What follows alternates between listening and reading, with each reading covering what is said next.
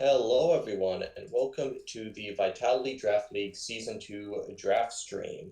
I am Mopman, coach of the St. Louis Suicunes, and I'm here joined by Ray, coach of the Austin Tauros. What's up? What's up? Welcome to the stream. We're going to be going through the picks live. You guys better be on your pick game today cuz we want some good picks, all right? If you draft something bad, we'll make fun of you. Not me. Well, maybe me. I will. We'll see. We'll see how Uh, bad it is. but just a general rundown. The VDL works differently than a lot of current Gen 8 leagues. For one, it is national decks. There is no Giga or Dynamaxing. There are still Mega Evolutions and still Z Captains. So it works kind of like a Gen 7 league, but almost all Gen 8 Mons are available to draft. Yep. And as for the draft itself, there's 16 coaches and each get 120 points. The better the Pokemon is, the more points it costs, and you need up to 12 Pokemon, 9 to 12 Pokemon, I believe. And so you got to spend your points pretty wisely. Yep. And speaking of the coaches, I want to go ahead and introduce them on this slide here. So in the VDL, the draft order is based on last season's records with new coaches being added on to the end.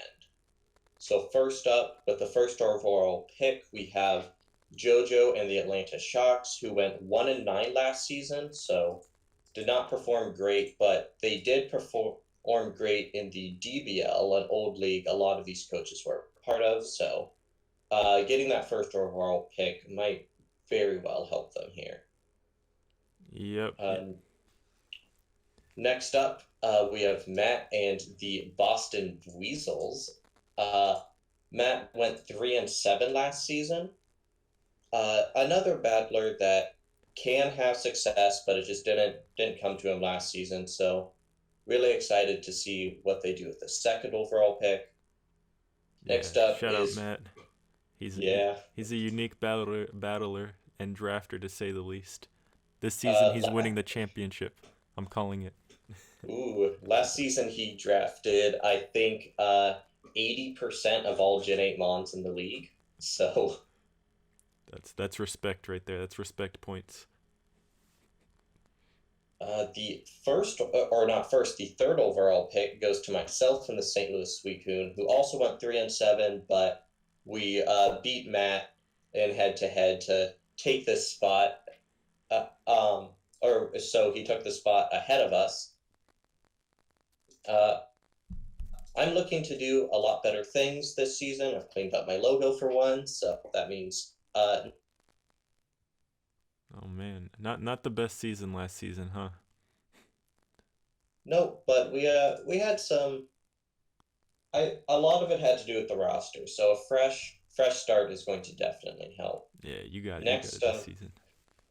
next up, this is very surprising to say, is Roshi and the Aston Villampharos, who also went 3-7. Um, but this one,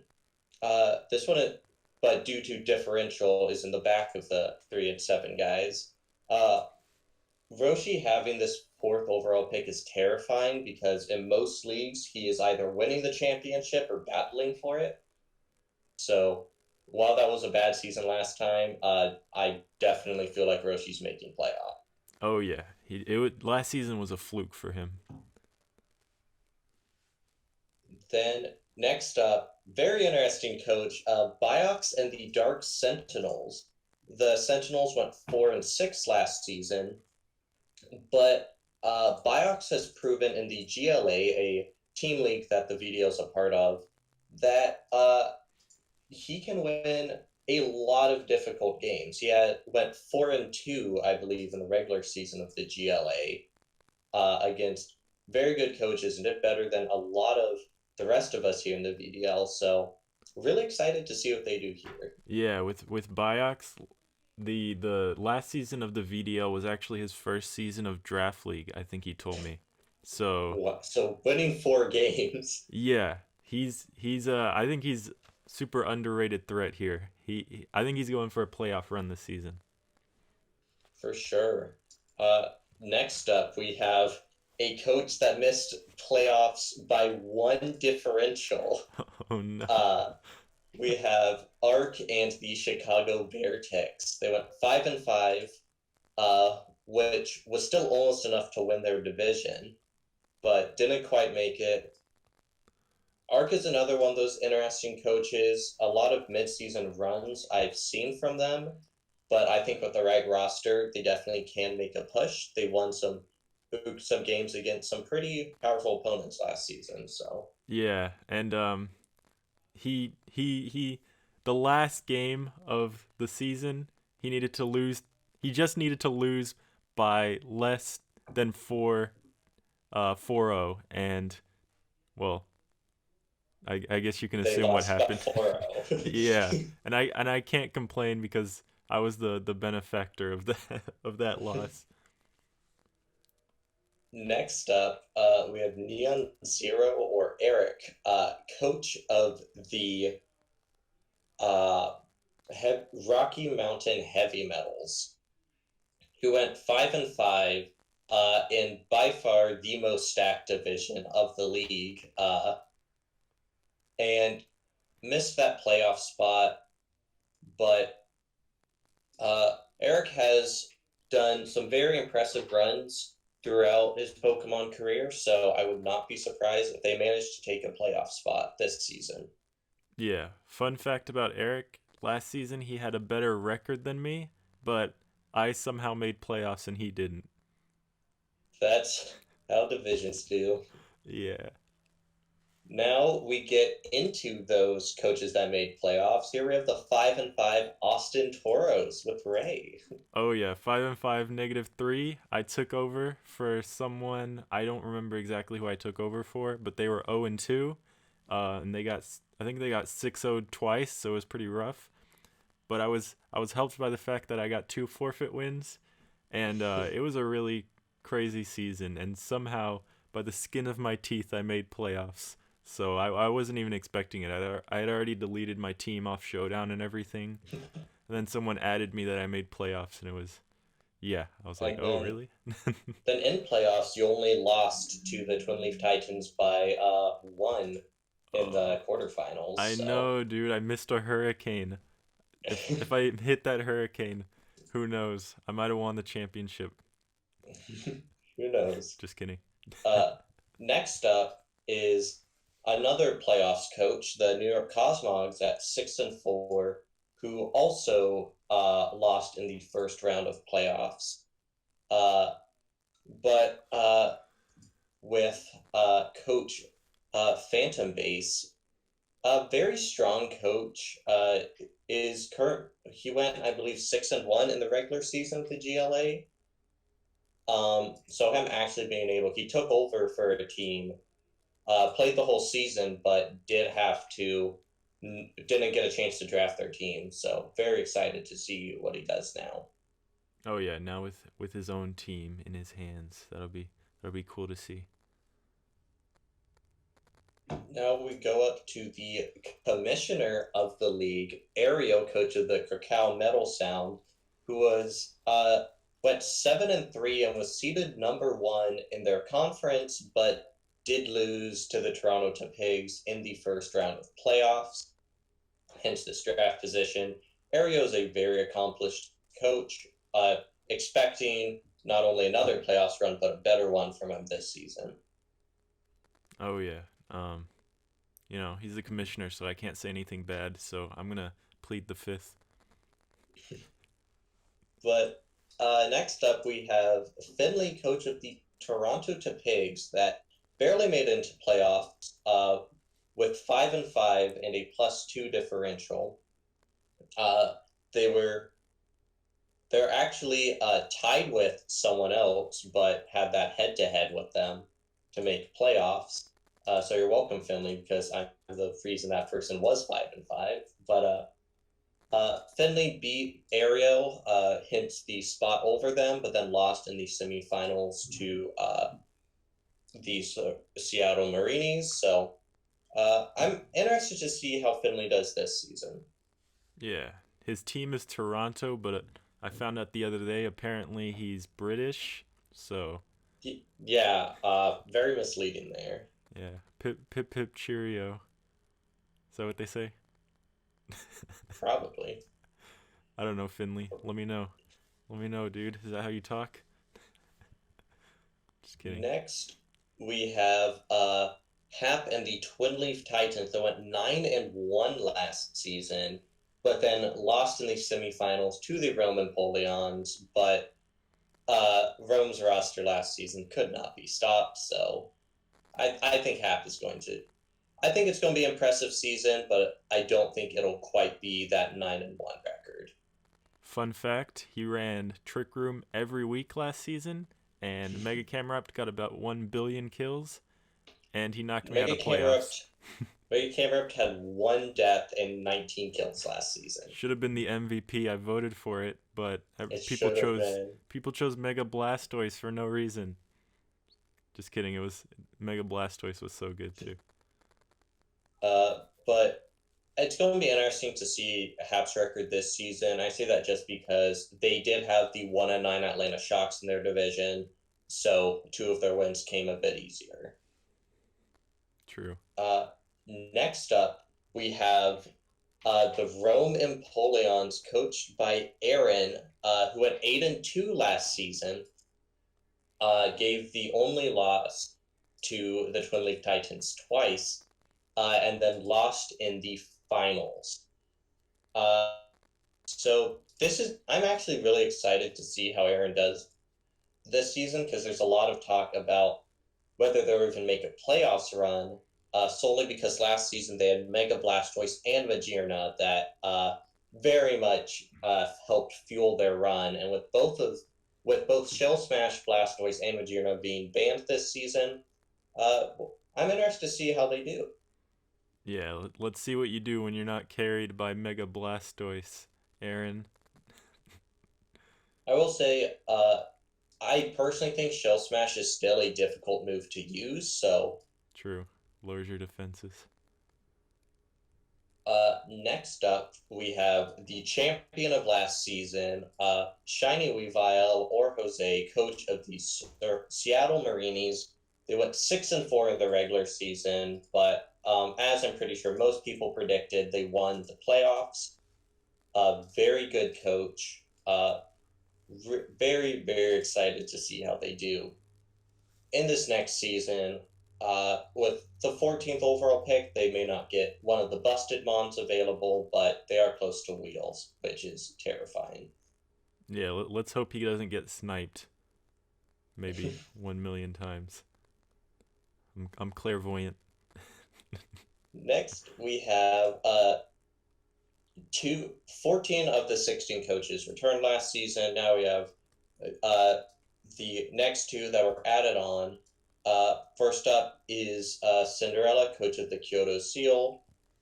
I have been in a couple of draft leagues with her, and it's been interesting to see her grow. She started out not the best, but she's won a few championships. And made playoffs many times in the last few seasons. So I think it's going to be an exciting new addition. A really Uh, cool logo. One of maybe the best logo in the whole league. And she turned 17 the other day, so happy birthday. yeah. Uh, that is, I was actually going to mention the logo, and in general, I think the logos in this league are very fire. Yeah, oh yeah, one of some of the best. But this one takes it. This one's the best. Yeah, so clean. This one's insanely good. Next, our final coach. I'm pretty excited about this one. Is the Seattle Scarfers, coached by Mon43. The reason I'm excited is this is our turning coach that is actually experienced in VDL play because they subbed in 2 games when Art couldn't play uh, for the Chicago Bearticks, and they won both of them, beating Atlanta Shocks 4-0 and the Dark Sentinels 3-0. So they're technically undefeated in the VDL despite never being an official coach. So I'm excited to see that. Oh yeah, and Still couldn't get Arc the playoffs, but Almost did. as I don't mind. I didn't mind that because I got to All play right. in it. Now, let's move on to the franchising. So basically, how franchising worked in this league was depending on the month's cost, it would have just a different franchise cost that would be permanently deducted from your budget, and a franchise mon would take the 12th overall pick of your team. But for the sake of making choices make more sense, I've just listed them as a franchise mon at the start of the draft. So the first one is myself franchising Greninja because Protean is allowed, not Battle Bond, but I don't think anyone was surprised when I franchised this mon, even if it was 24 points. Oh yeah, great choice. This thing's insane. Why do we allow it? Please don't. I think it was one vote away from being banned last season, and the coast that had it, me, went 3-7. So Okay, so you single-handedly saved this thing from being banned. Good work. yep, and I'm very excited to have both this and a number 3 overall draft pick. Oh yeah. Uh, this thing does it all. Hazards, fast as heck. Um, I don't know if you're gonna make it your Zmon, but that would be even more insane. Great move pool, and Mixed attacker. mixed attacker can change types. Most people don't know this. So Uh, great work with this one. the next franchise mon, we had Roshi for 24 points as well, franchising Tapu Koko. Um, I was actually a little surprised by this one. Not in terms of Tapu Koko getting franchised, I think that makes sense, but just based on how poorly Roshi handled the mon last season. But I feel like he has a plan for this. Oh yeah, it gets play rough now, so maybe that's what he's just missing that. Yeah, play rough, close combat. It can be run physically, very very viably now. Like you don't have to run it mixed or anything, and I don't know. I appreciate that you guys are blowing all your points in the first before the draft even starts, saving some for the rest of us. Yeah, it's massive deduct on the points there. Yeah, just as much as you. Anyways, Uh, so what's next? Next up, we have the Dark Sentinels franchising Thunderous Therian, which I think is an interesting choice. It cost them 19 points, but at the same time, it was the leader of their team last season, uh, picking up 14 kills for them and only 6 deaths. Uh, so that definitely makes sense. It'll be interesting to see if they make it a Z captain again this season. Oh yeah, Uh, he destroyed me with this thing last season, so I have PTSD. I think those 19 points, I think this was a smart pickup because now he doesn't have to worry about using one of his picks to grab it, even if, because I don't think this would have gone before even his second round pick, but just being able to get that second round pick as well as this is a good move. Yeah, oh yeah, definitely a smart franchise, just strategically. Uh, Next, an interesting franchise to say the least. We have the Chicago Bearticks franchising Blastoise. Blastoise was good for them last season and does have that shell smash still, even with its Mega Beam band. It picked up 11 kills and 5 deaths. So it was the leader of their team by a kind of a long shot. Their next was 6 kills with 6 deaths on Tapu Lele. So I'm very interested to see how this goes. I personally don't think it was a great franchise choice because it cost them 15 points for Blastoise, but I can see why they picked it up. I feel like it would have been smarter to grab it in the middle of the draft. Yeah, I don't know. I would have drafted it early if he didn't. Um, Rapid Spin is broken now. Shell Smash broken. This thing's bulky. You can run an item on it, unlike Mega Blastoise. I, True.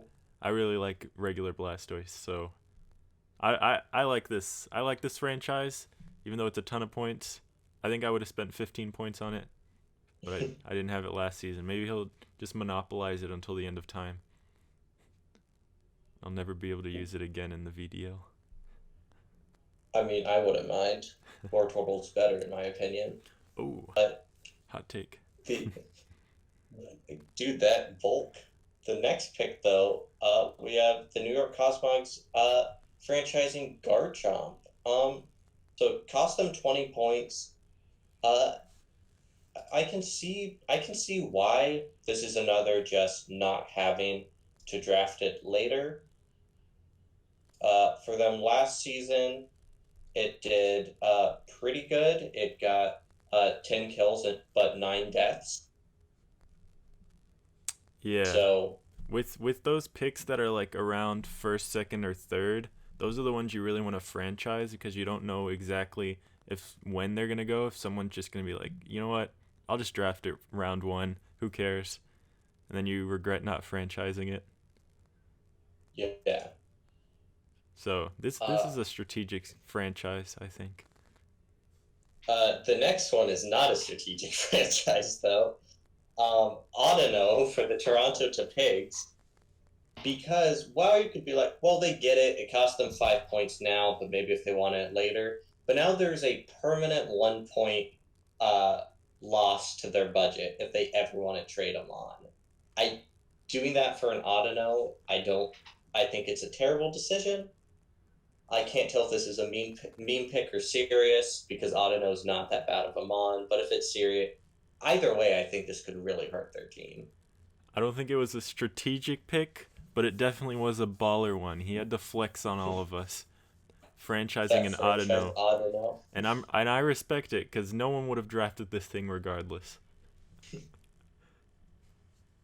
Uh, the next one is similar, except I could definitely see it getting drafted. Drifblim being franchised by the Twin League Titans for 7 points.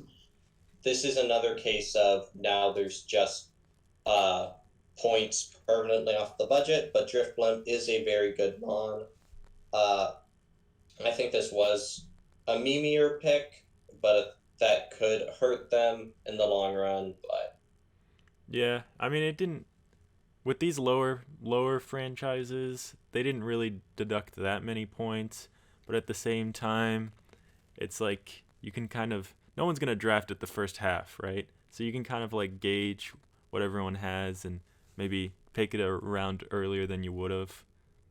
yeah, but without further ado, let's get into the actual draft. Let's do it. First overall, we have JoJo and the Atlanta Sharks grabbing Dragapult, probably to no one's surprise based on what Mon's franchise. Things such as Coco on Greninja already. Uh, this thing is a beast. 142 speed, 120 attack, 100 special attack, topped off with 88 HP. With two of the most spammable attacks in the game in Dragon and Ghost. You can just ban this thing and let it run wild. I think this was a great pick to start off JoJo's draft. Oh yeah, this thing is broken in the current OU, and I don't know. It gets set up. It's fast as heck, so you can run it specs or banded. Yeah, this is a good one. Ghost Dragon, great typing.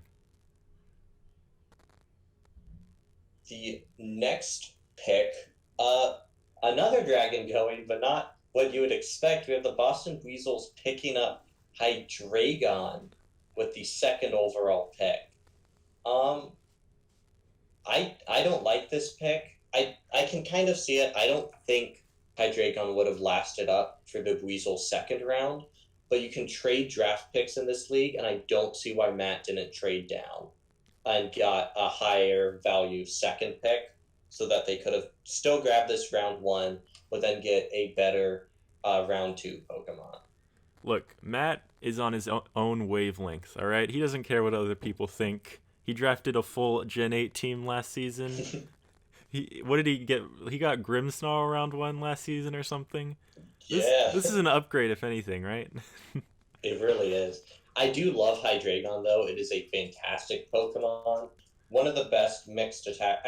I would honestly call it the best mixed attacker in the format. Oh, Um, oh yeah. Such a good speed tier in 98. Sure, 100 outspeeding 95s is so useful for a bulkier Pokemon. Has Yeah, great bulk, great coverage. So, as a Mon, I think is a fantastic pick. I just don't think it should have gone number two. yeah. No, yeah, this thing's great. So many super key resistances. Um Only biggest weakness is fairy, and there's no HP fairy, so you know what other Pokemon can threaten you. And levitate. Levitate's awesome. Switch into those ground types. Yeah. Next, we have myself and the St. Louis Suicune grabbing Mega Alakazam. So before I talk about my own pick, what do you think of it? Oh yeah, this thing's busted now. Oh, it was before, but I don't think anyone drafted it last. Did someone draft it last season? I don't remember. I believe JoJo had it Oh yeah, last yeah, season. JoJo had it last season. That's right. Well, it gets nasty plot now, so as if its special attack wasn't high enough before. Yeah, Mega Alakazam. It's fast and somehow hits harder than most things at the same time, and is faster than most things. Yeah, this thing's gonna be your top killer. I'm calling it now. Better than Greninja. Yeah, I've used this in Draft League before. I'm honestly me getting at number three overall, I think was amazing. I thought it was going to go number one or number two. My only reason why I thought I could get it was because Matt was picking at number two and I didn't see him grabbing it. Um, but it's obviously hefty on my point budget. But I actually have used Protean Greninja and Mega Alakazam together in a league before, surprisingly. They do so well together. They're both so fast. Mega Alakazam with that 150 speed and 175 special attack. I think one of the big things that people might sleep on is the fact that we are playing Napdex Legacy, which means not only does it have Nasty Plot, it has all of its previous setup moves still. So Jeez. I can run it any way I want. So I'm very excited to use this thing. Yeah, that's not gonna be fun to play you. Just run, either run everything assault vest or just admit that your every turn something's gonna drop. I mean, even if you're Assault Vest, it uses Psyshock. Like, Yeah, it is the best revenge killer, I think, in the entire game. So, not fun. next up, Roshi getting the most classic Gen 7 combination here with Tapu Koko. Now it's Celesteela. Uh, Definitely a mon that had to go in the top five of the draft. I Last time I made playoffs on League was my team that had that Mega Alakazam and that Protean Grin, and I had Celesteela. Uh, it is such a good Pokemon. Can run Stall incredibly. That's how I've used it before. It can also run Weakness Policy and Sweep. It can run Atomize. Uh, I love this thing. Bro, this is one of the most annoying Pokemon ever made. It needed to be banned, not because it's overpowered, just because it's so annoying. I'm gonna forfeit when I play Roshi next time, just on principle. No, he it looks like he's making a very OU Gen 7 team. And that's a good thing, in my opinion. Oh yeah, I love Gen 7 OU. It was fun, except Celesteela. Leech Seed, Toxic, Protect, Heavy Slam, or whatever it does. Oh my god. Instant forfeit. uh, Next, we have the Dark Sentinels picking up Landorus Therian to go with their Thunderous Therian. Uh, so already doubling up on flying types, that doesn't matter because these things are completely different. Landorus Therian, obviously, always being an OU. Such a good Pokemon. Intimidate user with that 145 attack, 91 speed, hits so hard. It's again, especially that intimidate, forcing out your attackers so that it automatically hits something when you switch out. Oh I yeah. think this was an incredible pick, and I actually really like it with his Thunderous because now he has already 145 in both attack. It's like this is if there was one Pokemon to be the mascot of Draft League, this would be it. This is just the one that always goes in the top 5 picks and the one that should go cuz it's so good. And Thunderous T, Landorus T, I hope the rest of his draft is something T. That'd be pretty funny. Yeah, I want that Tornadus T on this team. Yeah. Pikachu T, classic. Next up, number 6 overall, to pair with that Blastoise, we have the Chicago Bearticks picking up Victini. I'm not a fan of Pixie Pokemon except for this one. Uh, it hit so hard.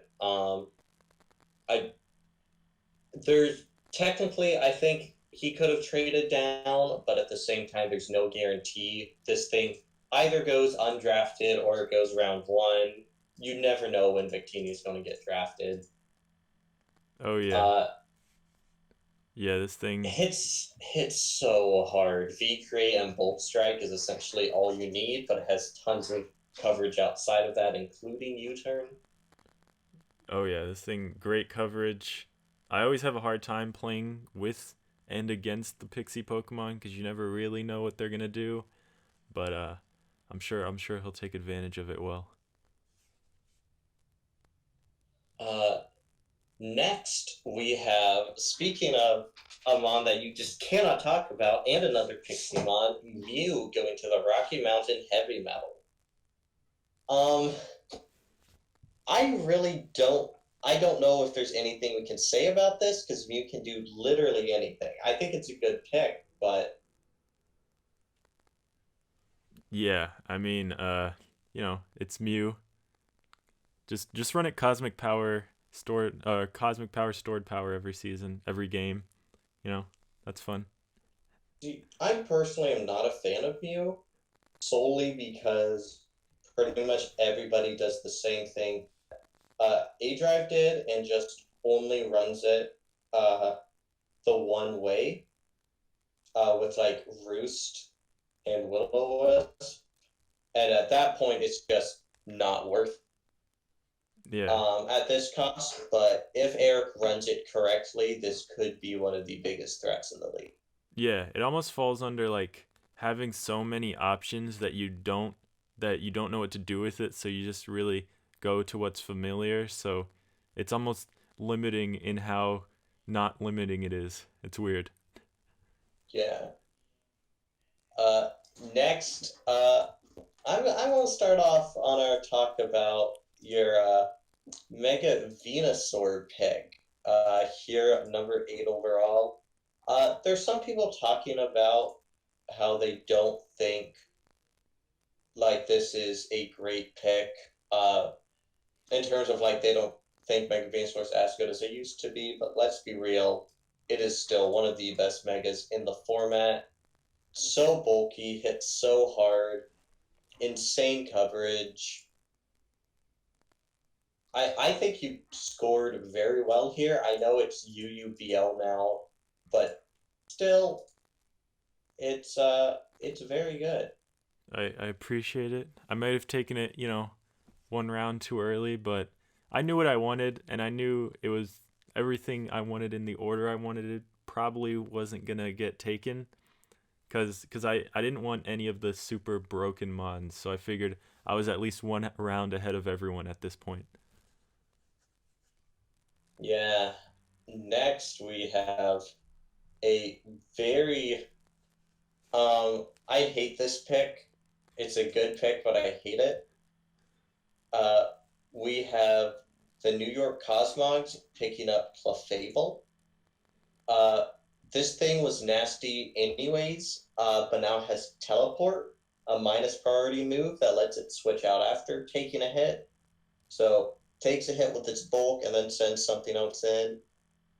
Paired up with Garchomp, I think is even nastier. I think this was a flawless pick on Phantom Base's part. Oh yeah, yeah. Great job at drafting Gen 8 OU. You know, he drafted the whole Gen 8 OU right here. It's so nasty. Uh, Next, we have the Krakow Metal Sound. I don't know how this thing went at number 10, Mega Mawile, especially being the Mega of the championship team last season. This thing hit so hard. You can't stop it. It's got Sucker Punch. So all it does is it comes in, sets up a sword dance, and wins the game. Oh yeah, we saw how well Jose used it last season, so I can only imagine that Area will use it just as well. It's so likely that it can set up that sword stance with the Intimidate on its base form. So it comes in, something can't hit it back, so they have to switch out, and it gets a free sword dance off. It's awful. Yeah, not fun to play this thing. Just it's called the sack game when you play this thing. Granted, it can't take a hit, but that doesn't. Well, it can't take a special hit too well, Yeah, but and it's a it little bit has slow. but it has 125 defense still, so it's still a great mod. Yeah. Next, we have the Toronto Pigs taking another mon that I didn't think would last this long, Megalopony. I'm not going to even talk about how it pairs with Audino because it doesn't. It's just a mon. But this thing, one of the best megas in Draft League. So much coverage you can run on it. 135 speed, 136 attack with Scrappy, meaning that its stabs hit literally every single mon in the game, essentially. Uh, so, like, what are you going to do against this thing? It's so good. If you switch in one thing that for some reason its stabs don't hit well, it has the coverage for it. Oh yeah, and it has buffs in this new season because it gets close combat, so it doesn't have to miss and get crash damage, I forgot about and that. and it gets U-turn. Wait, this thing is getting U-turn in the Oh yeah, DLC? oh yeah. Oh, So good luck with your psychic types. and not only that, I think Fake Out is one of the best moves in the game, and it gets Fake Out, that stab, um, as well as it gets Quick Attack for priority. And I think interesting things that could be brought on this is Healing Wish, because, I mean, why not, especially with the Healing Wish buff. Yeah. And the baton pass rulings in this league are actually just not smash pass. Everything else is allowed. Oh yeah, So you can it get can pretty still creative. so this thing can still use like an agility and switch it use baton pass to give it to one of his other mons. Probably not the current Audino, but Yeah. I think this was a very good pickup. Run your utility low punny and attacking Audino. That's how you do it. Next, we have 12th overall. Happen the Twin Leaf Titans taking Darmanitan. This is probably my favorite fire type in the game, or at least in format. I love mons like Talonflame, but this thing hits so hard, has U-turn. I think he should have traded his number one overall pick if he was grabbing this thing, though, and just set up by having two number two picks and maybe another round three. Yeah, this thing would have Um, lasted. This thing would have lasted till round two. like round two at the earliest, I think it could have easily gone round three or round four. True. Um, so I think if there's no round one mon you really want, then they should have just prioritized making sure they could get all of their mid tier mons. But as a mon, I like it. I just don't like it as a round one pick. Look, he's another one. He drafted. He franchised Driflim. You know, he doesn't care what other people think. He has his own plan in life. I respect it. Then we have the Roman Polions, runners up last season, starting with Zera Aura. This thing was such a good pick. Like, just in terms of there's nothing you can do about it.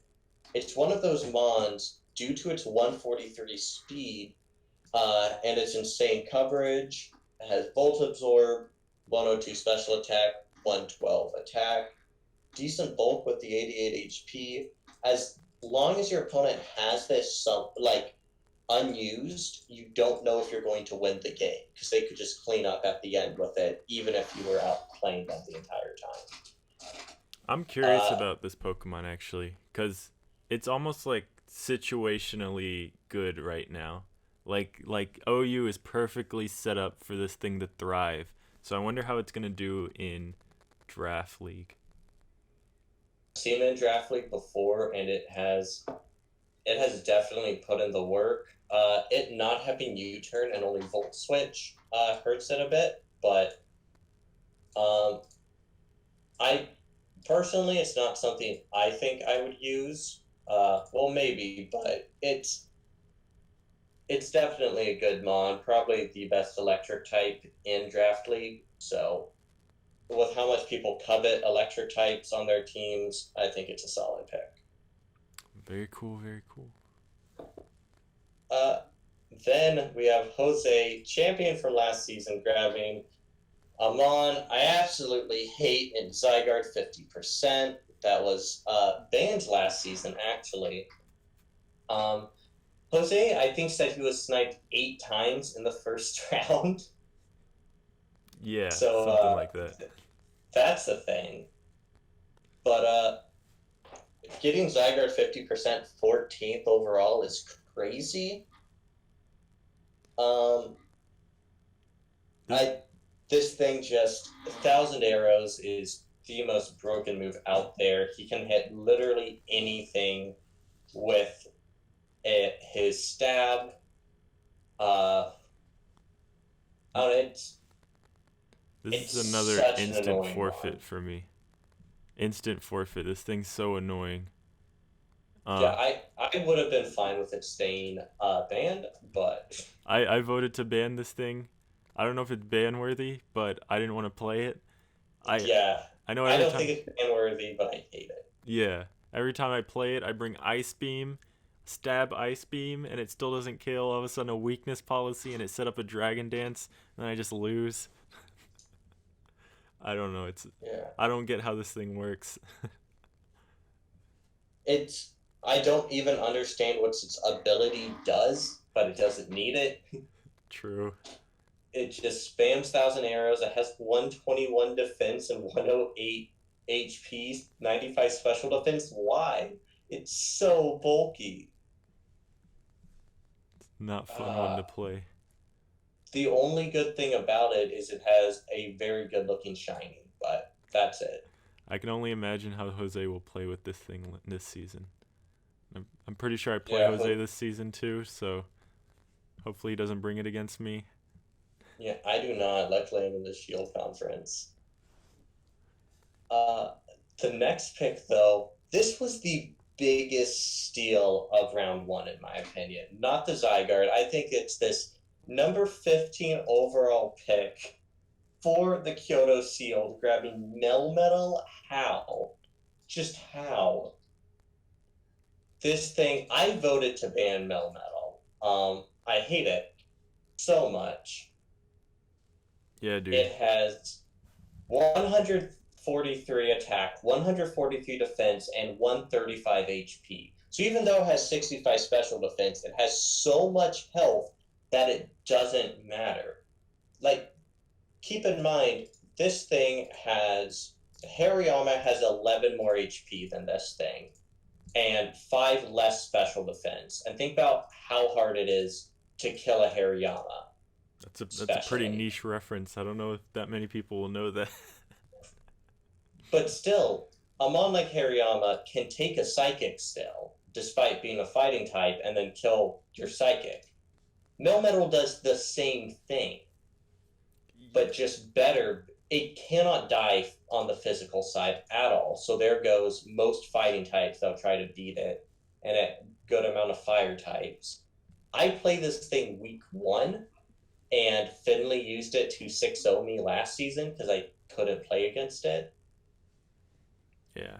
Uh, Double Iron Bash is 60 base power twice, so that's 120. Not fun. 30% chance to flinch. Ah, I such an annoying one to face, but definitely a good pick for Kyoto. Next we have the last pick in round 1, the Seattle Scarfers grabbing Tapu Lele. Um, this is interesting because obviously with the terrain nerf, it's dropped down into being unbanded format, and I didn't have the best season last season, but still, I think hard hitting psychics are probably one of the best things in draft, and this is one of the most hard hitting psychics. So I think this was a good pick. Oh yeah, and you get to take advantage of your team gets to take advantage of its ability, the psychic terrain, which I believe prevents priority, which is always Yep. catches me off guard, trying to bullet punch this thing or something. So, And it always feels so slow, but it has 95 speed, so he could run it scarfed or something. oh yeah, not a bad option there.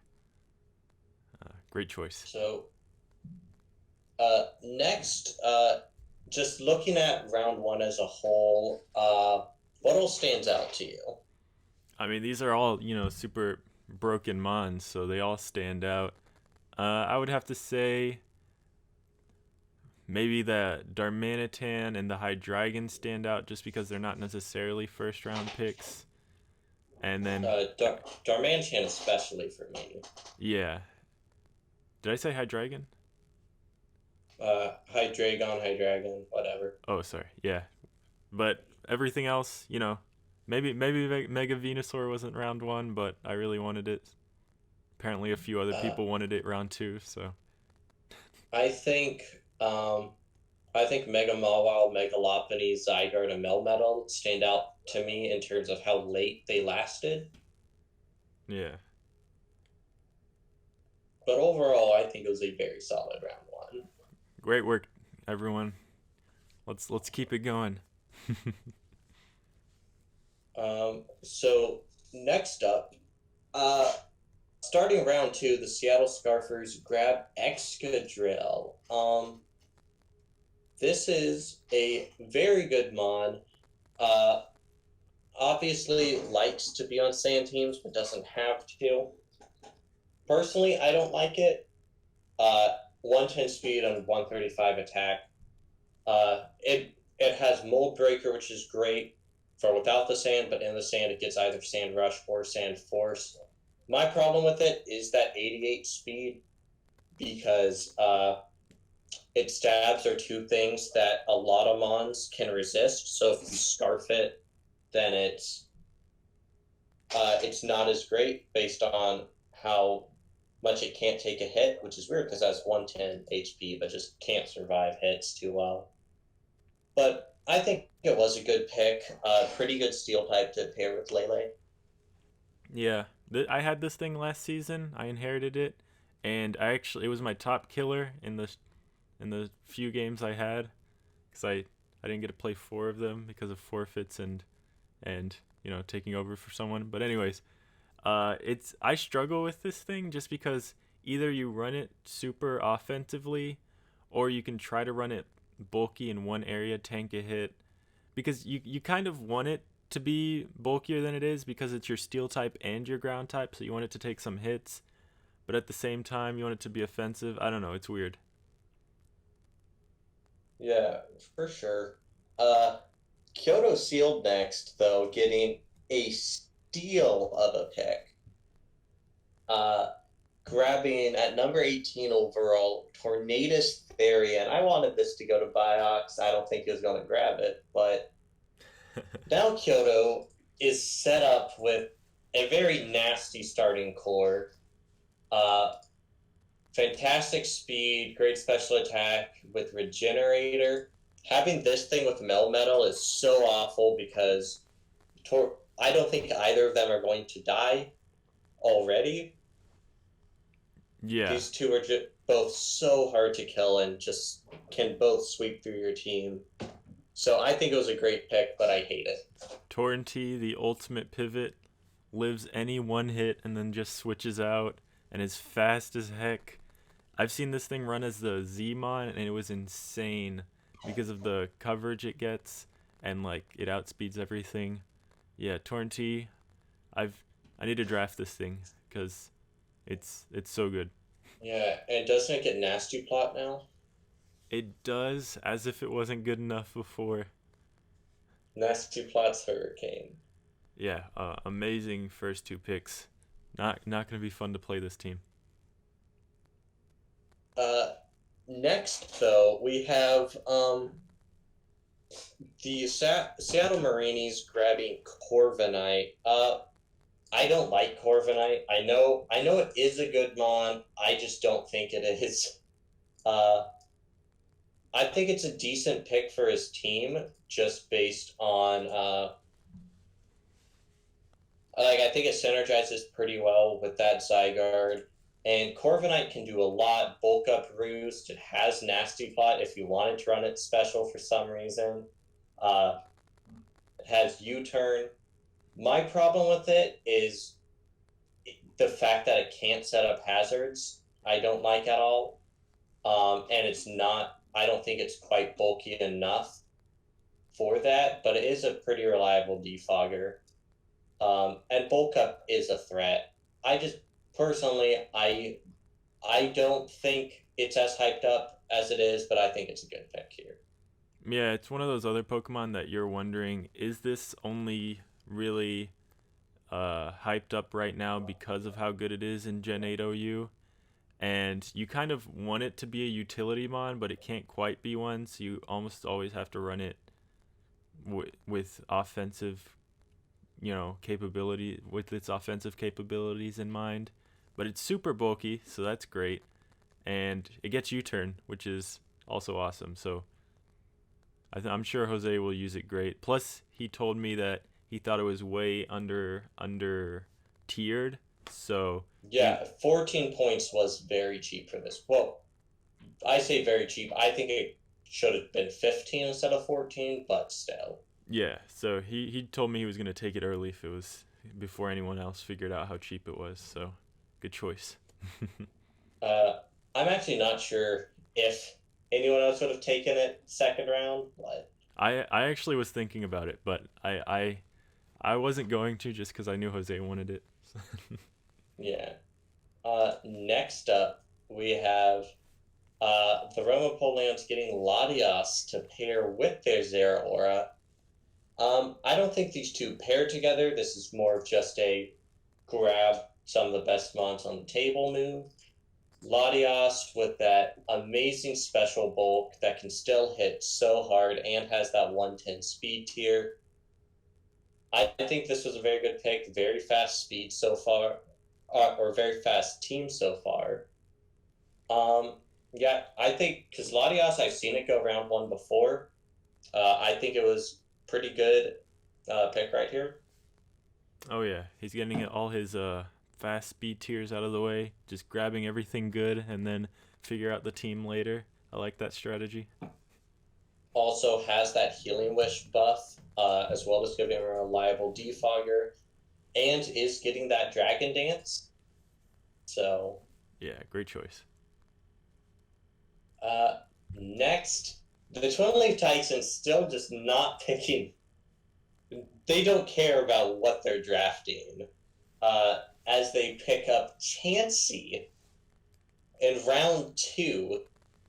Um, so Chansey, obviously a fantastic Pokemon, tons of bulk, can't take a knockoff at all, and knockoff ruins it, so that's bad.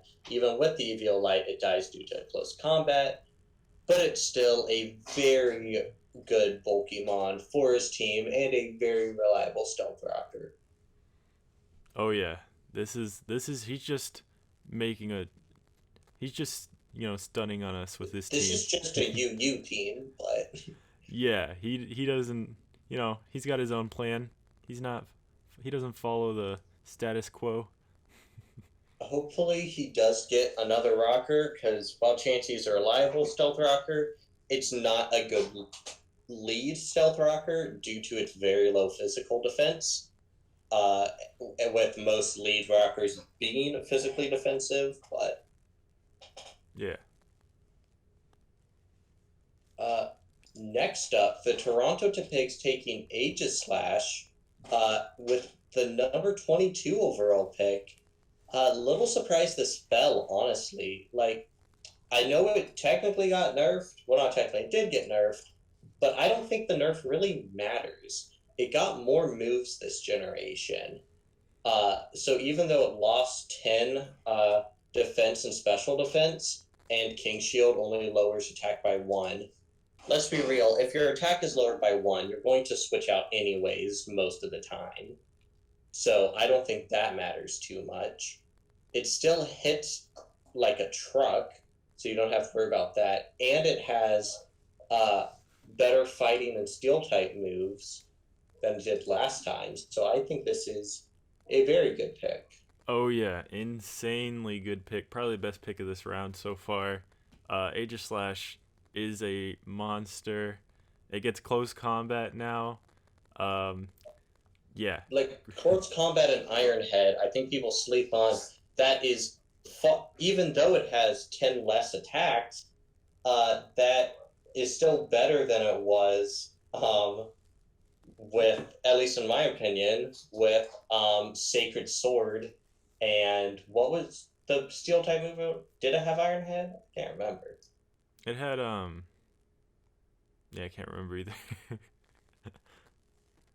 But yeah, it's a very good Pokemon. Yeah, especially with combined with Mega Lopunny, that's not a fun team to play. Yeah, and just how do you prep against an? I've never had to prep against an Aegislash in draft league, and it's in my conference, so I play it. Yeah, I play this team round one, and I've tried. I'm trying to come up with a plan, but for Aegislash, it's just hope he doesn't bring a good set, or hope he doesn't bring it. Even better. Bring the Audino over it. Oh yeah, Audino I hear is a much better form of Aegislash, at least for week one. So Next up, though, we have the first trade in the draft. Uh, we had the Cacao Metal Sound and the Dark Sentinels trading draft picks, giving so they're swapping round 2, round 3, and round 7 draft picks. I think this was a good trade because Dark Sentinels pick up Mega Caesar with it, which they would have had to wait 5 or 6 more picks for it. I think 6. If they didn't draft it now, and it probably wouldn't have lasted, honestly. I think even though it's cheaper than a lot of megas right now, I think it is one of the best megas in the format still. 140 defense, 100 special defense, 150 attack. Hidden power is still allowed in this league, so it's not as broken as it is in other leagues or banned like in other leagues. But it still can take an HP fire. It can set up with. I think that a lot of people debate whether Caesar or Mega Caesar are better due to the item slot. I say Mega Caesar because Curse is actually viable on Mega Caesar. because it still is able to run Technician while you have to run Light Metal Curse with regular Caesar. I love this pick. His team hits so hard right now. Oh yeah, this is looking like an Crazy. insane volt turn team, and whatever he goes into, you're gonna have to take a big hit. The no matter like all three of these bonds, when they hit Volt Switch or U-turn, you're taking a hit, a really hard one. So Yeah, this is, I love this pick. bring I think 23 overall was a steal. yeah, great work so far, Biox. This team, so nice. Now, I will not say great work because I hate this next pick. Slowbro for the New York Cosmogs. This for his team, it's such a good pick that I hate it. Look at this. Clefable, Garchomp, and Slowbro to start out. So much bulk. Got some good rockers up in here. My one, my complaint would actually be I prefer Slowking on this draft than over Slowbro, because his two mons are already pretty physically bulky. Well, it's not like they have a major difference between physical and special bulk. I know, because like Clefable is more specially bulky, but it's usually ran physically to try to absorb the hits fairy types take better. Yeah, But I think this was a uh, very good pick for his team. I do not think I play him this season, and I am very happy about that. I love Slowbro. It's one of my. If it would have lasted, I might have tried and taken it. It's so good, dude. And now teleport with a teleport buff, and Uh, it gets nasty plot now, which is crazy. I think it's so much more viable off. Obviously, it's more viable offensively now. So and it was a round two pick even before those. So, yeah, no, uh, I love Slowbro. I want to get it next season. and he's got that teleport core. A lot of people talk about Clefable. I kind of prefer teleport on Slowbro just because he gets Regenerator when he does. Yeah, So he takes that hit and instantly heals it back, and you get your Mon back in. It's so good. I had Tangrowth plus Slowking in the DBL one season, and I went undefeated until I had to drop. It was about 6 or 7 games in. I forgot who took over for me, but I love teleport core. I mean, regenerator cores. Next up, speaking of your teams, you have a Gen 6 OU team going on with Skarmory with your Mega Venusaur. Oh yeah, Um, Skarmory is one of those mons. I don't know why, but people seem to forget how good Skarmory is. Um, like it it's a fun mon to use. Its abilities aren't the best. Obviously, sturdy is nice, but it's so bulky, it usually doesn't need it. Weak armor, I think it's just a fun thing to run sometimes. Uh, if you want to try to sweep with a Skarmory, why not? Um, but this is one of the best hazard setters in the game. It can also help set up because it has Sword Stance, it has Autotomize, it has Substitute. I think one of the best arts about it though is its access to Taunt, Tailwind, and Whirlwind. Um, yeah, I really like this pick here. thank you. I appreciate it. Yeah. I mean, like, yeah. So it can't be set up fodder because if you run it super defensively because of Whirlwind, one of the best hazard stackers, maybe the best hazard stacker in the game, just because it can switch in so much and then just set up a spike and switch out again. Yeah, I love this, and it has amazing synergy with Mega Venusaur. So I'm happy to have Skarmory this season. Yeah, this I think these two fit very well together here. And it also helps your point budget getting such a good wall for 14 instead of one of the 15 or 16 point ones. Yeah. No, yeah. We're gonna let's compare my points at this round to your points at the end of this round. So we'll They're remember I have pretty much the 90. same. We'll remember I have Uh, 90, which I'm pretty sure you had less than after you franchise. uh, Next, I had 96 after my franchise. Oh So boy. Yeah, I'm sure you got a 6 point mon. next up we have Como O for the Rocky Mountain Heavy Metals. Um, I don't Como O confuses me, not gonna lie. I think it is a good mon. I think it's a solid draft pick. Um, there's either perfect synergy or no synergy between it and Mew just due to how Mew works. Um, but yeah, Como very bulky, hits very hard. It's great to have mixed attackers. Um, I've its abilities in Overcoat, Bulletproof, and Soundproof are so niche but so useful for Draft League compared to Ladder. For example, if your opponent has a Primarina, you slap on Soundproof.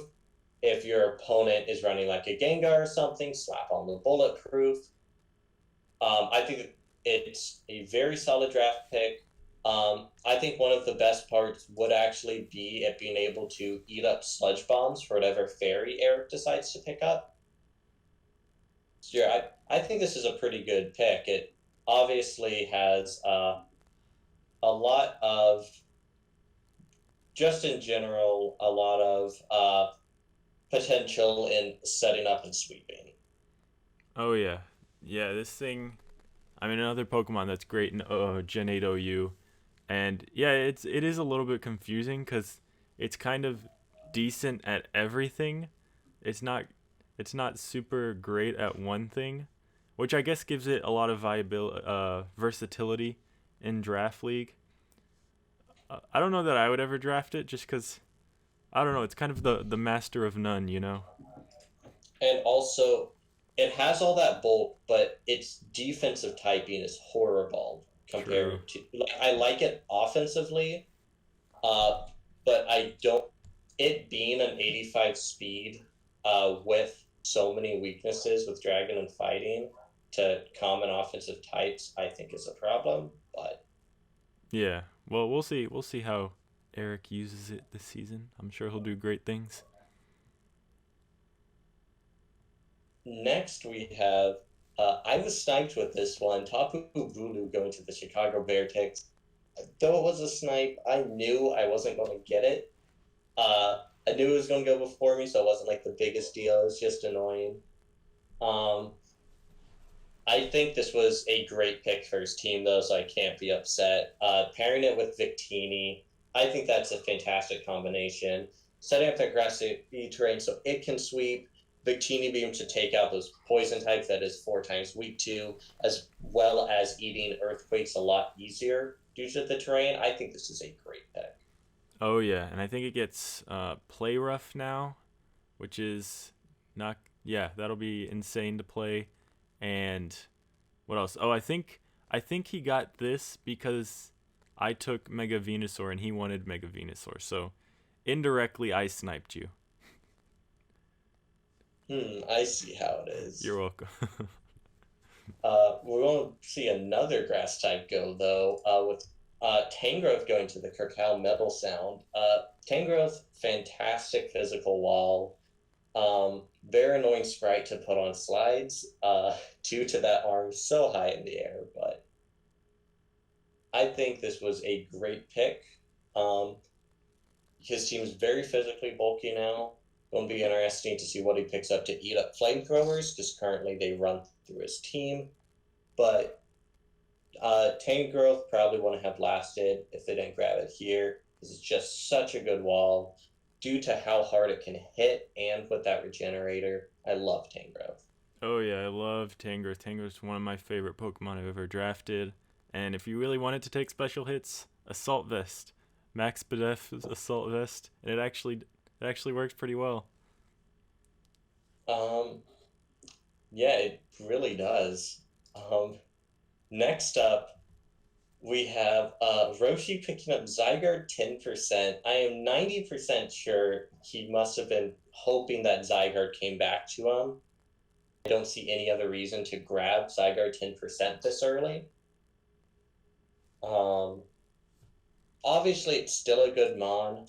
Uh, the fact that they didn't make it faster than 115, I think really hurts it, but or at least giving it more attack. But it obviously can still try to spam those 1,000 arrows, and it does that very well, um, very fast. The problem is, unlike regular Zygarde, this thing does drop instantly to a Ice Beam, which is a problem. But I think this was a bit of a reach, but still a good pick. Yeah, I have a hard time with Zygarde 10%. I've tried to use it a couple times and I've never been successful. I feel like it almost is forced to be banded just because it's not quite strong enough on the physical attack, and it can never set up a Dragon Dance because everything just OHKOs it. It's weird. Yeah, I've almost seen it have success against me, but I had a Celesteela, and this thing's base 100 attack just isn't enough to break through things like Celesteela and Corviknight and Skarmory the same way that it's or not evolution, but it's 50% form can. Yeah. Uh, Next we have myself picking up Heatran. I love this one. Yeah, Heatran's amazing, dude. So many resistances, and you're gonna have to account for its ground weakness, obviously, but I'm sure you have plans for that. It sets up the rocks, hits super hard, eats up fire hits, even though it's technically would be neutral to fire, right? Now it's immune to it, which is amazing. Yeah, Heatran, one of the core Pokemon to draft in Draft League. One of the best. It's so good. It can be a great physical wall, great special wall, a great special sweeper. It has 130 special attack stat with two of the best stabs in the game. Um, and then they may not be the most spammable, but it still hits so hard. Being immune to fire or deciding to be neutral to fire and burn the Pokemon that hit it, True. depending on the matchup, is so good. Yeah. Uh, I'm very happy with this mon. I'm not even sure if I've ever been able to use it in Draft League, but Gen 6 OU, this and Weavile were the stars of my teams. I love this mon. Yeah, you definitely got one of the best steel types out there, and as you know, steel types are like so important in draft. Uh, Next, I'm going to bring Matt into the call here. Welcome, Matt. I'm in. For Matt sniping me, Oh, that could be any of them. with Rillaboom. Oh yeah. So I was thinking, I wanted after Tapu Bulu got taken, I was thinking, okay, Rillaboom Heatran is a great combo, and I looked at the team. There was a Dragapult and a Hydreigon taken, and Heatran pairs fantastically with both of them. Like, because obviously back when Heatran was a staple of OU, it was ran with things like Hydreigon all the time. So I went, okay, that's what's going to be taken. Why would they take a Rillaboom right now? Then I get a message from Ray going, I'm sorry, bro. Check the draft pad, and Matt takes this thing. So, Matt, tell us your thoughts as to why you grabbed Rillaboom here. Well, I think is basically from the time that we started tiering out these Pokemon, I saw the Rillaboom was pretty low in the tiers, and I was like, this thing's a steal. This thing's gonna be so good with Grassy Surge. And basically, I started building my draft with Luxray in mind, because I was like, Luxray gets agility now. It's going to be a sweeper. Matt, I think you're the only one who's ever said that sentence in the existence of Draft League. Just wait till the Isle of Armor. It's gonna top the charts. But basically, I knew that it was best with guts, And if I could pair it with something that sets up grassy terrain, that would kind of counteract the burn in a way. And I thought that would be really fun. Not to mention it weakens Earthquake, making that a lot better for X-Ray for your and electric type. For your Hydreigon too. Yeah, sure Hydreigon can tank those was earthquakes. Very scared of earthquakes. I should have warned Mop. He was like, I'm gonna get Rillaboom, dude. I'm gonna do it. No one's gonna take it. I'm just gonna get it next round. No one will expect it. I should have warned him that you were next. Should have known. Should have known. To be fair, I kind of thank you because I actually think Rillaboom would have hurt my team more than helping it as my draft went on. Well, you're welcome then. Yeah, Philanthropist man. I don't think it was a good pick here, but I think it's a good mod. I think it's only gonna get better as I use it. So.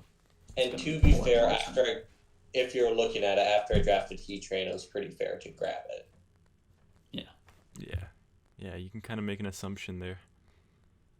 Yeah. All right. Dragged out Matt here. That scumbag. Let me take a quick look at your points because we forgot to do that. Oh, yeah, I'm at 62 points. So let's remember I was at 90. And Matt's at 92. Yeah, and you're at 62. Next though, Atlanta taking pretty interesting pick here. With the Tyranitar. Tyranitar is obviously an incredible Pokemon. Sets up sand really well, or prevents berries, which at first seemed more of a meme ability, but with how big abilities to weaken super effectiveness are now, I think it's a great pick to use occasionally, but I think it has pretty good synergy with that Dragapult. Obviously hits really hard, gets that Spadef boost in the sand. I don't know, I like this pick. Oh yeah, Tyranitar is great. This is a great pick from JoJo. You know, Tyranitar can do pretty much anything, you know, especially physically, wall, offensive. Can even run its Scarf if you want, be your utility. Yeah, Tyranitar is great staple of draft league. Yeah. Now, looking at our good old round 2 recap. I think if anything jumps out to me, it's going to be the Chansey and the Zygarde.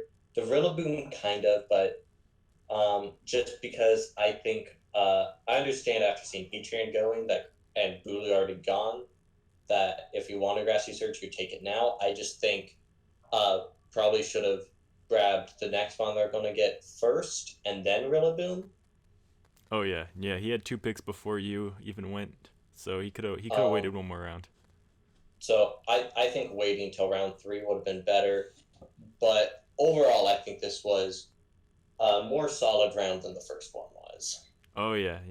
This is a lot of like round 1 mons going this round, with Excadrill, Torrentee, Latias, Tyranitar, Heatran, and I was gonna get to Aegislash. I think that's the pick of the round for me, honestly. Yeah, I think it's either that or Mega Caesar for me. Oh yeah, we see now that I look at it, a major run on Steel types this round. Excadrill, Corviknight, Aegislash, Mega Caesar, Skarmory, and Heatran. So of the 16 coaches, 6 of them drafted a Steel type. Oh yeah, Steel type, arguably the best type for draft league, just because of all the resistances it brings with it. So you always have to get yourself a really good Steel type. Now, JoJo is going to begin round 3 with when I wasn't ever planning on drafting this until I saw how cheap we tiered it. Primarina for 11 points. This is a crazy pick for me. That Liquid Voice obviously making sound-based moves water type, so it can spam that water type Hyper Voice. Um, with the stab, Water Fairy is such a good offensive combination. Pretty bulky, hits very hard. One bad thing is the speed, but I think this was a great pick, and I think it also really helps out his Tyranitar and his Dragapult. Oh yeah, I had Primarina last season, and it was my MVP. It tanked so many hits, and Moonblast is so spammable. The most spammable special move in the game. It it's insanely good because anything that doesn't get hit by Moonblast just gets destroyed by Scald. So I love Primarina. Maybe it's a little bit early, but then again, he wasn't gonna get to pick till a million picks after this again. So good choice. Yeah, I think Jojo just saw how cheap it was and thought, this is the 33rd overall pick, and my next pick is the, let's see, their next pick is the 64th overall pick. Oh yeah. And I do not think it's going to last till then. So. So yeah, good pick. I love Primarina. Next up, let's welcome back Matt. Yeah. What's up, Matt? Oh my gosh. With the Caesar pick, I love Caesar. It works great with Hydreigon. I'm just confused as to why you drafted Rillaboom first, because it was more important. I personally, I just think Jojo drafting Caesar was pretty plausible, but yeah, I mean, I wasn't really thinking. I was like this draft was very much sprung on me. Like I didn't really have much of a plan going into it. I just knew things that I wanted to use, and I just kind of drafted based on that. Look, I can explain it. I can explain it. His Okay, draft was at Ray's got this. his draft was at the mercy of Luxray. All right, let's remember that Exactly. for the next 20 picks that don't make sense. Yeah. and even after that, you might still have questions. But Matt, what if someone sniped Luxray from you, dude? yeah, why I didn't was you round thinking one you were, Luxray? when I first looked at the tiers, I immediately noticed that it wasn't on the dock. It wasn't even listed. And I mean, Luxray is my favorite Pokemon, so you should have been worried. yeah. You shouldn't have said I mean, anything, and then you could have gotten it for 1 point. Oh, I know. I think about that all the I, time. I don't think any of us would have allowed a 1 point Luxray, though. It has the abilities of both Guts and Intimidate. True. And True, Rivalry. yeah. Don't forget about Rivalry. Well, when I was thinking about Scizor, I was actually thinking of getting Mega Mawile because Jose said that goes really good with Hydreigon, but I think that got picked or something. Yeah. And so then I was like, what's another steel type that I could get that would do something similar? Now you can Yeah, U-turn really into your might be a good Luxray. All 3 of your Mons get Exactly. U-turn. Yeah, it's perfect. They'll take a hit, and then let my Luxray in, and the Luxray will just win from there. Great. Yeah, I Great think play my strategy. this was a solid pick, though. I really like Yeah. Caesar. Oh yeah, Scizor's great. Yeah, I'm excited to use it again. I haven't really played much national decks outside of drafting, so I was excited to get it on the team. Well, thank you for your time. We're going to reboot you again. Peace out, Matt. Go ahead. Next up, though, this is why I was happy that Matt drafted Rillaboom, because I sit there and I was like, what's going to be my physical wall breaker now? I want a bulky physical wall breaker for my draft. Because originally I was thinking about getting Weavile. As I've stated, I love Weavile, but speed was less important on my draft than a bulky physical wall breaker. And then I saw Mamoswine sitting there at 14 points, calling my name. Oh, I don't know about you, but I love this pick. Oh yeah, dude. Insanely good. I always forget about Mamoswine. I never end up drafting it. It's one of the best physical, possibly maybe the best physical wall breaker out there. Plus it gets great priority. Dude, who switches into this thing? You don't. You just lose them on when this thing comes out. And it gets rocks, just in case you want to flex on someone.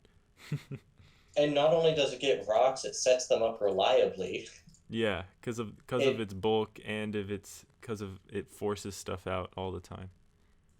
and the thing is, you spam earthquake. The second they switch in something that can take an earthquake, you just icicle crash it. Yeah, great typing, amazing typing, and I love Uh, its ability, thick fat. yeah, thick fat is so good. Sadly, Snowcloak is illegal, or else I'd have fun with that. Um, and then honestly, with Oblivious Mons now being immune to Intimidate, that takes out the one thing that could beat it in someone's team prep. Um, Oh, he gets oblivious. yeah, Oh wow, which no one ever used, but now I can make my Mammoth Spine immune to Intimidate, which is fantastic. that's crazy, dude. Intimidate got such a nerf.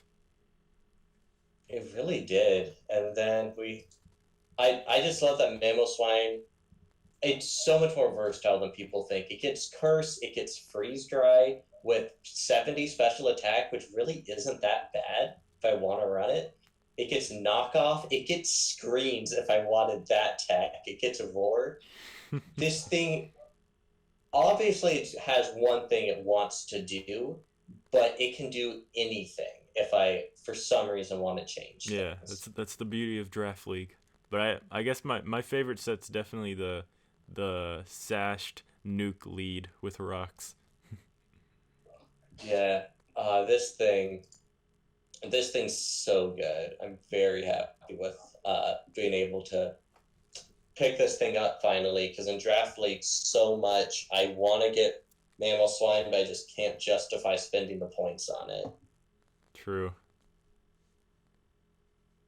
Great work. All right. Next up, we have Roshi uh, picking up. Arcanine. Yeah, Yeah, dude, Arcanine's great. Intimidate, Morning Sun. Obviously the mandatory heavy duty boots mention, makes every fire type great now. And uh best part, it gets teleport now. So it's gonna switch around, be a pivot. I love Arcanine. this thing, such a bulky fire type. Extreme speed, great move. Uh, I think this was a very good pickup for them. Yeah. Hit I think it pairs pretty well with their team. They needed some bulk on there. They had nothing that could take a Flare Blitz. Now they do one that is immune to Flare Blitz. So there they go. Plus, it can intimidate or be justified, depending on what they need on their team. So yeah, I'm liking this. I love Arcanine. Offensively, defensively, in between. It's great and the best priority move in the game. Next up, um, I think Kakao got the bottom end, like they got the short stick on this trade here. Bottom end of it, because they ate it up in round 3 to get Thunderous Incarnate, and I didn't see this thing going. Yeah, I'm not sure. I mean, it's It a does get Nasty Plot now, which is great. Has Prankster, uh, has Defiant, if it wants to run that. Pretty good move pool, solid speed tier at 111 to beat all the 110s. And still has hidden power. I think it's a good mon. Um, but I personally think it's worse than Thunder's Therian. But I honestly am in between. I think it doesn't matter if he had traded or not. He would have gotten this regardless. So yeah, it really didn't matter. Um, and it's I don't know. It's being faster and having uh the ability prankster. It really makes me in between on whether I like T or I better. and Thunderwave is so not as broken as it used to be, but such a good move. Why was it 100 accuracy back in the day? True. Isn't it 100 accuracy with oh no, that's with poison types. I was about to say with electric types. Yeah. With toxic. You know Um, you know who but does get yeah, 100% accurate thunder waves now? Or still hmm, Galvantula. true. Okay, that's just a random. Ignore that. Okay, Random let's move fun on. fact. Let's move on. Chicago picks up. Chicago Mantics grabs them on. I usually don't like, but I actually love it on their team. The Mega Manectric pick. They didn't have Blastoise. Obviously, you don't want to be your special attacker, right? You want it to be able to do things when the matchup works for it. Yeah. So they pick up a good special attacker, and they actually have speed on their team now. Oh yeah, a lot of speed. I believe 130 speed, 135 special attack. I like Mega Manectric. Uh, Oh no, 135 in both. Such a good one. it has a ability that you wouldn't really expect and intimidate. It doesn't really fit what kind of Pokemon it is, but it's It super looks useful. like it should be Volt Absorb, but it's better. Yeah, and this is just a side. This is not on the point really, but I love its design. It's Yeah, always it's got a strange design. It's like Sonic the Hedgehog. it's one of those Pokemon I always want to draft, but I'm always like, well, but there's so many cheaper electric types that almost do the same thing. Yeah, usually I can't justify it because uh, it's not what I like in a Mega, but at the same time, 13 points and it fits his team really well, so I like it here. Yeah, yeah, good pickup. Next, we get our third electric type in a row. I feel like this may have sprung onto each other with Raikou getting picked up here uh, by the Rocky Mountain Heavy Metal. Um, I think I like Raikou. Nice and fast. It gets scald this gen, which is fun in the DLC. Hits very hard. Has that Volt Absorb, I believe. It does? No, it doesn't. Or does it? I'm thinking of yeah, it's pressure and interfocus. I was thinking of Jolteon. Oh my god, it would be Uh, insane if Raikou got Volt Absorb. I would have drafted it already. would be. Uh, yeah, this is a great Pokemon nonetheless. Very happy with how it synergizes here. Obviously, still has that extreme speed.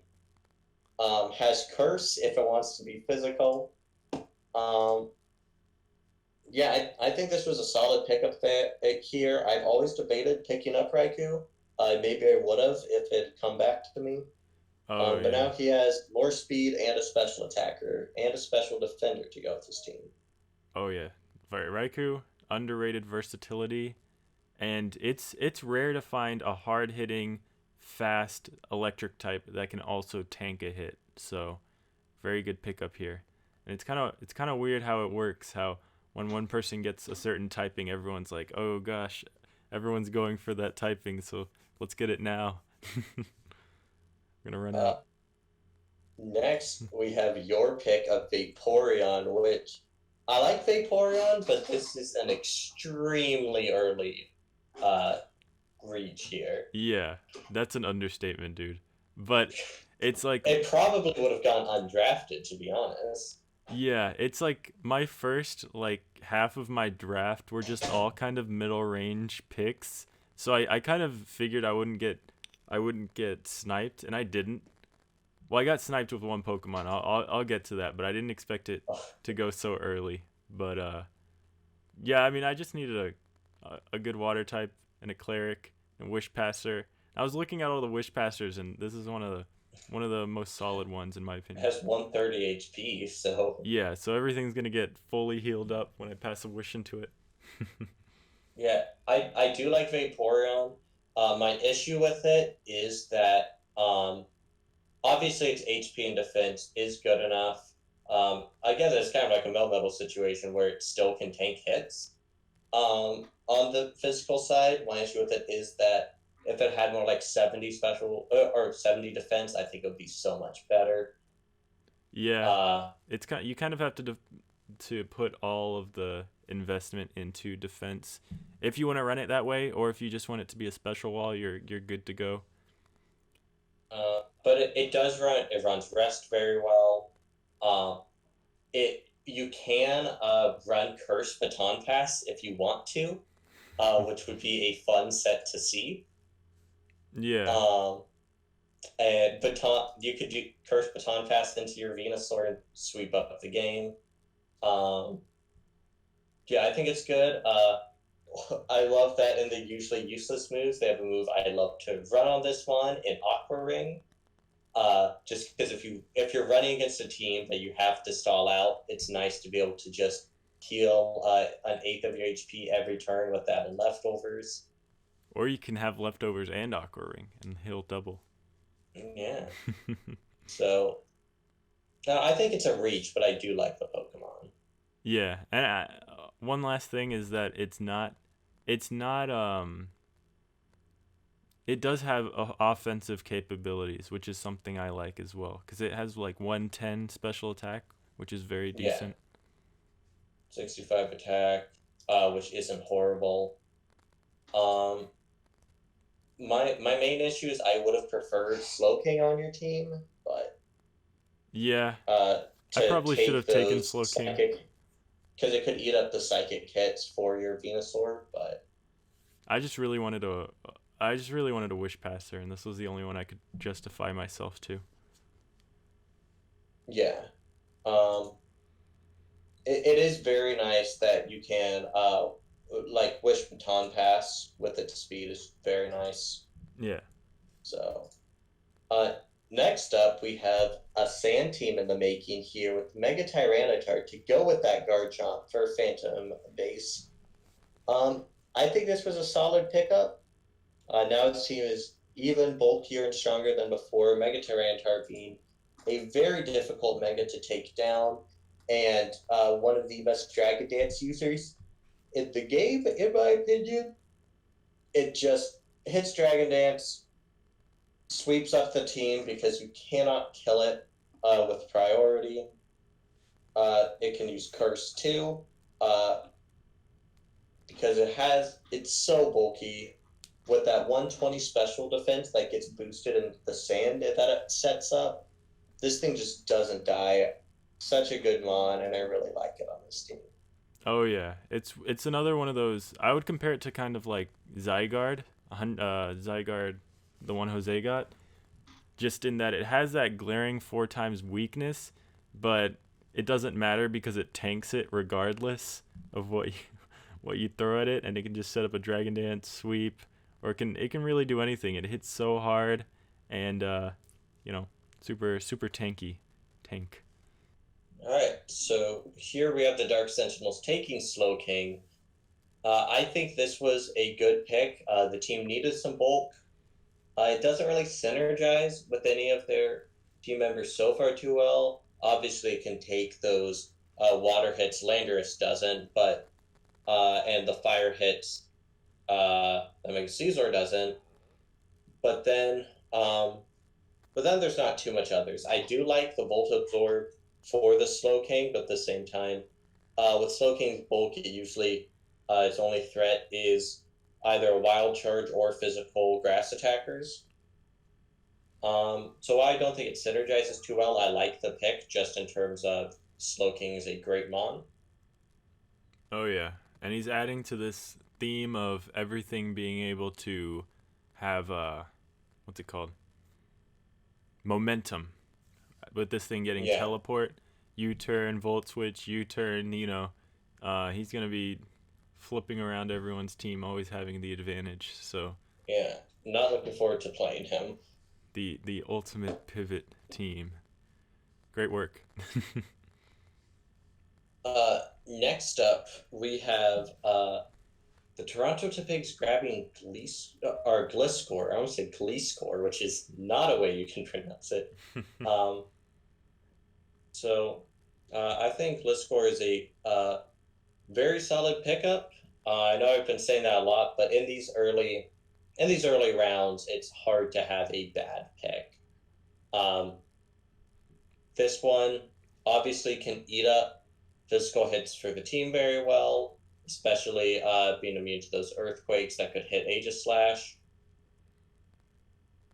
It's just going to sit there. Didn't it get buffed in this generation in some way?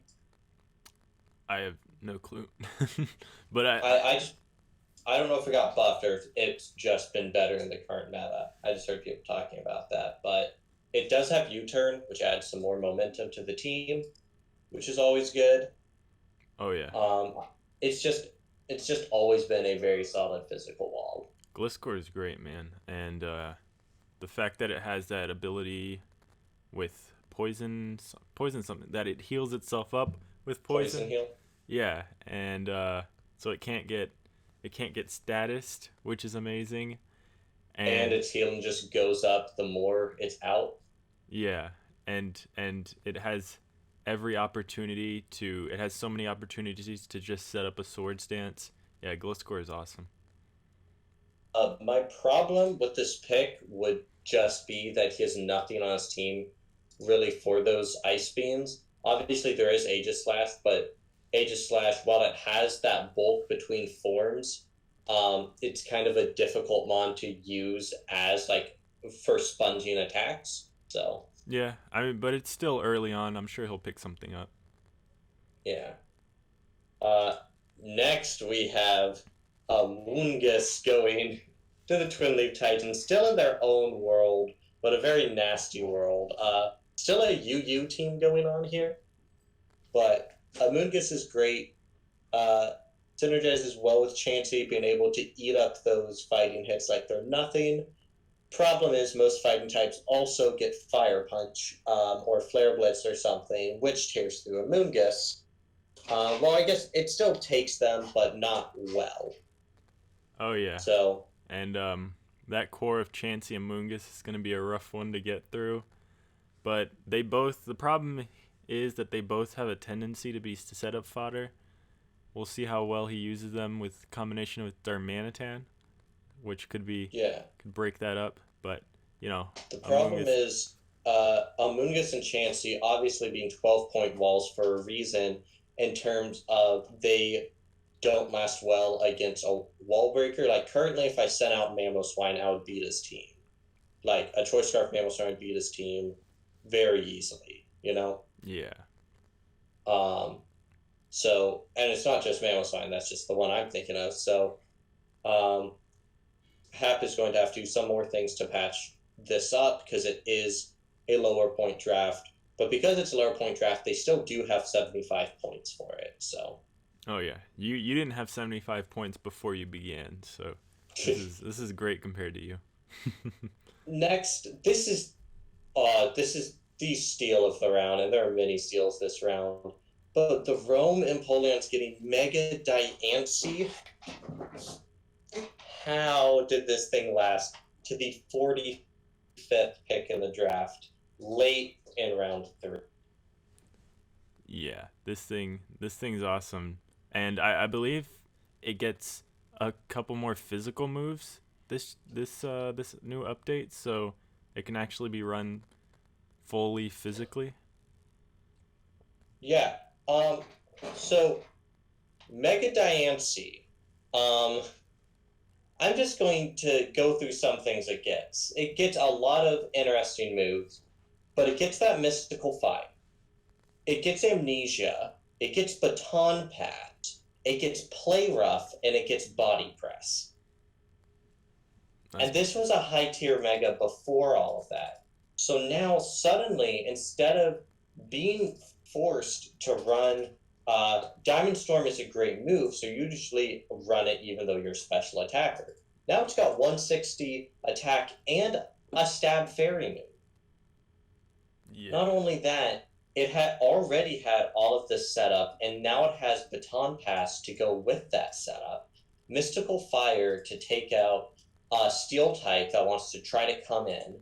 Obviously, it doesn't want to stay in on a Steel type, but if it predicts that switch in, it could too hit KO it with its 110 speed. So I think this is such a steal to go here late in round 3. I really like how this team, Latios, Mega Diancie, building a very strong core right there. I love this pick. oh yeah. Mega Dancy, great potent offensive threat, and it gets magic bounce, which is always fun. Yeah, which it's one of those abilities that isn't great until you forget it has magic bounce. Exactly. It's Especially because it can't magic bounce means it can't take a little wisp, right? yeah.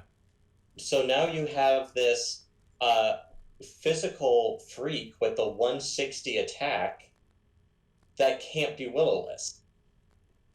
And unless you somehow catch it before it mega evolves. Yeah. Yeah, another really important type is fairy typing. You want to get yourself a great fairy type, and this is one of the best. And he still has 70 points because Rome did not franchise anything. Well, because their 2 stars are banned. True. And based on how they played Magearna, obviously it's a different Mon, but I would not call it too different in some ways. So I'm excited for that. Yeah. Next up, uh, another steal right here. Late round 3 Mega Gallade. We saw how Jose used Mega Mawile. I've seen how he used Mega Pinsir. These powerful physical wall breaker megas he uses so well. Mega Gallade hits so hard, has so much coverage, and it's so fast. I love this pick. 165 attack without 110 speed. Somewhat decent bulk, enough that it can take a hit in most cases. So it's not going to get O-code unless by something like a Psyshock, especially from something like a Mega Zam. So happy about that, even though I probably will not play him unless playoffs. But yeah, I think this is a great pick. It's just one of the best megas in format right now. Has been for a while. So I think this is just great for round 3. Oh yeah, I had Mega Gallade last season. I only brought it once, and it was to playoffs. And but the problem with Mega Gallade, it has an amazing, probably the best move pool out of top 5 move pools in the whole game, right? Just utility and just moves wise, and you can switch it in to a good amount of special hits, special attackers actually. But the problem I have with it is it's just not quite fast enough. Like whenever I looked at a it was matchup, 115. yeah, I was like, well, it's just not gonna be able to outspeed this, and it's just gonna die. And I just wanted to run its scarf, and I couldn't. Jose does have this thing in the GLA though, so he is very experienced with using it, which will help. What is the GLA? I keep hearing about this. I've never. I don't know. You definitely know what that is. What I know. What is that? But yeah, so basically the GLA is team league the VDL is in. Where Oh, a lot okay. of our coaches yeah. compete. Now I remember. Okay, I do know what it is. I just forgot the name of it. I was saying you were a sub for a little bit in there. Yeah. But we yeah, so that's just where I've seen a lot of these coaches use different mons. Next up, Cindy got sniped here. Which is very annoying. The snipe right before it. But still, Mega Metacham, definitely a good pickup. And a perfect, like, it's the perfect mon to fix that Mega Gallade hole with, you know? Oh yeah. With that pure power ability, I hate pure power exclusively because I don't know why it exists when huge power is an ability. You know? It's weird. Like, just give it higher they're the attack. Same thing. Yeah, like, I don't get it. They're the exact same ability, and it's like it's a weird ability because it's like not technically even an ability. It just makes your attack better. So just give it a better attack and give it a real ability. It's like a super choice band, but you're not banded. But Mega Metacham, the highest attack with this sort of ability, and you don't switch into this thing. It's its coverage is nasty. It gets priority. The only problem it That's has the is with psychic types, but besides that, you're gonna have a rough time dealing with this. yeah, it's this thing. That's another thing I'm scared about is week one. Not only do I have to face Melmetal, this thing also runs through my team. Uh, she's got a great team going so far. The one thing I tried to argue this, I don't see why Mega Metacham is a higher point value than Mega Gallade. I don't get it, but Yeah, they should be on the same tier level. But maybe just because Mega Metacham's the best wall breaker in the game, yeah. Um, so that's got to be I worth mean, and something. it does get that blaze kick now. Who needs Fire Punch? But yeah, Mega Metacham is a beast of a mon, and I think this is a very scary team. Oh yeah, great Uh, team right here. I will say though, she now has 67 points despite not franchising. So Oh yeah, she's taking all the broken mons, and that's what happens. then again, I also had 48 this round. So So you're not one um, to talk.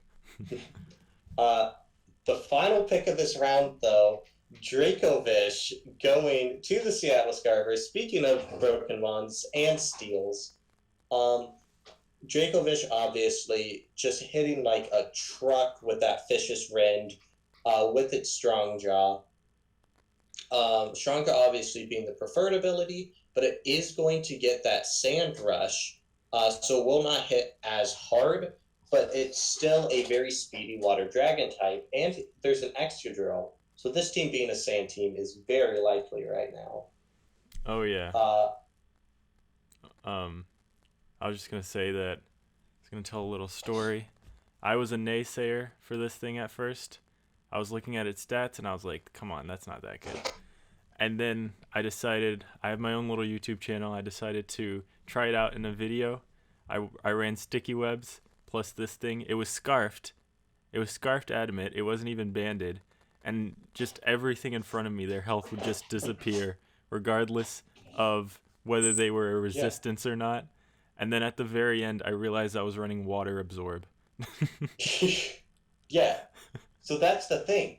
A lot of people don't realize. So people talk about how strong jaws make Vicious Rend so much better, but think about when uh when it's running Sand Rush, it'll be faster than your opponent's entire team. Because keep in mind, Ludicolo and Mega Swampert in the rain outspeed everything, right? Yeah. This thing has 5 more base speed than they do. Oh yeah. And if Uh, you're running because it they have adamant 70 and it's got band sand 75. rush. Yeah.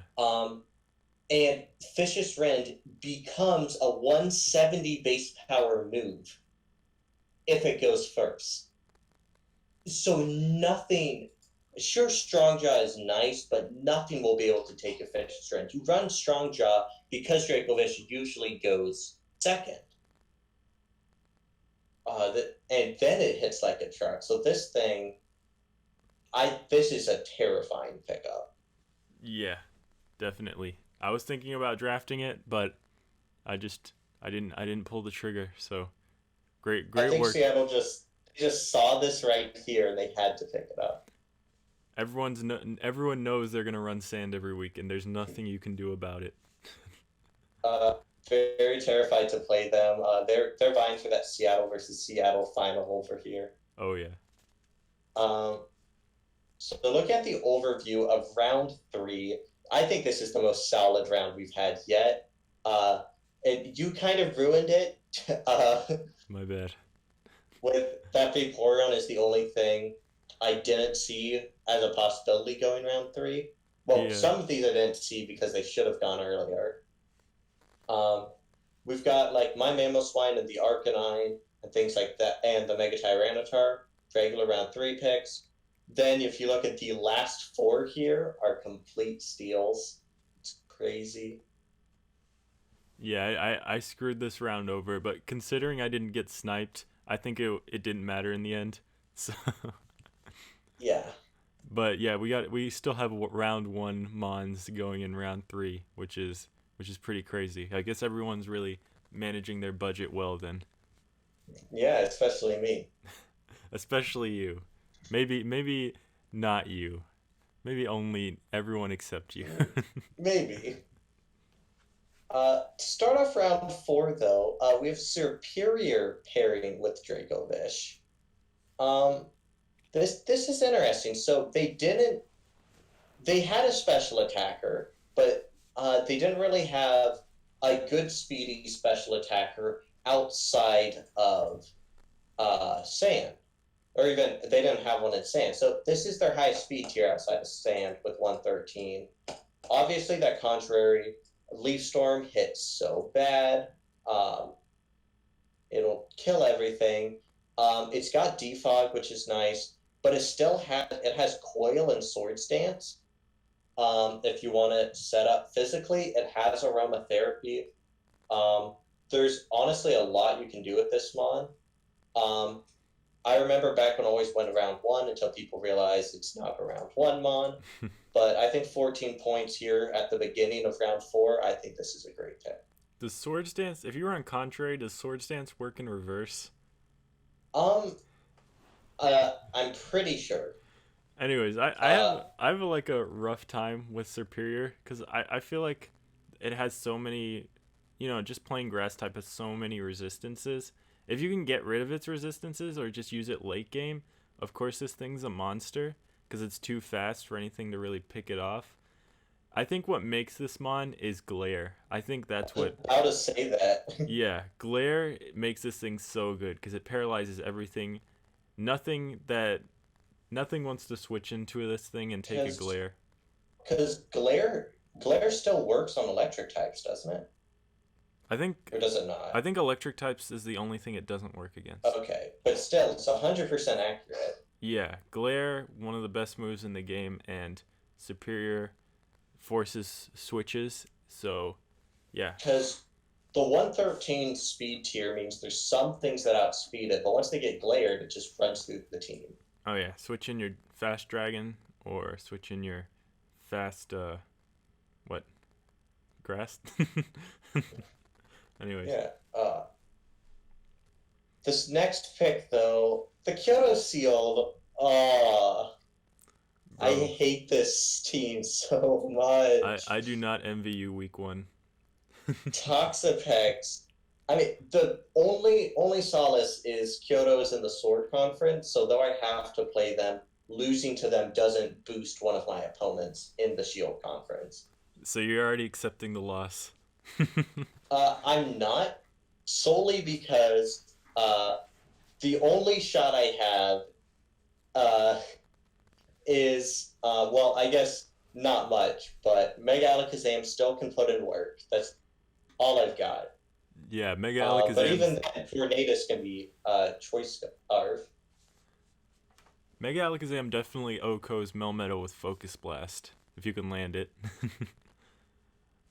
So It depends on if my luck in Mons lately comes into this next season. But we have Toxapex, obviously great Mon. He now has a Regenerator Core with it and Tornadus Therian. Uh, or she, sorry. Obviously going to eat up all of the physical hit. All of this team eats them up, really. Um, this is such a nasty pick. yeah, no, and Toxapex's one of the most annoying mons ever, just because of how it's able to absorb the hits and put out tox. Now she has toxic spikes in case you wanted to switch It some. wasn't bad enough.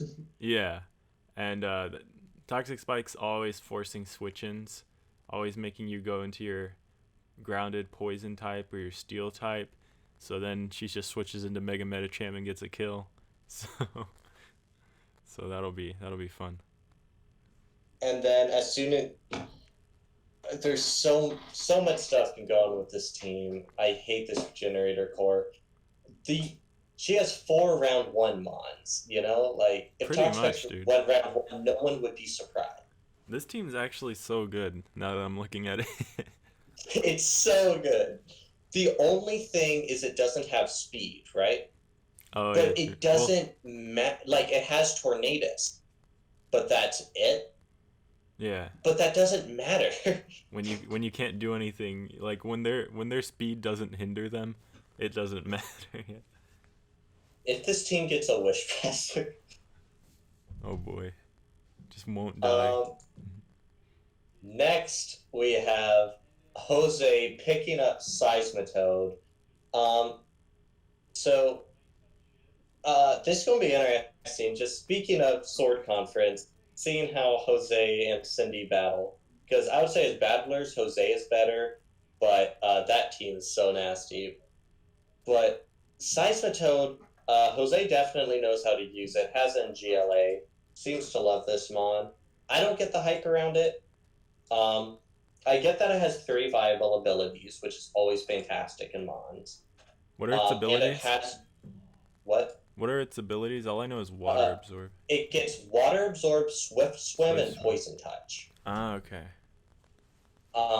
And poison touch, a lot of people forget how good it can be. Yeah. But it hits very hard. A solid round 4 Mon. Like, it has 95 attack and 85 special attack. So very good water ground type. My issue with it is, for me, it's not quite bulky enough for how a lot of people use it. But Jose knows how to use it. It has great coverage, great utility. Yeah. So yeah, that'll be an issue. And it has gastro acids, so if that Mega Metacham wants to come in on it, it becomes useless. True. And it's almost like it's been turned into a defensive mon because of Dracovic, but it's almost better offensively, to be honest. Like an offensive tank. Especially the fact that it gets Drain Punch. Yeah. No, Yeah, I like this pick. It's good. A very solid. My issue here is Jose is now at 60 points, which isn't bad, but starting to dip down. And Jose's best special attacker is this Seismitoad. True. Which is still not a great special attacker. So that'll need to be patched up in round 5. Yeah, there's still a lot of really hard-hitting special attackers left. Yeah. Next is our third water type going in a row. Oh, wow. With Suicune going to the realm Empoleons. I love Suicune. I've always wanted to draft it, but the times I've had it on my draft plan, it got sniped. Times I didn't have on my draft plan, it would not get drafted, but I'd get a different water type. It's bulky, both physically and specially, which is great. Obviously known for Crocoon, but it can do so much more. It has a 90 special attack, so it can still hit pretty hard. My honest favorite part of it is the fact that it's a bulky water type with Tailwind. I think that's fantastic, and that it gets Curse. Yeah, I'm actually not the biggest fan of this thing. Like, I admit it's insanely good, and I always have to put so much prep into when I'm facing it. It's like only a wall to me. When I see it, it's like it does nothing else besides wall and stall and set up and like, I mean, just taunt it, you know? Yeah. But it'll be interesting. Obviously, it's my team's mascot, so I should probably get it sometime. But it's a very successful wall. I don't think it has the best synergy with the team at the moment, but you can't pass it up here in round 4. Yeah. Surprised it lasted this long. I think this team is lacking a little bit of physical offense.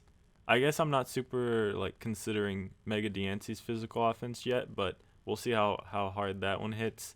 I feel like it'll be crazy, but the big question for me is how willing will Aaron be to run physical Diancie? Because it just feels weird. True. And Zeraora is actually not the strongest on the physical side. It just has like amazing physical coverage. Yeah, the big thing about Zeraora to me is you use it at the end of the game when your opponent's mons are all whittled down and you outspeed all of them. Oh yeah, yeah, true. So he doesn't have a wall breaker on the physical side yet, except that Mega Diancie. But the problem is Mega Diancie doesn't do crap to steel walls. Uh, because if it wants to take out a steel wall, it'll run that mystical fire, but then it will not be the physical set. Yeah, and Mystical Fire is not exactly the hardest hitting move, but it is, Yeah, good it's base coverage. 60, right? Yeah, something like that. So I think he still needs a wall breaker on this team, but I'm sure he'll get one later. Oh no, it's base 75 and lowers special attack by 1. But so it's a good move, but still, it's not exactly what you need. Yeah. Next up, Twin Leaf Titans make me very upset with this pick. Hoopa Unbound, very, very good wall breaker. I usually don't see it go drafted, but why did they not pick this up round 1 if they wanted it?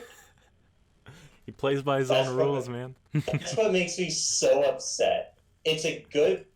I'm not even too surprised it lasted this long because I don't think it's that great of a mon, but it is a great wall breaker. So now he has 2 fantastic wall breakers. This is 170 special attack, 160 attack, and 130 special defense with that 80 HP.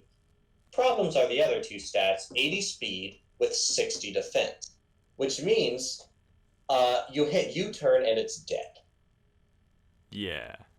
Uh, if you can manage to hit a U-turn. Problem for a slow wall breaker. And this team doesn't necessarily have the best U-turn switch in yet. My biggest issue would be, my comparison would be just Kieran Black is bulkier on the physical side, and still, if someone uses a neutral flare blitz, it takes a hefty hit. Oh yeah, the Kyurem line is super underratedly bulky. Yeah. If they didn't hit so hard, you would think they were walls. But the problem here is Hoopa Unbound not having that physical bulk and not having speed for it. So I think Half will be able to use it well. And it has that wall breaker now, but there's their fastest one is Darmanitan at 95 speed, and we're in round 4, which is an issue. Yeah. He's definitely going to have to pick up some physical bulk because Chansey obviously isn't the best at that, and Amoonguss is actually, I think it has a relatively low physically defense. It has 70 defense. The only thing that makes it so good as a physical is its HP and its typing. Yeah, so it's going to be rough if you come against a physical wall breaker. Yeah, so Hoopa Unbound actually ran through his team, so it's probably good he grabbed it. Maybe that's why. And so does Mamoswine still. Yeah. I don't... Oh, no, I do play him. He is in Shield. But next up, we had this break in the water type. So here comes Tapu Fini. Oh, there's this Ice Beam switch-in you wanted. Yeah, this is... I'm actually really liking Toronto's team right now. It's at 50 points, which is a bit of an oof, but again, remember, teams that franchise mons, even cheaper mons like that, have taken a hit. Because it would have been at 55 otherwise, right here, which is still low, but not as bad. But we, considering the last team, I don't know, I think it's a good pickup. Tapu Fini, a very good mon if you know how to use it. I've had it in a league. I did not know how to use it. I tried to Toxic and I ran Skull. Oh no. Because someone told me to draft it. I didn't know what it did. I thought it was just a Suicune. It's not. But what it doesn't have is what makes it so good. So it's able to 115 defense and 130 special defense. Its HP is a little low at 70, but still very bulky. Great defensive and offensive typing and Water Fairy. It has that 95 special attack. But yeah, I think very, very solid pickup. Has some nice utility. Yeah, I'm happy with this one. Oh yeah, I really like Tapu Fini. His team isn't necessarily super weak to status at the moment, but maybe later on we'll get some more mons that are super weak to status. Anyways, Tapu Fini, possibly the most reliable defogger in the game at the moment, just because of its bulk and its typing. Typing being one of the best in that combined, it doesn't have maybe like 3 mons in the game resist it. The only problem with Tapu Fini is it doesn't get reliable recovery. But, you know, I still love it. It's a great mon. Yeah.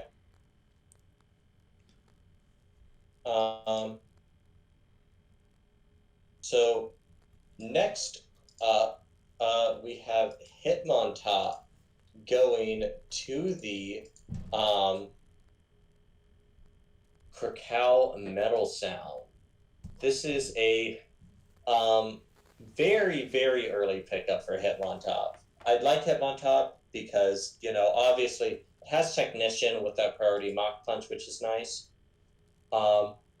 The biggest thing, though, would have to be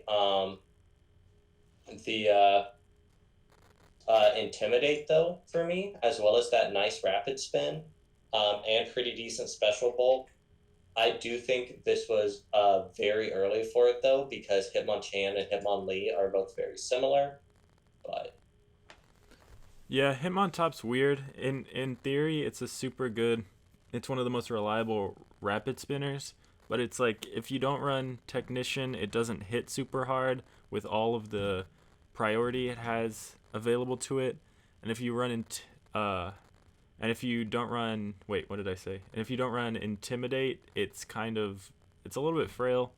It's not frail, but it can't take hits the way you want it to. I have a little bit of trouble with Hitmontop, but you know, in theory, this mon is everything you're kind of looking for. So yeah, if he can manage to use it well, I'm sure he'll find a way. he did say he grabbed it. What confused me is he said he grabbed it early because it was necessary to the draft plan. But again, there's many different mons you can use. So Yeah.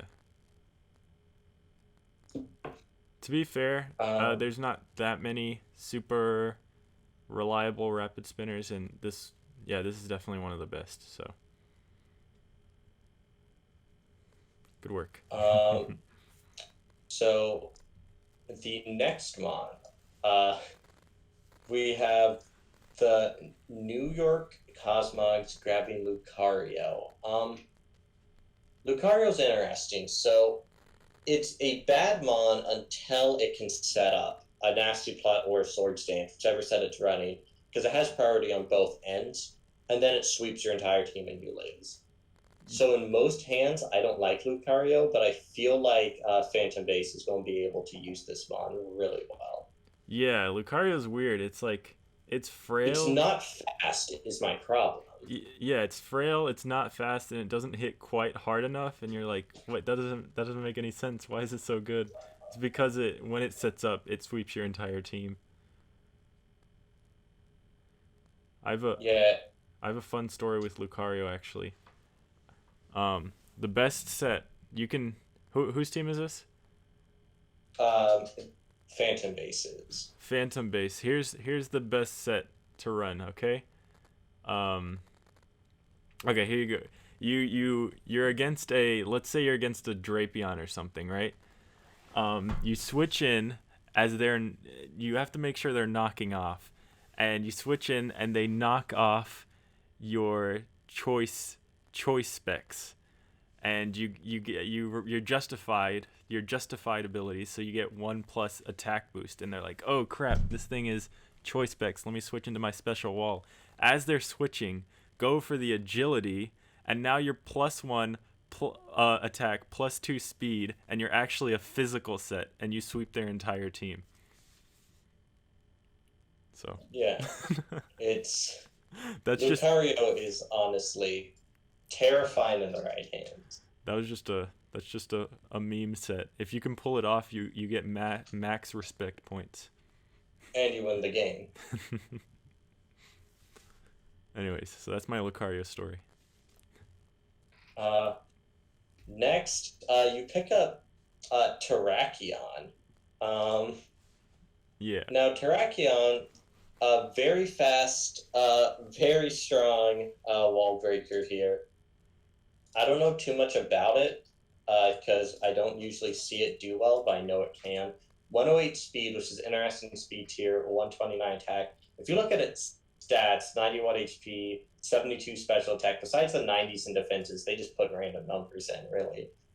Um, but the rock fighting stab just plows through essentially anything on your opponent's team. You didn't have a fast sweeper or wall breaker before, because this thing can be run as a wall breaker while it prefers to be a sweeper. So I think this was pretty solid pick.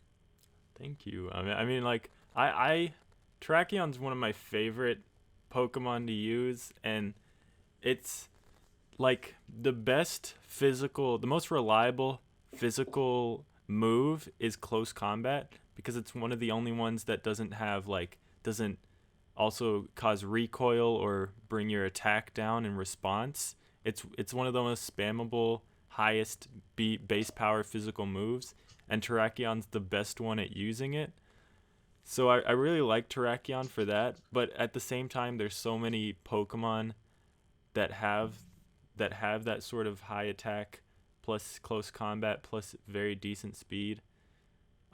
So Terrakion's maybe the only Pokemon I like re- kind of regret getting, but at the same time, if it works out for me, it's gonna be amazing. I just know there's like a lot of other Pokemon that could do the similar thing as Terrakion. Um, but I really want it to work. Like it forces so many switch-ins, and if you get like an agility or like a rock polish or a sword stance up, you're pretty set. So I'm hoping Terrakion works out this season. We'll find out. Yeah. Um, Next, we have Eric grabbing Togekiss. Not a fan of this. Um, with flinching with its air slash is more likely than not, but it has shockingly good synergy with that Como. I'm actually very surprised at that. I don't know. It has it has good bulk. It doesn't have to be that paraflinch set. It can easily just be a nice wall. It's got 85 HP, 95 defense, 115 special defense. It is pretty slow with 80 speed, and even though it has hustle, it only has 50 attack, which is upsetting. But that 120 special attack paraflinch set is definitely what people usually use. Um, I think uh, I think this was a good pick. Like, I'm surprised. Usually people just grab it for fun. I actually think it synergizes pretty well on this team. Bro, I love Togekiss. I love it. It's so amazing, and flinches are like overpowered. And you just the set you run is T Wave, Nasty Plot, max HP, max speed, Air Slash, and Substitute. That's the only set, in my eyes. But overall, his team, it's kind of weird because these are all Pokemon you kind of like add on to your draft, if you know what I'm saying. It's like none of Yeah. them are necessarily walls, and none of them are necessarily super offensive either. It's weird. Yeah, it's a strange one, but I really like it. Yeah. Chicago's pick is a one I do not like though. Um, Salamence. So Salamence on paper looks so good. Great coverage, great wall breaking ability. Um, can technically be run special with that 110 special attack, 135 attack. Then you run into and it's decent bulk, and it can do a lot of things with that bulk, such as its tailwind and its baton pass, or not baton pass, defog. I don't know why I said baton pass, but it has roar. If it had baton pass, this thing would be so good. But Wish, that's what I was thinking of. But then it's got the 100 speed, which is just isn't enough. It's got Intimidate and Moxie, which are good, but I never see this thing really pop off because people are able to stop it so easily beforehand.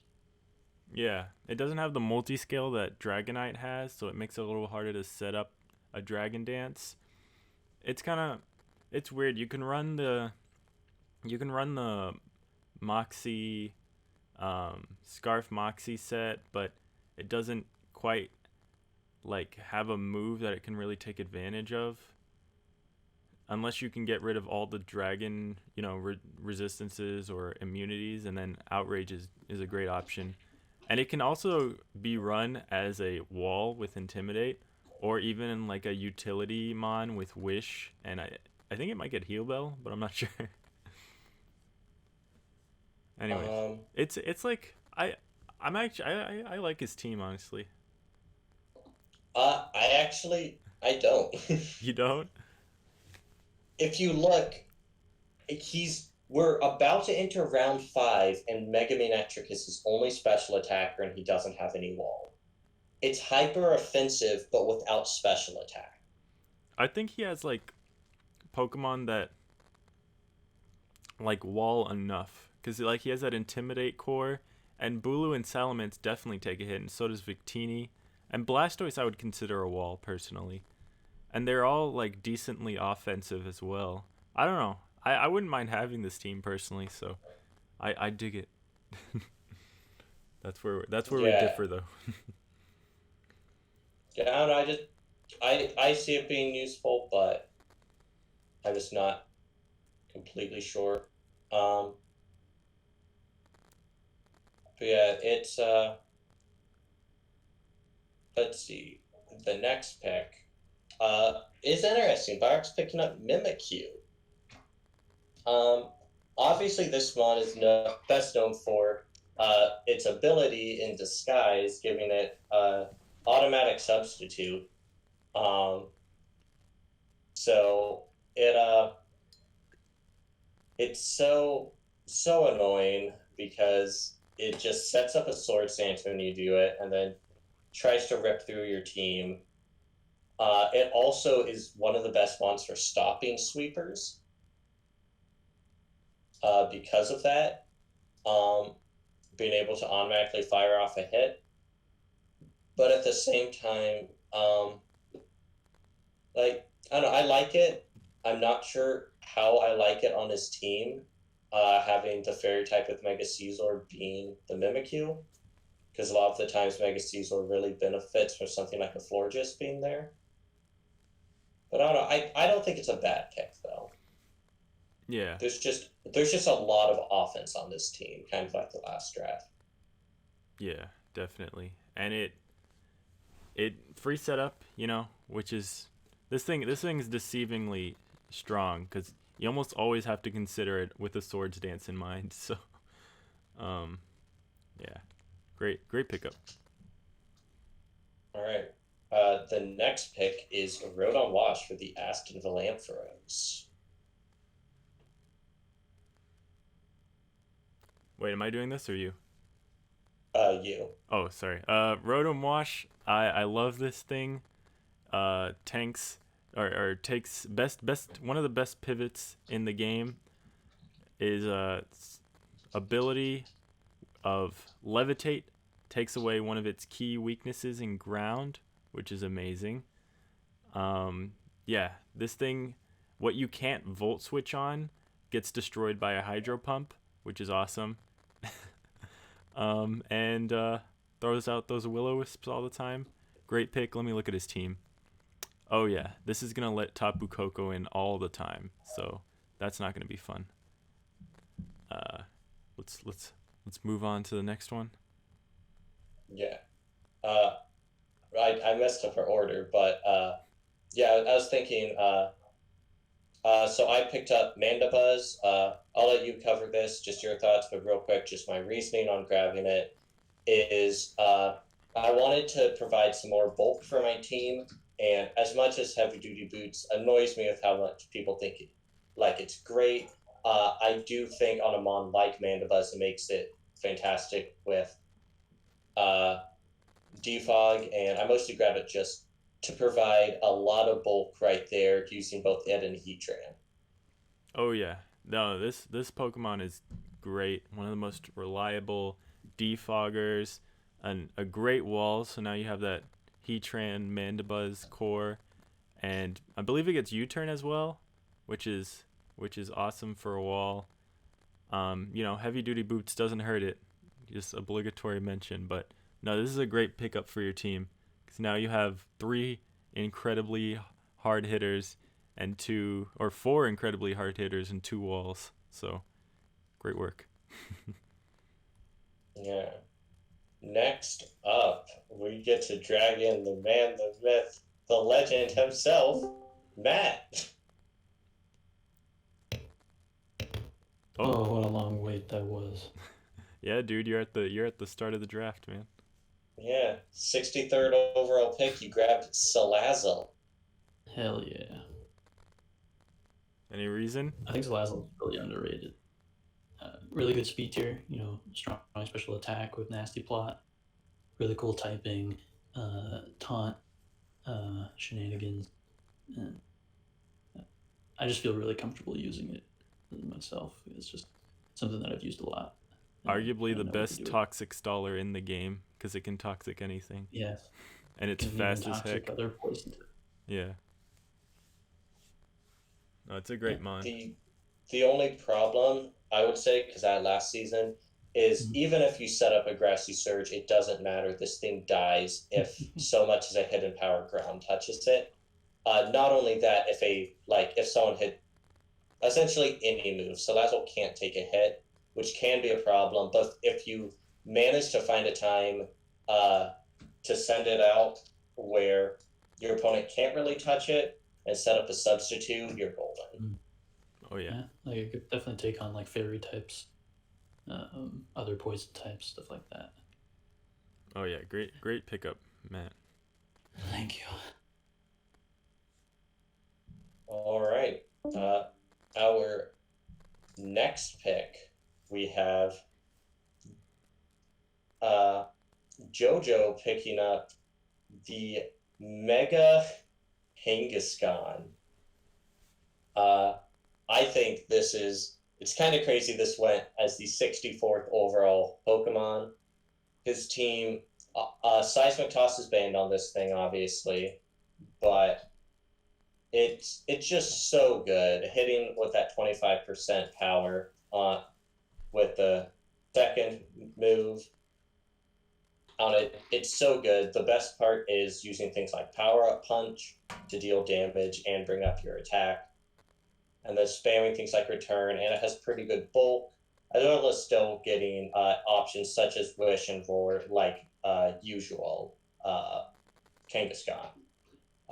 Looking at on his team, I think it's a pretty nice pickup. Just he has a lot of power. I just think he does need to start focusing more on bulk in the upcoming picks. All right, very cool, very cool. Let's look at the recap for this round. Looking at this round overall, I think the only things that stand out to me would be Hitmontop and Toxapex, probably. And probably Mega Kangaskhan, but yeah, Toxapex, and it should have gone earlier. Hitmontop and should have gone later.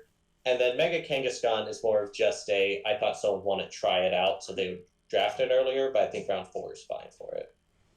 Yeah. I'm going to give pick of this round to Kyoto Celio. What does that say? Yeah, for Toxapex. Also, I do like Hope Unbound. That thing's insane. Great work. It really is. All right, so I'm going to get into the first pick of this upcoming, or this next round. What round is this? 5? Yep. All right, so we got Kartana. I don't think people love this thing. I personally am not a big fan because just offensively, Steel and Grass are 2 of the worst types offensively. I know this thing has insane physical attack, one of the highest physical attacks in the game, and you can put an item on it, so like a band or a scarf or whatnot. I just can never get this thing to work because its typing. And but if you save it till late game, I'm sure this thing will be amazing. Right now, Jojo has a lot of bulk on his team, right? But not very many like certified walls. But that's fine. If you can play that bulky offense, this team will really benefit from that. So yeah, that's my take on Cartana. Yeah, for sure. It's I've seen it absolutely massacre teams in the league before. If you send in it at the end of the game, you win. That's just how it goes. Yeah. If it's like a fairly even game, your opponent has 3 months left, and you have a Cartana, you win. It's crazy.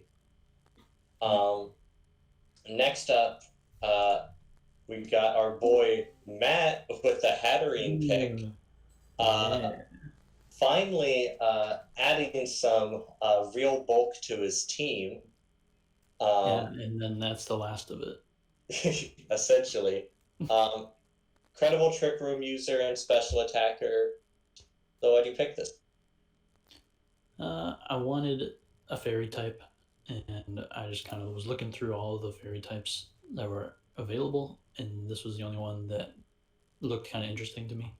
It was definitely, I think it was only like cost 12, which I think was pretty cheap for it. And the only other one I thought of was like Florgus, but I was like, no, let me get a nice strong Pokemon with some bulk. Oh yeah, it has surprisingly of course, high it's special. Gen 8 as well. Yeah, true. And it has useful ability in Magic Bounce.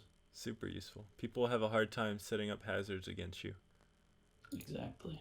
And it's a Gen 8 on, so there you go. Yeah, I needed more. Yeah,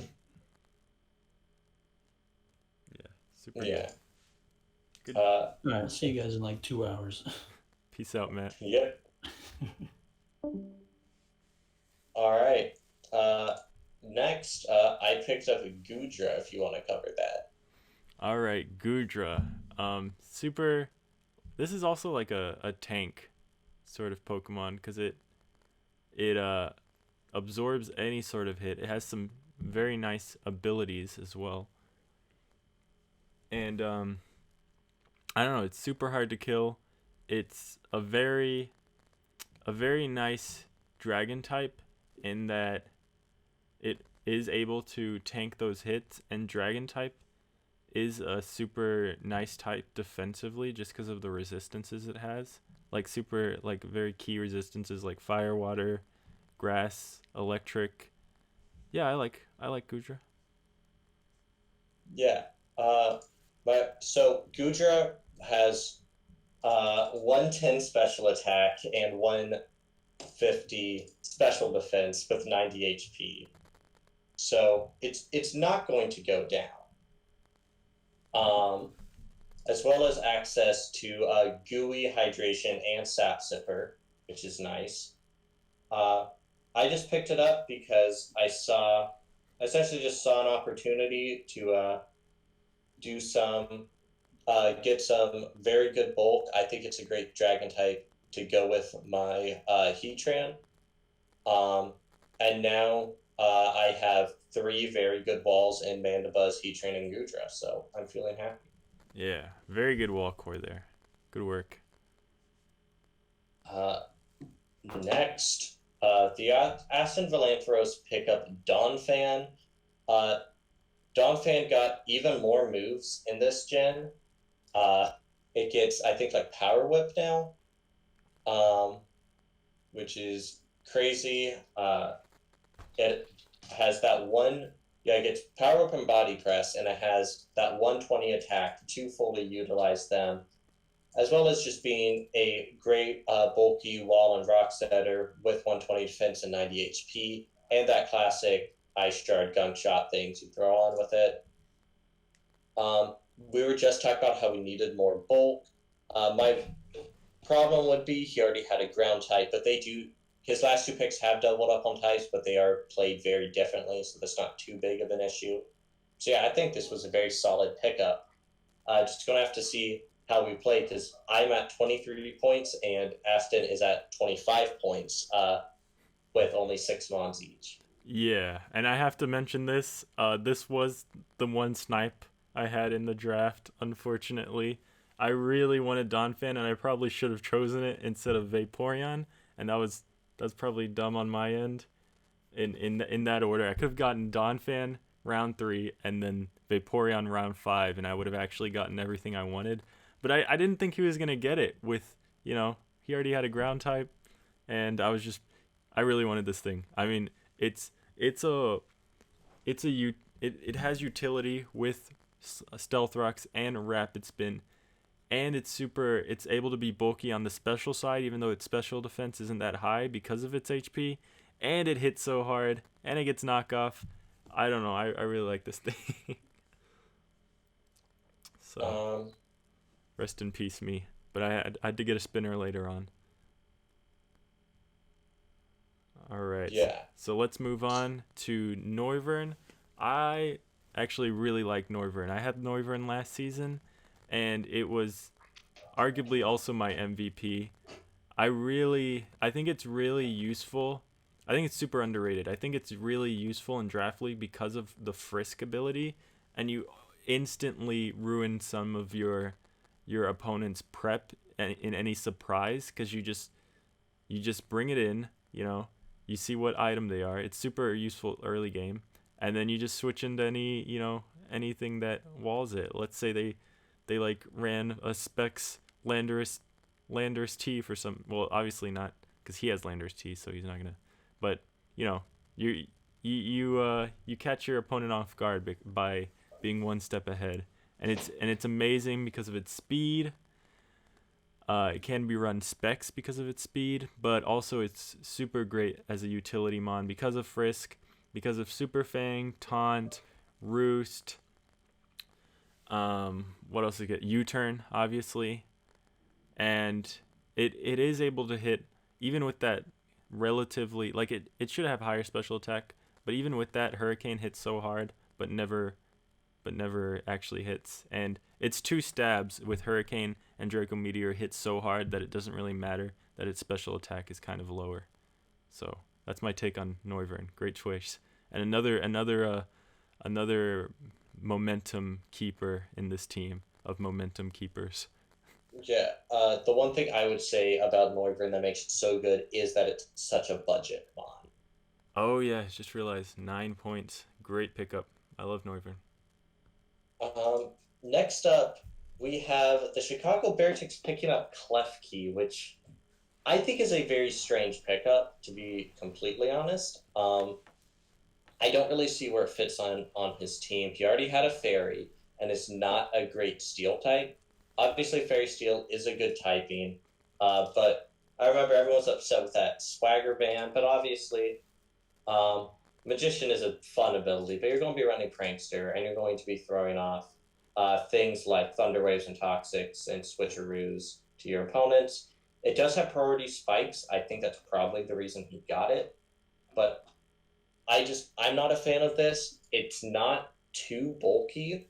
91 defense, 87 special defense, and 57 HP, and his attacks are both 80.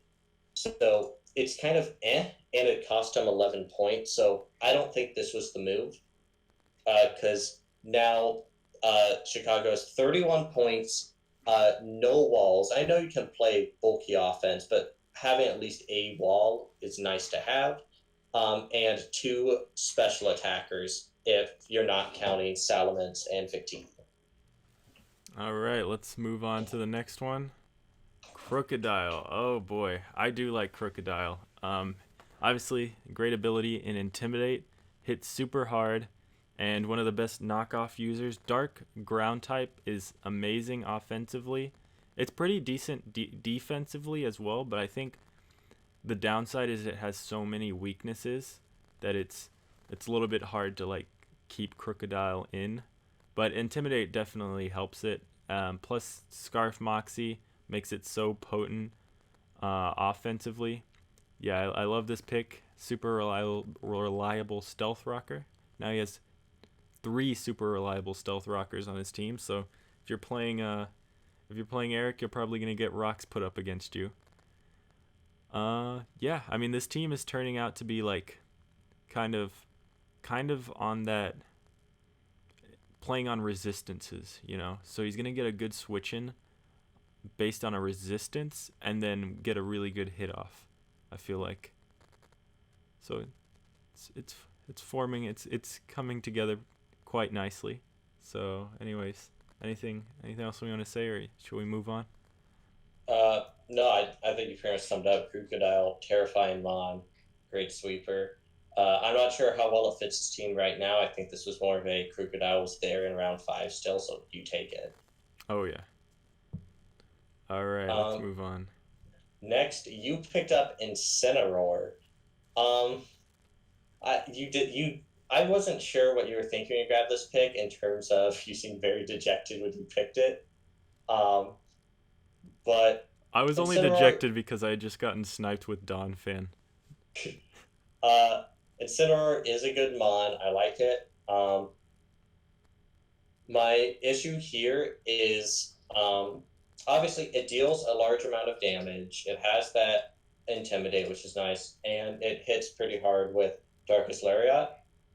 And things like Close Combat and Flare Blitz. Knockoff.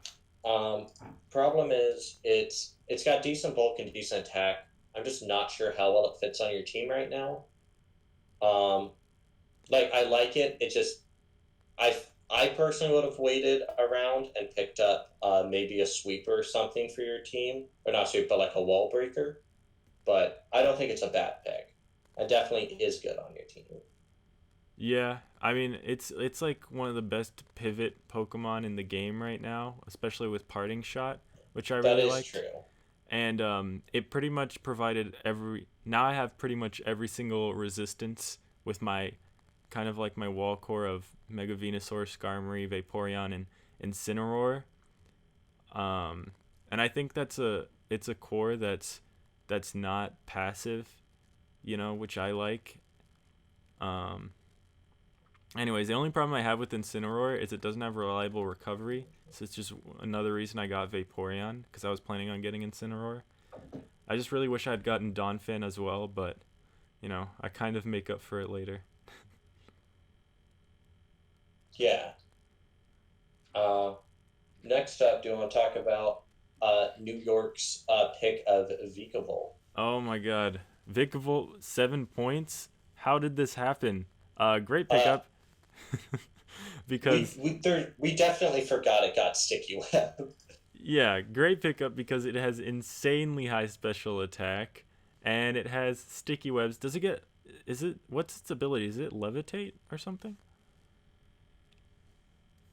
I forgot what its ability is. Anyways, I'm sure its ability is awesome. This thing hits incredibly hard and sets up the webs. I mean, what else do you need? It forces switches, so you got pretty much guaranteed webs. It's weak to rocks, but I mean, again, with the heavy duty boots, helps everything out, so who cares? And it's 3 or 4 points less than Galvantula, and it's arguably better than Galvantula. So, great pickup, dude. Someone would have taken it if you didn't. Yeah. Anyway. Next let's up, I love this one right here. We have ourselves Jellicent going to the Cacao Metal Sound. Such a good mon. Like I cannot get over I just can't get over why no one drafts this thing. Will-O-Wisp with a stab hex is something people constantly sleep on. And then obviously just the ability to sit there and take so many hits with that Curse Body and Water Absorb and Damp if you feel you need it. 100 HP, 105 special defense. Water Ghost is such a good typing. I think defensive ghost types are severely underrated. Yeah. I really like this on his team. I think it pairs very well with the chain growth, and then they have the hip on top if they need it. I'm a big fan of this pick. Yeah, and I think one thing that people aren't expecting, I think this thing got a lot more viable both defensively and offensively with the addition of getting strength sap,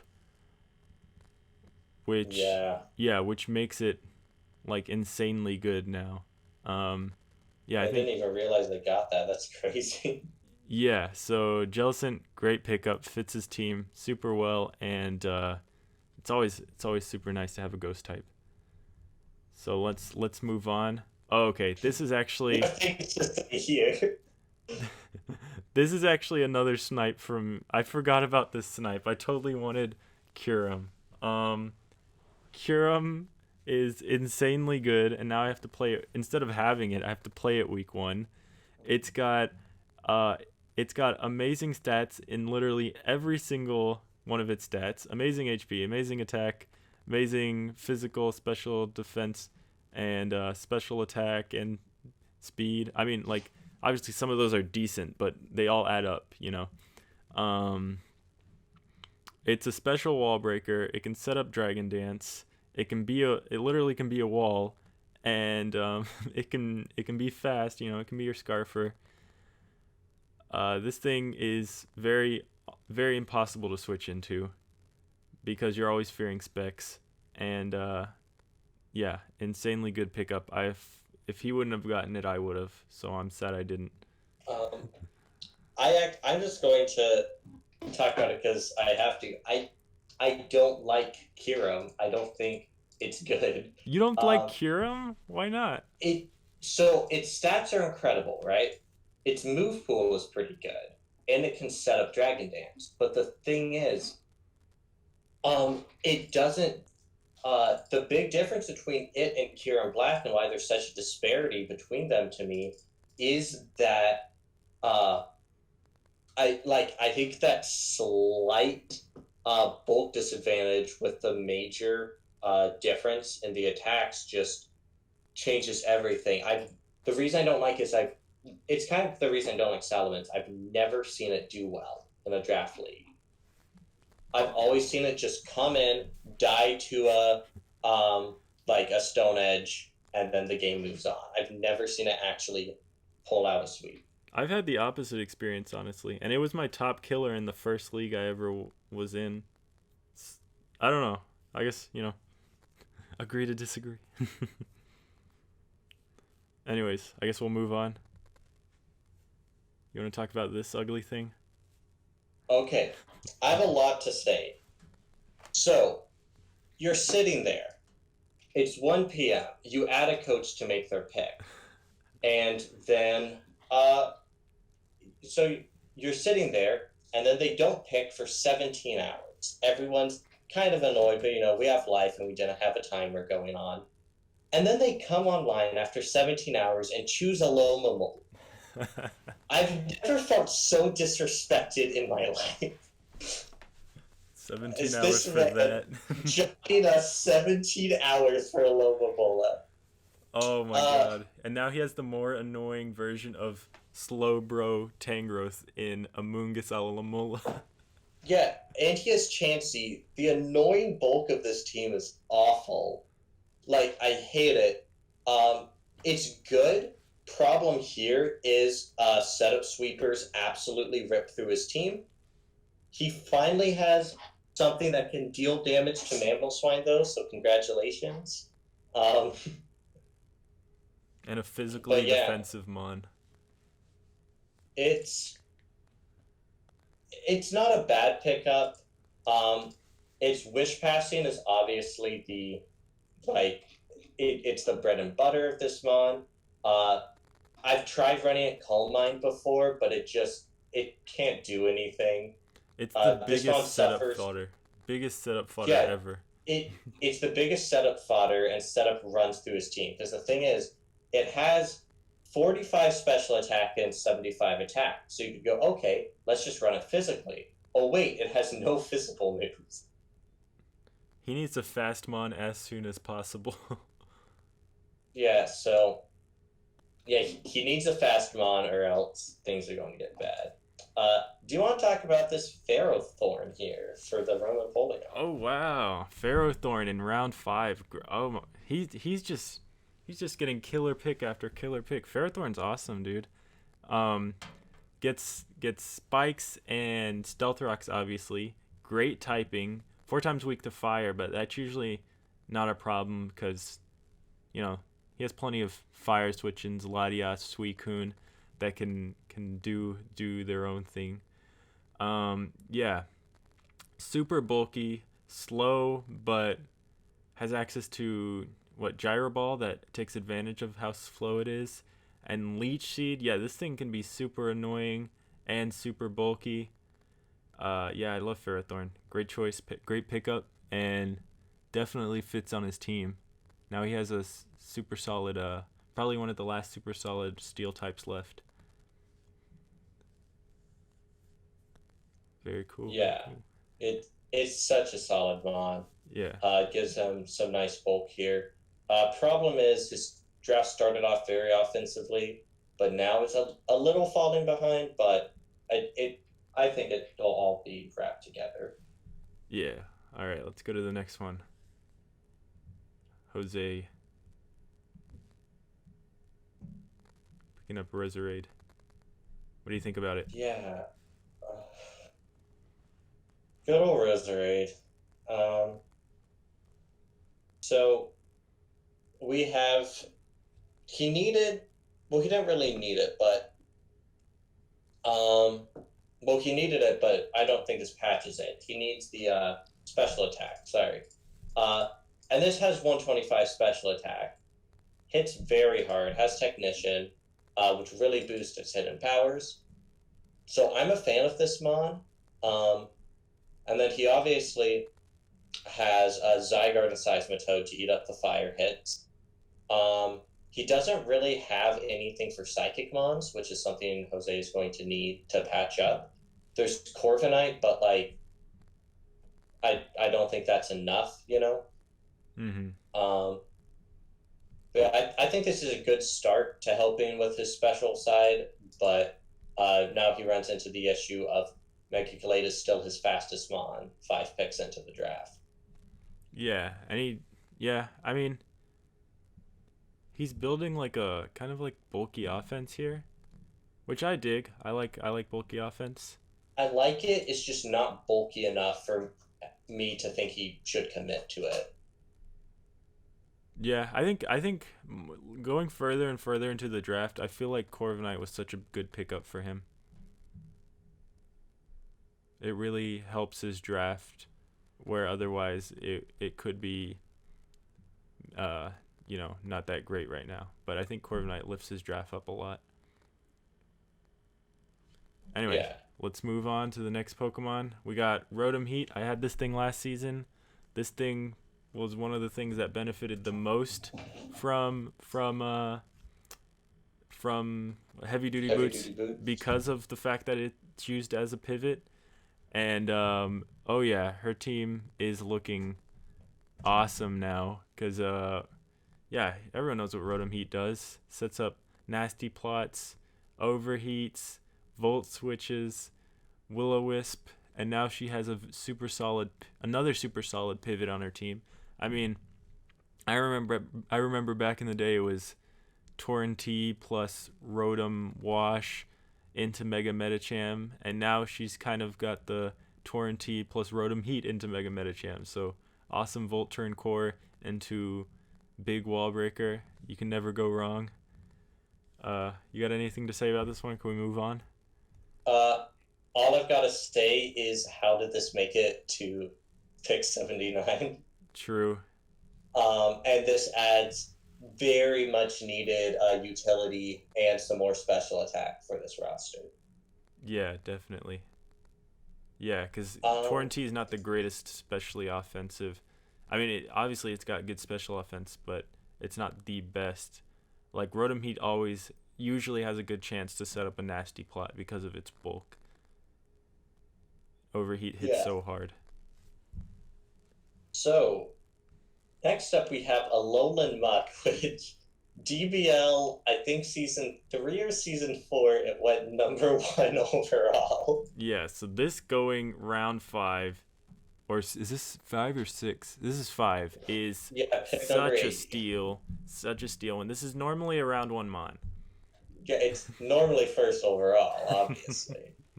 But Alolan Muck, I prefer regular Muck, honestly. You do? Obviously, that dark typing helps a lot, and it's got some nice coverage, and there is the ability of Gluttony. But this thing just doesn't do enough. I've run into issues with it before, and what I'm going to have to watch out for is it gets Pursuit, which is crazy. And I've lost a minion out of Kazam to it, 1 or 2.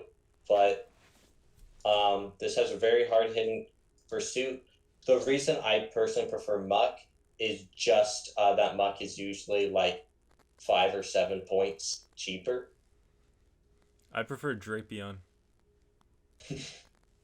Fair, yeah. Drapion would have fit this team better, but Doesn't Drapion get Toxic Spikes? I think so. Yeah. I think it gets Toxic Spikes, but not Spikes. What does a Lowland Muck get? It gets decent coverage. So it doesn't get hazards? Like, I feel like that's the only reason anyone should draft this thing, if it gets hazards. It gets, yeah, it doesn't get any hazards. I mean, Poison Dark is still a great typing, to be fair, but maybe I would have gone with Drapion, but maybe he has plans with the Alolan Muck. Well, the big thing with Alolan Muck is it gets the elemental punches. Oh, okay.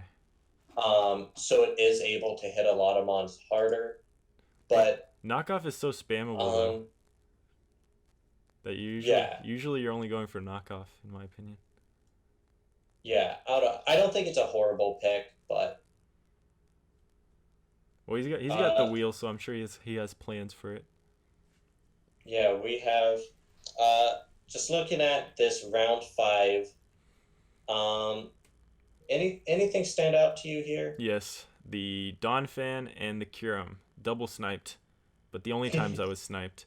I think best pick this round. I think that Hatterene was super underpriced. Now that I'm looking at it, I didn't even realize. Yeah, it was what, 12 points? I think it was 11. I could have seen that at like 14. Yeah, seriously, Hatterene, amazing pick, and Ferrothorn and Rotom Heat. Those are the 3 that stand out for me. Rotom Heat is the one that stands out the most for me. Yeah. She's really building a killer team. That's crazy.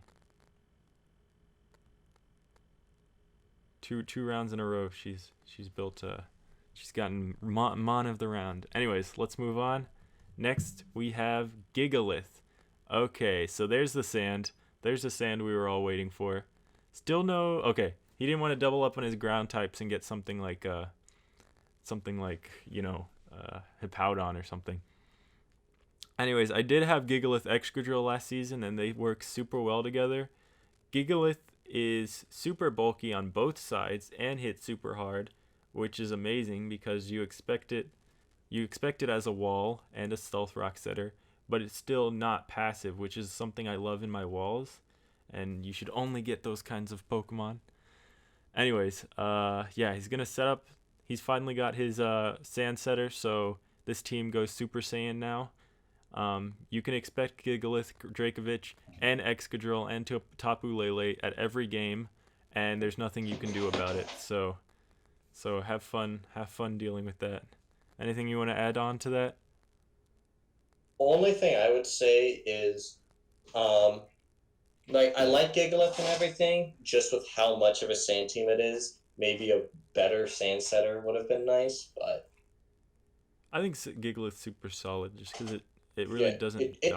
It's not bad, but yeah, maybe Hippowdon would have been better, but I'm sure it cost a lot more too. Yeah. Next up, the Kyoto Sealed grabbed Grimmsnarl, former round 1 mon, now the 82nd overall in round 6. What a steal! I don't know much about Grimmsnarl. Honestly, Grimstar? it's got good typing. Yeah, Um, it's got very high attack and it's bulky, so it can tank hits as it's setting up the. It's usually just a screen setter, honestly, or sometimes people use it as a nasty plot sweeper. But I convinced Matt to run it banded one time and he got 6-0'd, so maybe we shouldn't listen to me. I mean, I could see it being banded. Yeah, it's got decent bulk. I like that it has pretty good coverage. Um, yes, it seems like a solid pick. Looking at her team, just add some more bulky offense to the bulky offense. Yeah, I actually really dig this team. I think it's gonna set up webs. Sorry, not webs. Set up screens for that Mega Metacham. I think the Mega Metacham and the Melmetal are really gonna thrive on this team.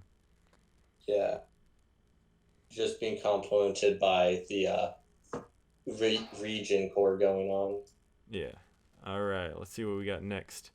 We got Orbeetle. You want to talk about this one?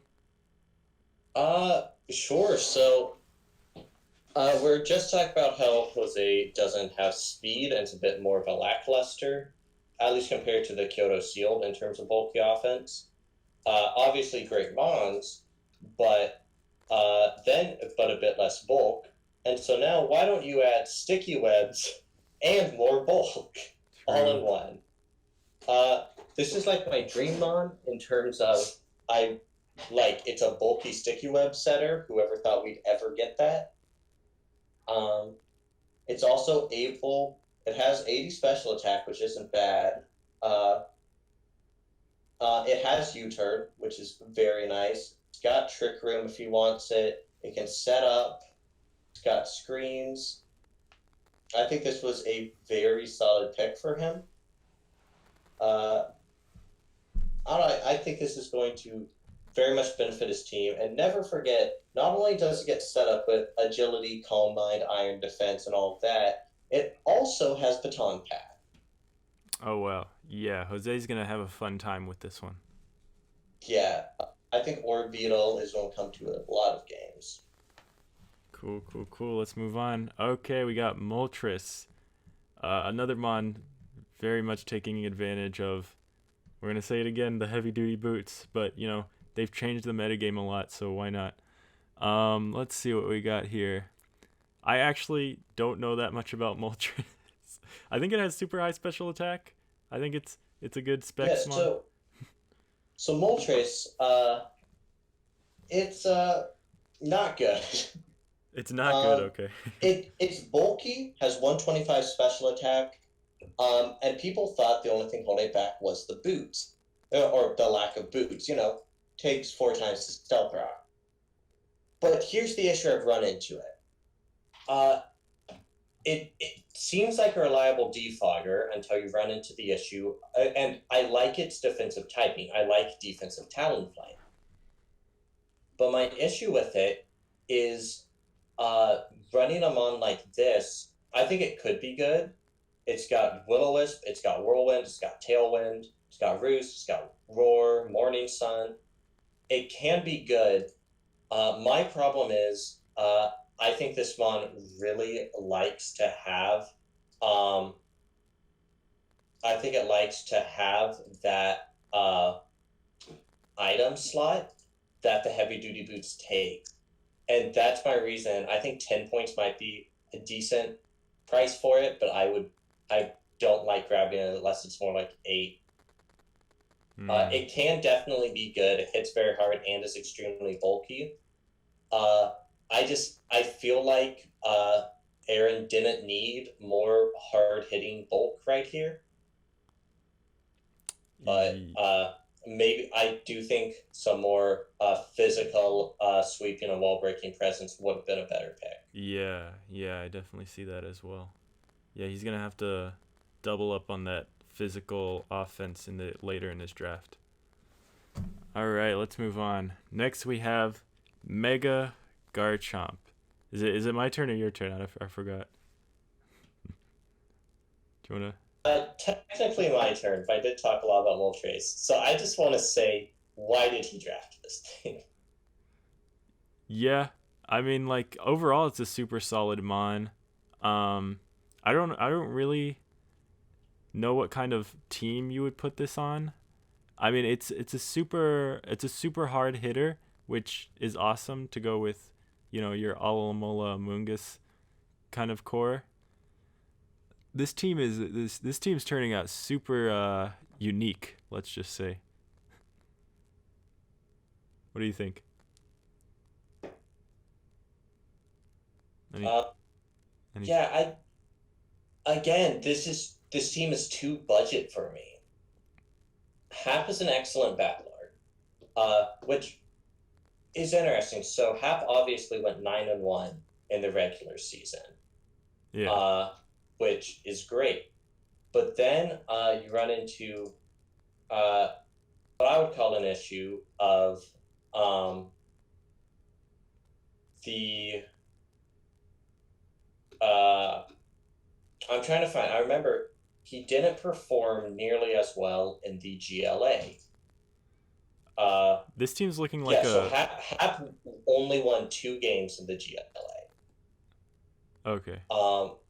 So it makes me wonder how this is going to play in their favor.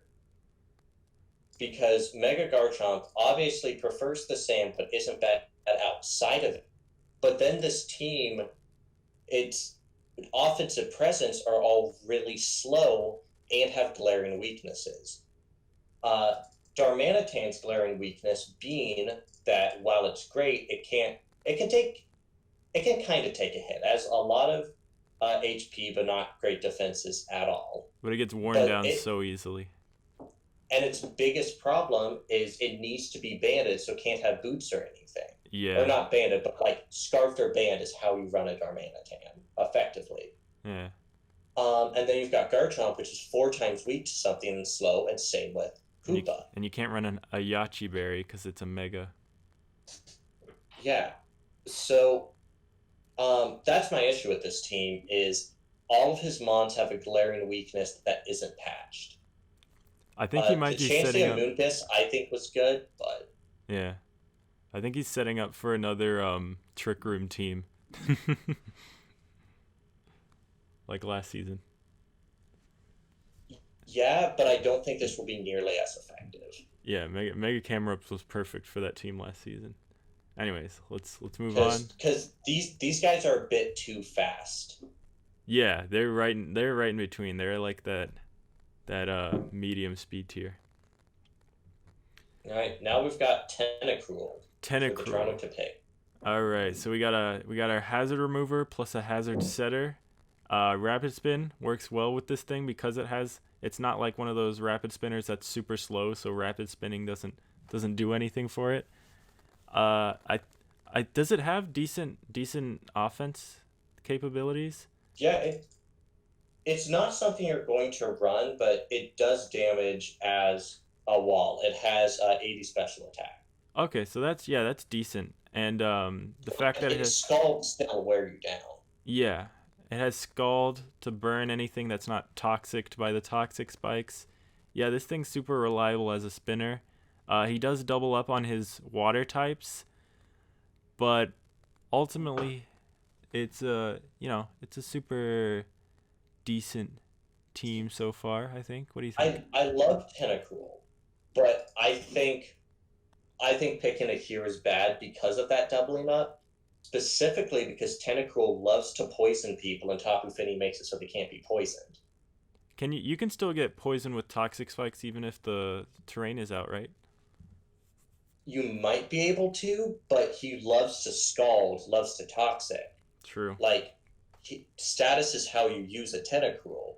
Yeah. So I feel like what happened was either Fini or Tentacruel's a panic pick, and then they want to go with the other.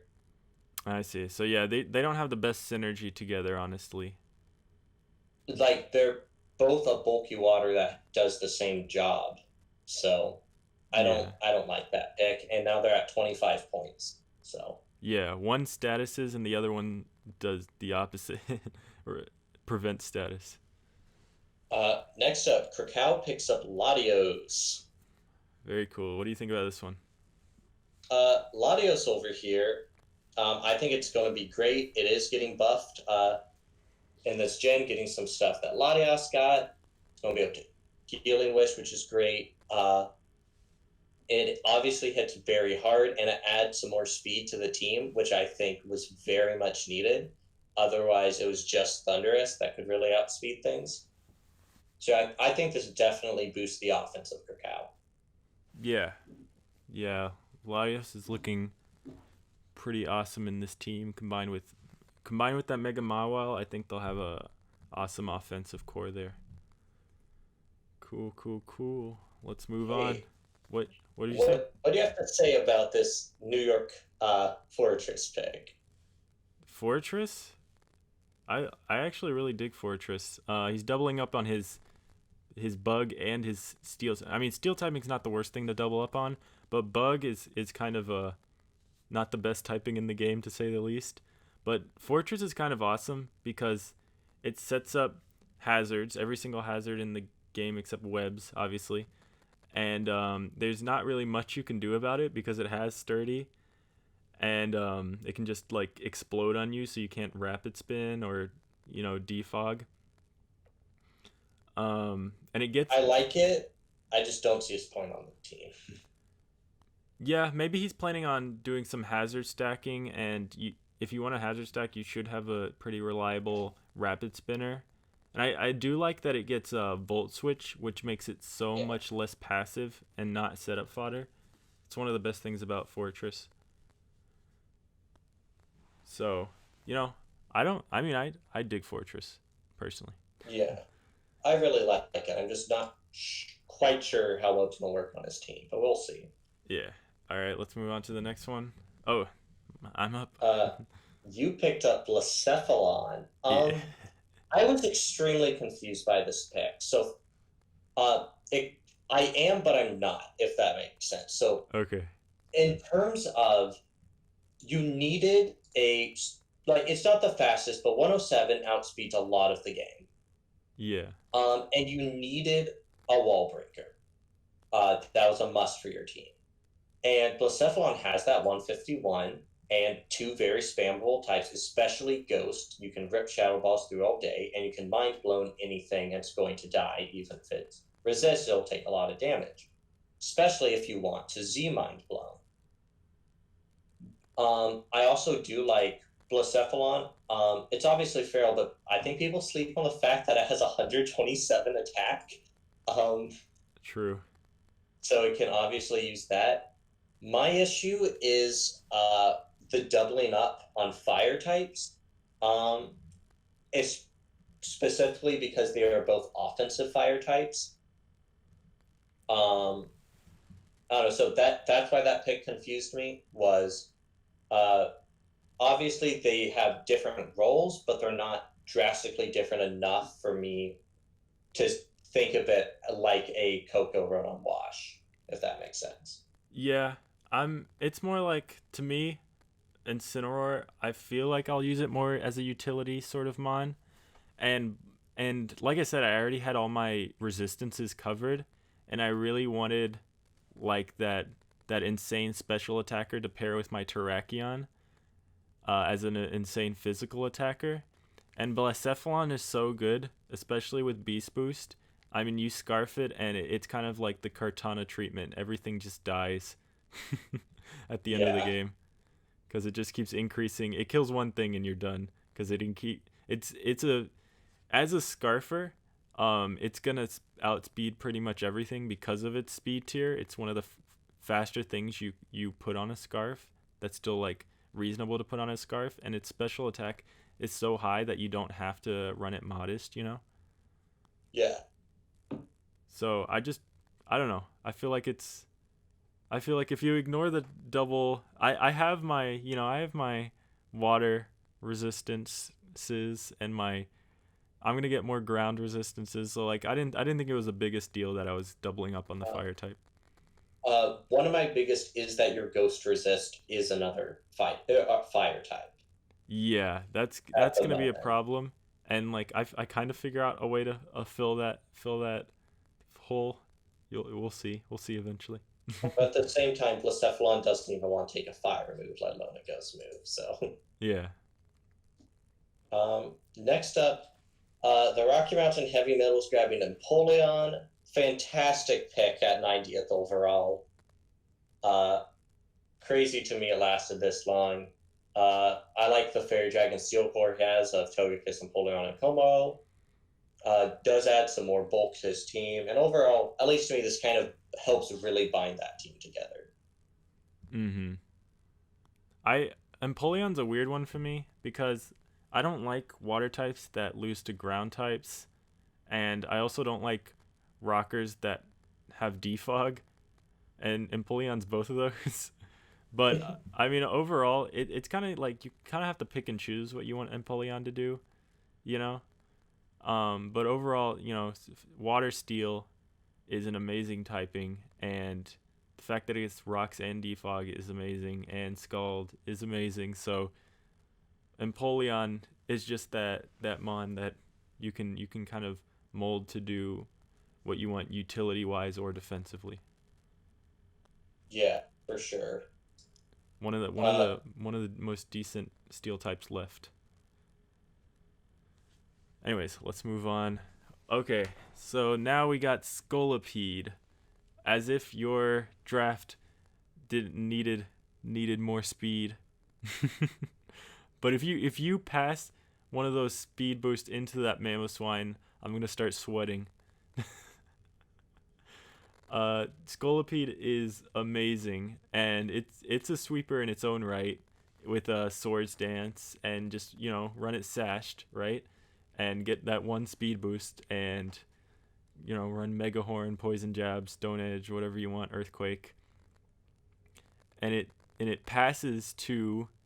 I mean, honestly, the only two things I could see it passing to right now is Mamoswine and Heatran, because Alakazam and Greninja don't need it. But yeah, awesome pickup. Scolipede, never a bad Pokemon. I don't even think I mentioned it yet, but it gets Hazard Stack. Spikes, Toxic Spikes. I've had Scolipede before, and it was 100% of the MVP of my team. Yeah. So, uh, on my team that I had that Greninja Mega Alakazam, I also had a Scolipede. I think one thing a lot of people sleep on is the ability to pass a substitute into an Alakazam. Oh, true. Or a Sword Stance into a Greninja or Mamoswine. So I can Sword Stance and give a +2 speed, +2 attack Mamoswine on the field. Um, Dang, that's game over. yeah. And not only that, so many people sweep on just how good this mon is because I sent like my first win in a league was because at the end of the game, my Scolipede cleaned up everything. It's the most free setup in the world.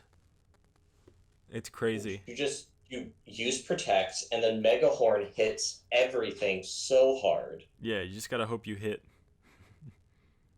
But if there's something that you're worried about hitting, you Poison Jab, Earthquake, or Superpower it, and there you go. Yeah, exactly. So I was very happy.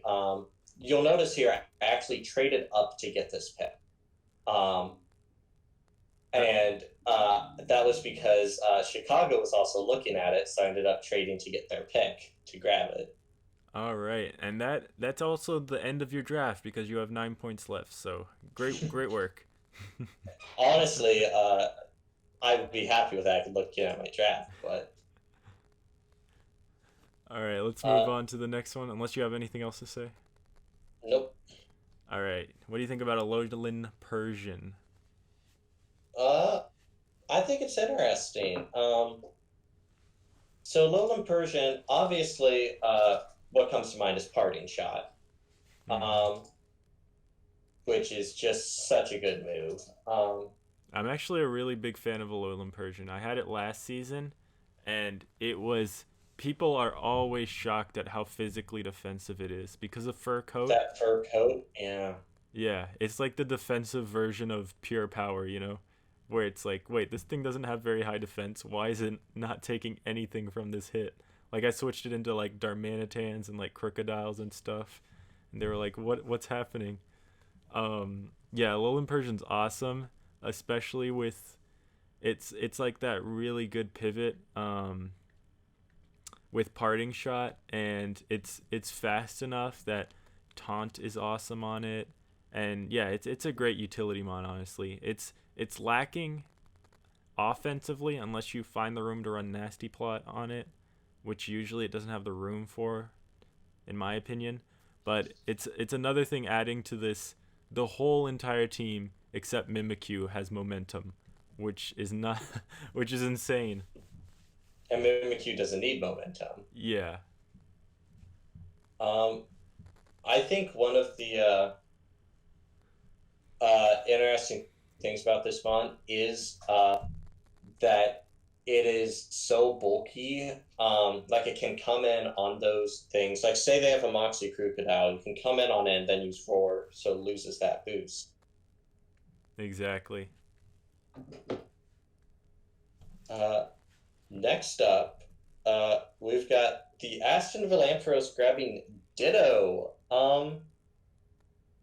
See, I'm not a fan of this pick, actually. Why not? Because this is budget that could be used on Halucha. But at this point, that's just not really something they can do. True. I like awesome. Ditto. I like Ditto and everything. My problem, and I think it can do a lot, it forces so much prep. You can scout sets. Your opponent can't really sweep if you're using it. But then you run into the issue. My issue with it here is the stuff he could have gotten if he didn't draft it. Yeah, Halucha would have been perfect for his team. But like, Ditto can hit really hard with transform. Just kidding. It's gonna prevent a lot of setup against him, but at the same time, the problem with Ditto is it makes your opponent kind of like puts him in the mindset of, oh, I'm gonna set up subs against this guy, which is never fun. You don't like getting subs set up against you. Ditto definitely changes the way you prep. It's one of those Pokemon that that's most affects your opponent on the way they prepare against you, even if you're not going to bring it. Yeah. Sometimes for the better, sometimes for the worst. I guess it depends on your team. This next pick, I'm a fan of, but I also helped them get it. Because we were talking about how I wanted the Scolipede they're looking at, and Chicago's also looking at Nihilego. And I told him, I was like, dude, you don't have a special attacker besides your Mega. You need to pick one up. Not only that, it provides some nice special bulk for the team that otherwise the team was desperately lacking. So I really like this pickup here. Yeah, Nihilego's a weird one because with his 2 stabs, there's like a fair few things that actually do a good job at resisting it, but it does hit so hard. Like, yeah, with all these mons, Kartana, Blacephalon, Nihilego, the Beast Boost generation, if you can get that first kill, you're good to go, Yeah. Especially for Choice Scarf. Yeah. So and it gets toxic spikes, which is awesome. Never a bad thing. So now he can start. Obviously, he has Klefki. Yeah. So Spikes and Stealth Rocks. yeah. So he's gonna get a good hazard stacking going. It obviously can't take a physical move, so an earthquake will wipe it off the face of the planet. But oh yeah. So, anyways, let's move on to the next one. We got Lando I. JoJo picking up Lando I. So can you take this one, cuz I have no idea what to think about this. So JoJo needed more special attackers, I think is where this is coming from. Okay. And he does have Sand set up for the Sand Force ability with Tyranitar. True. So he is still able to send this thing out and absolutely wreak havoc as if it were sheer force. My problem, though, is this team is missing so much bulk and now has 3 Mons that are 4 times weak to moves. He also, this does provide another fighting resist, which is good, but no, I don't think it's a terrible pick, but I think this team is still just desperately lacking in bulk. Because speedy offense is nice, but if you use Trick Room on this team, you win instantly, you know? Oh yeah. Does he have a Trick Room setter yet? I think so. I don't think I do yet. Maybe. No, I do. That's what I thought. Alakazam Mega. Oh, I meant this team, the JoJo's team. Oh no, JoJo's team doesn't, but are we talking about to reverse Trick Room? Oh yeah. But I mean, if he doesn't have Trick Room in the first place. No, I mean, if someone uses Trick Room on him, he just loses. Yeah. So this will be interesting. But let's look at. Yeah, I just want to let's- mention one more thing that like if you have enough 4 times weaknesses, like if you have like 3 or 2 or 3, it kind of hurts you. But if you have enough, your opponent sees that there's so many 4 times weaknesses that you can't actually put enough coverage on your Pokemon to handle all of those. It kind of helps you. It's weird how that works. You know what I'm saying? Yeah. Uh, let's just look at this round though. The summary of round 5, or not round 5, round 6. In terms of things that jump out to me, I'm biased, but I like my Scolipede pick there. I'm surprised it lasted so long. I think a lot of people were unaware of the baton pass rule in the league. Yeah. Maybe me talking about it so much here hurt me, but yeah. Oh, we totally skipped Matt. You didn't have a Blaziken slide. Oh wow, I definitely made one. Yeah, let's bring in Matt. let's talk. Matt is not here. Oh, okay. But yeah, so let's talk about his Blaziken. I actually know this was a snipe from Biox. He was planning on getting this Yeah. next because he thought the speed tier was perfect and he really wanted that physical attacker. Okay. There is now a Blaziken slide. Oh, there is? Okay. We're going back up. There we go. Okay, so what do you want to say about Blaziken? This thing is like, even without speed boost, it's so hard to switch into. Yeah, it hits hard. I'm not the biggest fan of fighting fire types in general. I know a lot of people are, but my issue is the defensive side of it. This one's a bit bulkier though, but it is slower. Again, a double up on fire types. A lot of that going on in this draft. My issue with this is I don't think he needs more like strong offensive mons here. Because he currently really doesn't have much if someone just choice scarfs against his team, except for trying to outspeed it with his own choice scarf. His only like certified wall is Hatterene, which could put him in a little bit of trouble. Like yeah, if someone, I think if someone sets up a Dragon Dance against him, he's like screwed. Yeah. Anyways. All right. Now back to just looking at the round. Good catch. But yeah, I think the Latios pick was also a really good one. Oh yeah. Well, I mean, a lot of people just didn't have points for it, so they they honestly could have saved it till like the last round and still been fine. Yeah. But Matt had the points, and with Matt doubling up, you never know what Matt's going to get. True. He's the wild card. I like it. Good job this round, everyone.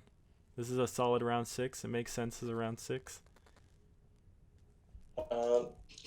Going up to round 7, though, we have JoJo getting Galvantula.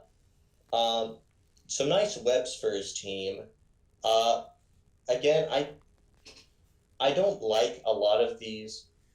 Call me old school, but I think a lot of these teams not grabbing walls or even just being, because I think you're either have to be incredibly bulky or draft walls, and the teams that are doing things like this where they don't do either just really suffer the second someone sets up on them. Yeah, webs are really gonna help his team, to be honest. It's Especially as Cartana.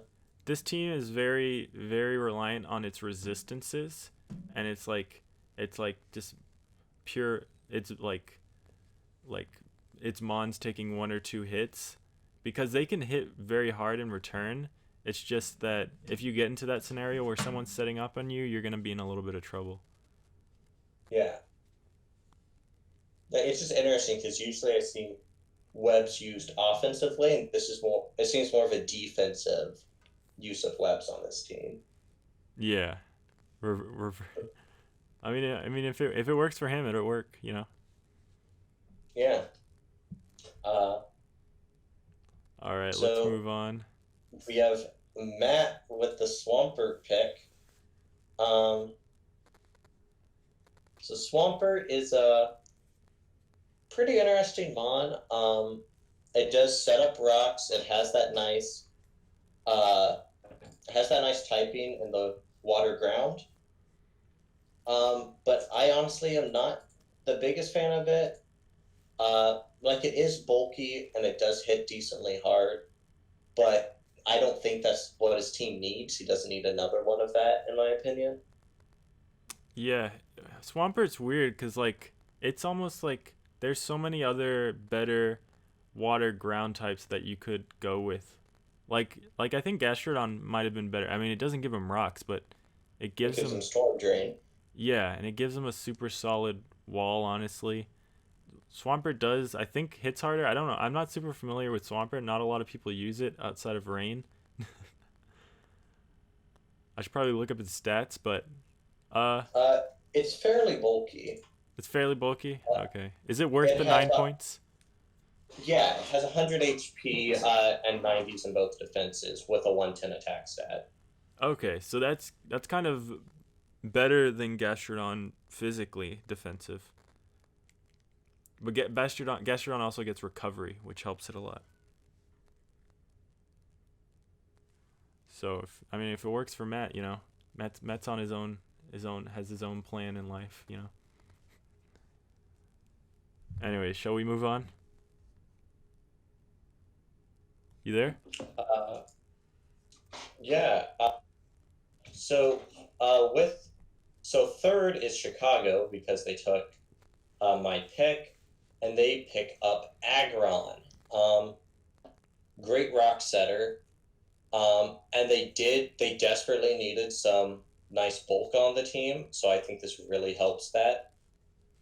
I think it's a solid steel type. It's Fairy Dragon Steel right now. It's the Bulu, Mintz, Klefki, and Aggron.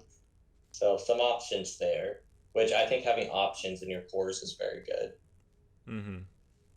Yeah, I think this is a pretty solid pickup. My only thing, though, is I would have preferred if it was a special attacker, but Well, I guess I just realized now that his Nihilego really is assisted by the Tapu Bulu, I think.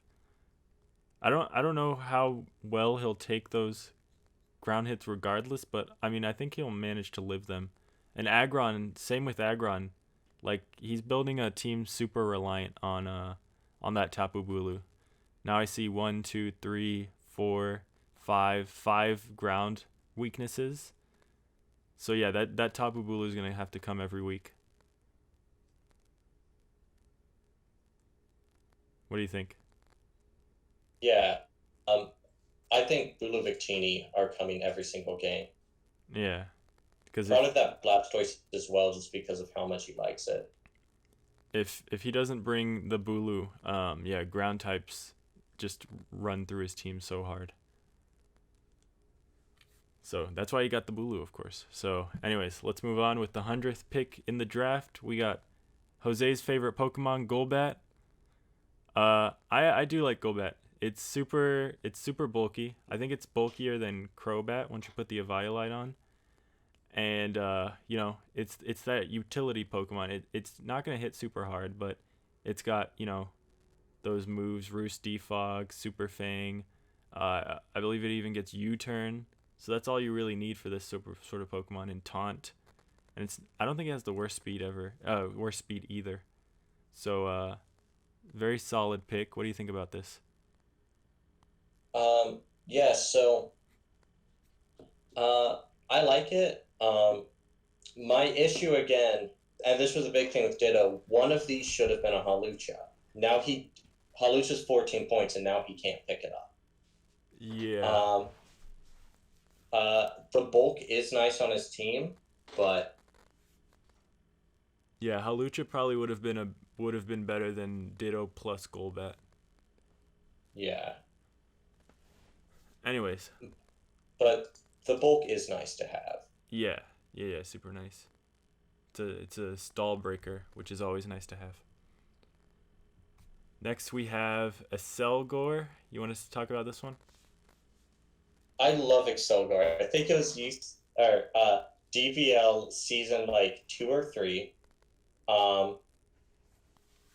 I had this after week 1 in the running for MVP because I got 5 kills with it with choice specs. What choice? That's not what I was expecting to hear. The thing is, Final Gambit's good, right? A Yeah. Spikes Fleet is good, right? Toxic Spikes, U-turn, it gets Water Shuriken priority. But the thing is, how I like to use it is it has 145 speed and 100 attack. You can make it modest choice specs easily, and there's nothing anyone can do about it. Yeah. It's the one of the fastest mons in the game. If not, is it the fastest? No, there's Ninjask. And Electrode and things like that, yeah. But it Mega Alakazam, but it's up there. It is one of the fastest. and it gives your team hazards, which is amazing. I'm pretty sure it's the fastest game in Mon in Sun and Moon, though. Okay, that's something. But yeah, so it's an incredible Mon. Yeah. Deceivingly high HP stat. Yeah, it's so good. Like it doesn't want to take a hit, but it can usually take 1 and then fire back. Got Final Gambit, and just one thing I like to say again, because people don't think about it. If you it's got things like Encore and stuff for utility, but it has Substitute Curse and Agility with Baton Pass. If for some reason there's an opportunity. And it's great at toxic stalling as well. Yeah. Just because obviously any Pokemon that's super fast is going to be great at toxic stalling. So, yeah, great work, Selgor. Next up is my pick in Poliwrath. What do you think about this one? So I know this thing actually has a move pool now with the new update. It gets like, I don't know what it gets like close combat, or it gets And Liquidation. Okay, so it actually gets good moves now, so it's worth picking up. So what else does this thing have? Like Water Absorb? What's its ability? Yeah. So it gets Water Absorb, Damp, and Swift Swim. I picked it up because it's bulky. I didn't have a fighting type, and my team doesn't have great answers for bulky waters. But they're usually only running one offensive move, and that is Scald. Yeah. So having a nice water absorber is very nice.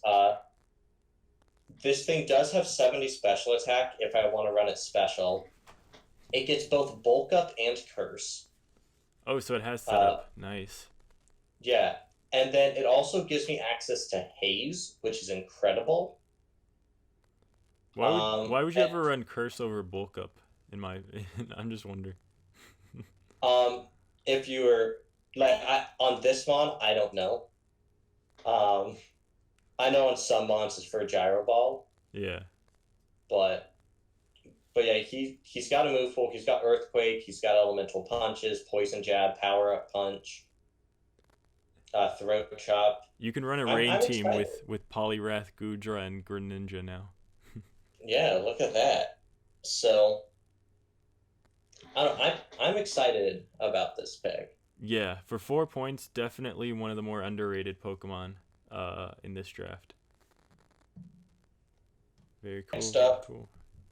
the Rocky Mountain Heavy Metals grab Blaze Cinderace. Blaze Uh, Cinderace, because Libero was banned. the thing is, my big argument for Blaze Cinderace over Libero was just Greninja is usually like a 10 to 8 point Mon with Torrent. This thing is still a 15 point Mon as Blaze.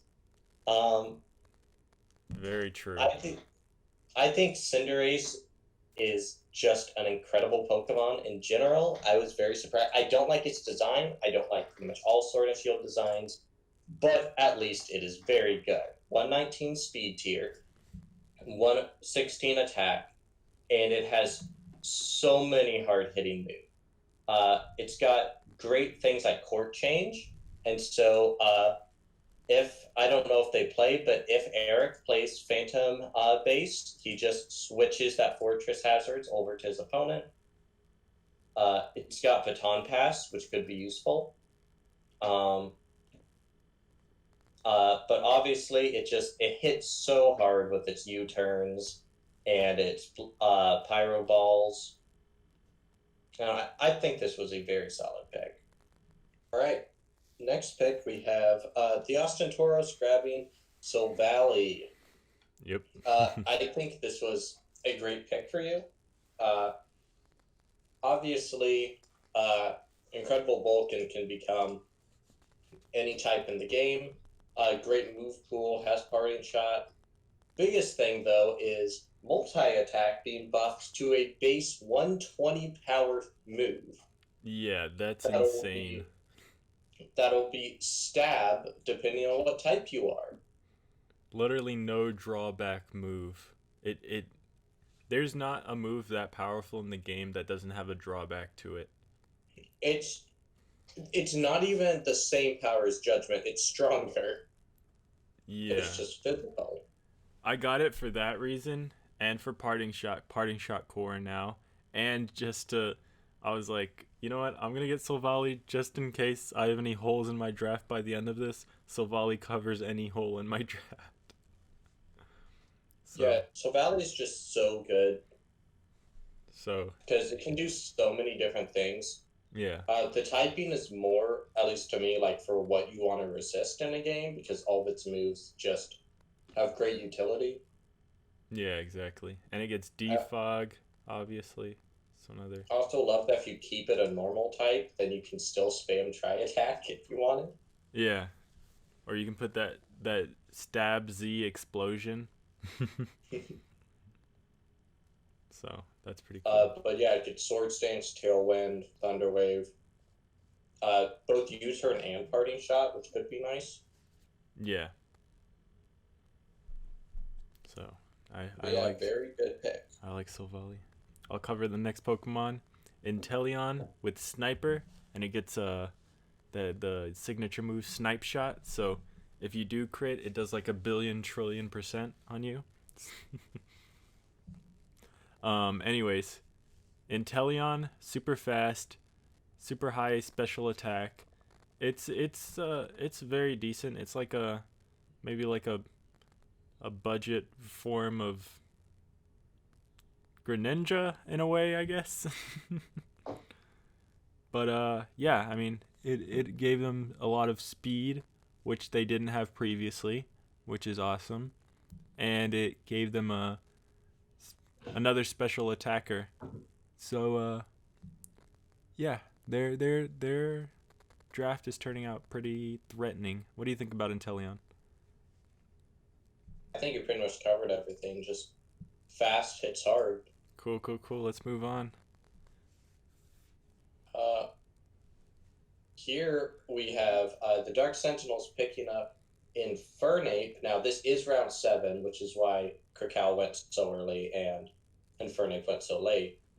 Or Dark Sentinels went so late due to their trade, but Infernape hits extremely hard due to it being a mixed attacker. I personally don't like them on due to its frailty. I personally it's never at least been used well against me.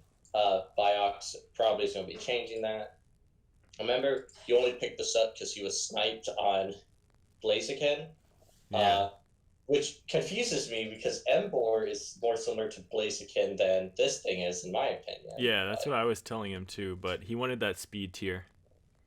He wanted at Which least, is weird because then why was he looking at Blaziken? But or I don't know. I don't know what he wanted. I don't know. He ended up it changed his draft a lot and it changed what he picked at the end. But he definitely wanted the uh, typing at least. yeah, And it gives him uh, more momentum, by the way. yeah. Again, my problem is he's going more towards he has one wall on his draft now, um, Yeah. which isn't great considering Mimikyu, Noivern, and Inferminate don't take a lot of hits.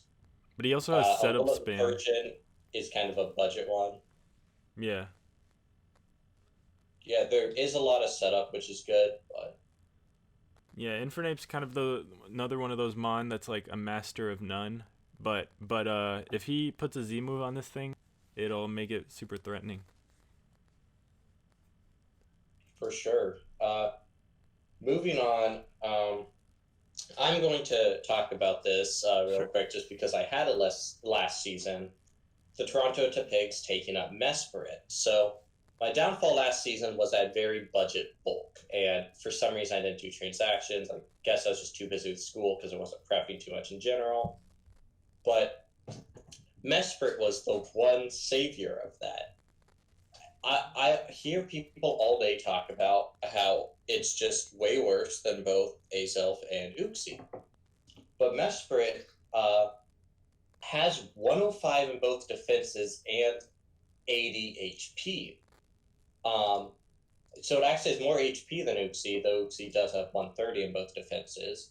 But with it having, it also has 105 in both attacks. So this thing can still deal a good amount of damage to everything. It does have access to Healing Wish, which is very nice.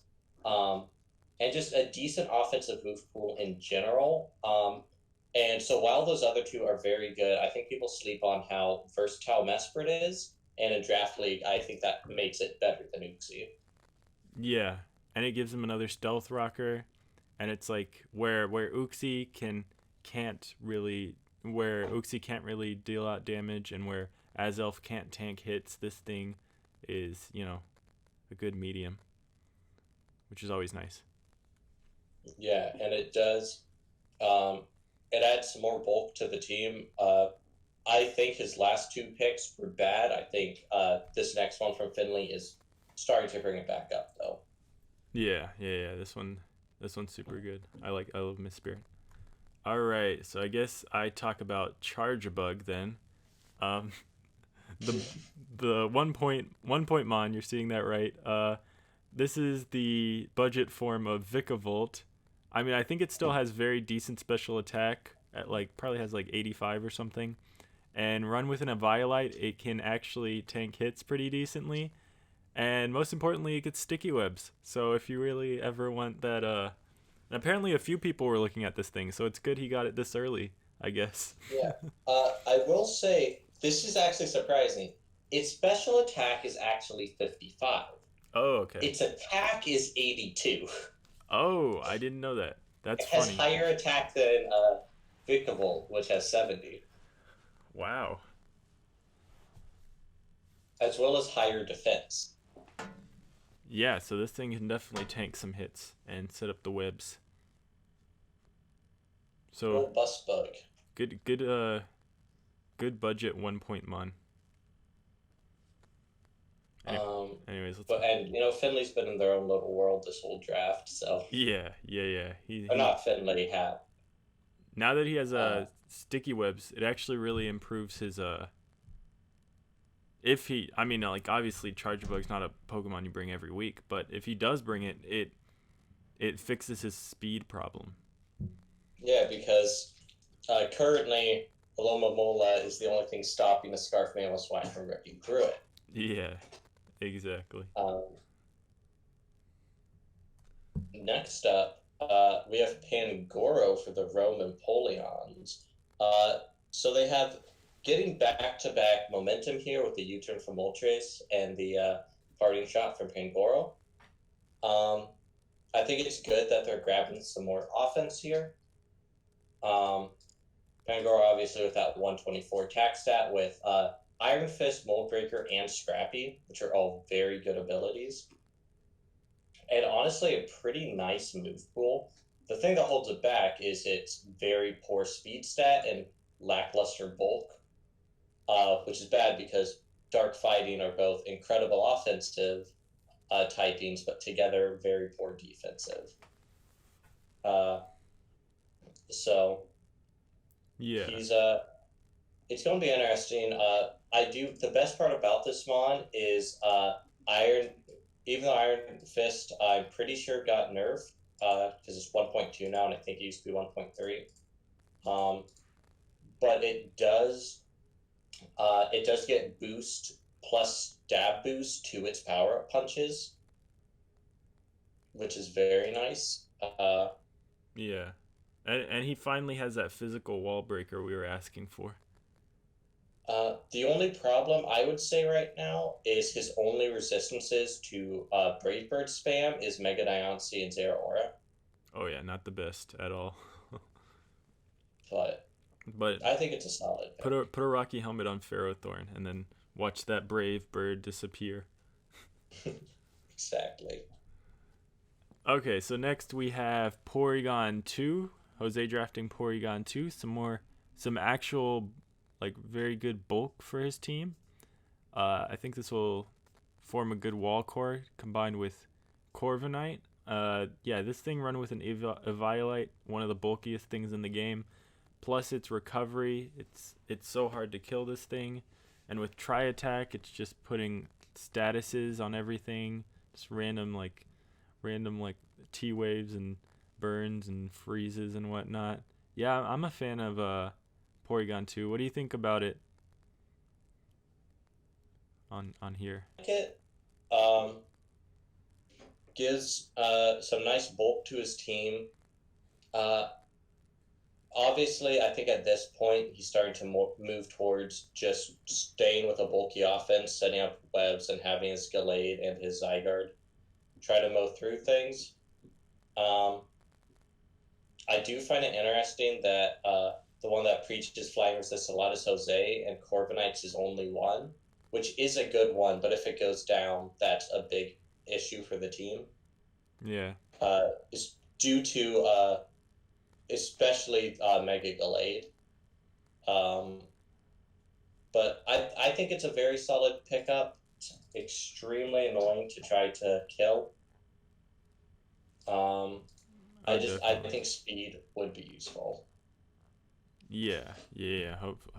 I'm sure he'll get some later on. So let's move on to the next one. What do you think about Reuniclus? Oh, I hate her so much. Look at this team. This is a crazy team, dude. But then again, she's running out of points pretty quickly. Yeah, 12 points left, and they didn't even franchise anything. Yeah. A pick 111 being able to grab Reuniclus is crazy. Now there are 3 Regenerator mods on this team. And overall, it takes so many hits. This is one of the best bulky offenses I've seen. So I'm not looking forward to playing this week 1. Yeah, no, this team is forming amazingly. So kudos to Kyoto's Celio. So Sealed. next, what is it? The Kyoto Sealed. Sealed. Oh, sorry, I thought that was an O. Kyoto Celios. Anyways, so next we have Rotom for this sand team for the Seattle Scarfers. Rotom's really cool. It's I believe it's faster than the other forms of Rotom, which is awesome. It's always nice to have a ghost type for your team. And Rotom's super annoying with Pain Split and Will-O-Wisp and whatnot. Now it has Nasty Plot. As Nasty Plot now, so that's really cool. Gives him some nice Volt Turn into his Much needed special attack. Yeah. And then so it gives him great momentum into his Dracovic or Excadrill or Tapu Lele even. So good pick. And it gives him a ground immunity, which he kind of needed. His only resist was that Superior, which isn't the best to switch into a. Yeah, which still takes probably like 40% from one. So it's nice that he has a immunity now. So. Looking at this recap of round 7, I think the biggest everything looks like a round 7 mon, except for the Reuniclus and the Infernape to me. And the Cinderace. Oh, Cinderace, yeah. Yeah, the mons are slowly getting worse, but everyone's like pulling out, or a couple people are pulling out some big ones once in a while. I think your Soul Valley pick was also a good one. Thank you, I appreciate it. Like that lasting to round 7 was a little crazy to me. Yeah, same. And I wasn't originally. I wanted it, and it was in my draft plan, but I wasn't planning on it lasting that long. But the fact that it did, I was like, yeah, why not? Why not? So that was super cool. All right. What do you think about the first pick of this round, Dubwool? Dubwool. It's got Fluffy, which is nice.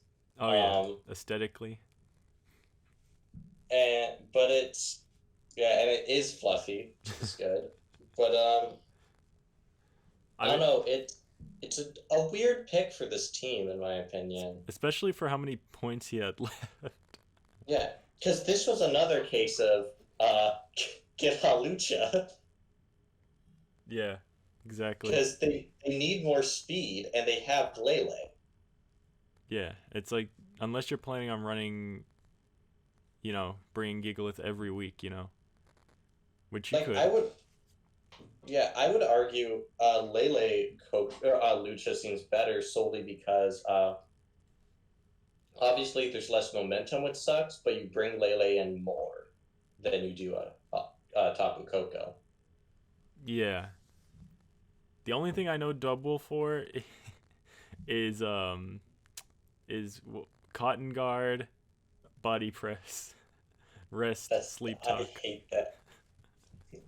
For all we know, Mon just got bodied by that and made this pick. Yeah. I don't know. This probably would have gone undrafted, so you could. Except the one thing, it gets Sword Stance, it gets Cotton Guard, and it gets Baton Pass. Okay, so yeah, that could be fun. So he could potentially just set up a Cotton Guard, switch into Tapu Lele, and win the game. Yeah. So a great baton passer. If you bring Dubwool, people are gonna kind of assume you might baton pass. Either that, or you're gonna start setting up some Cotton Guard. So, or both. So just taunt this thing if you ever go against it.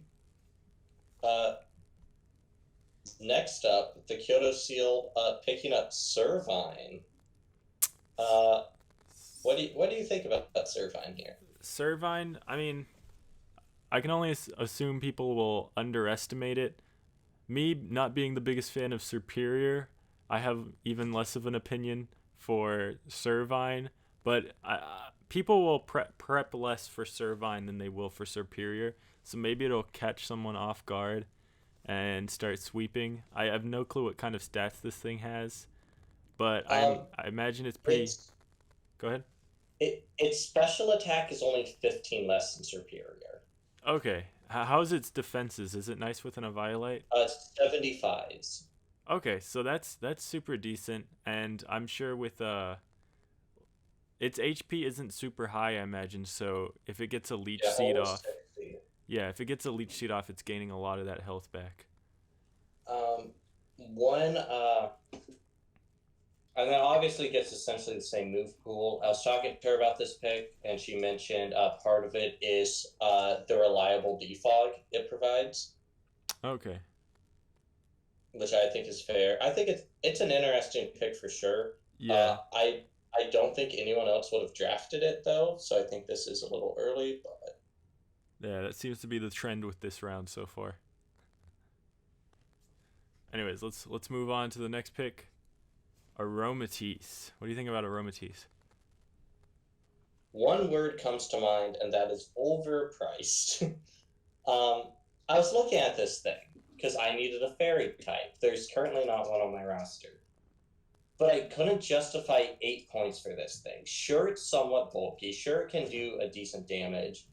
But besides aromatherapy and setting up nasty plot, I couldn't really. I don't see too much of a use for it, except with Jose's team, that gives him yet another chance to trick room. True. Does it have screens? It has, yes. So that could be. I know he has it in the GLA and he's using it quite well in the GLA. So maybe he's really enjoying it. So he wants to put it onto this team. I mean, there's not a lot of really good fairy types left. So it's good to you kind of have to pick and choose at this point. But I think it'll do a good job with his team. Yeah. Next up, I don't know why this was such a snipe, but about 4 coaches started screaming when Sandslash went off the board. I'll tell you why, because it gets spikes now. It's bad, though. It's bad. I used to be this thing's #1 fan, okay, because I love Dawn Fan. And then you look up Sandslash, and you look, whoa, hold on, this thing. So if you look at Dawn Fan stats, Donphan's just better in very every similar way. in terms of food pool. Donphan has 20 more attack, 10 more defense, and 15 more HP. Okay, that doesn't seem bad. Oh wait, it makes all the difference in the world. Yes. Sandslash cannot take a hit, not even a physical one. So it has its stealth rocks, it puts them up and then it dies. Sure, it gets spikes, but like spikes aren't that great, you know? They're mostly for hazard stacking. You don't want to just throw out one layer of spikes. Yeah, exactly. And then its nice utilities such as curse and knockoff and things like that, it's not able to do because of how fast it dies. It's very mediocre in my opinion. I mean, like when Donphan got sniped, I was looking at Sandslash, but I immediately was like, I'm not that desperate. I would never bring this. I would say it should be 4 points. I hope Rome makes me happy. It makes me happy by making it good, because I think Sandslash, amazing design and one of the best shinies in the game. But yeah, I don't know. In terms of on mediocre. His team, though, he did not have a rapid spinner, and his defogger was Moltres and Latias, so this helps him there. Yeah. But the only team that I think was justified in being freaking out about the snipe was New York, because they do have a sand team. Oh, and this thing gets okay. Sand rushed. Okay. But I mean, like, does he need another ground type? True. Wait, what is this the team with Excadrill? No. What is it? No. What? Okay, then what team is that with the? That's the Mega Tyranitar team. Oh, okay. Okay. Next up, though, we have Conkeldurr going to the Twin Leaf Titans. Again, why did you not get this early? Bro, someone would have sniped Charjabug. You're right. This thing is one of the most brainless Pokemon in the entire game, and I love it for it. It's so insanely bulky and hits so insanely hard. It never dies. Punch. Oh. And it never dies, and it knocks everything out.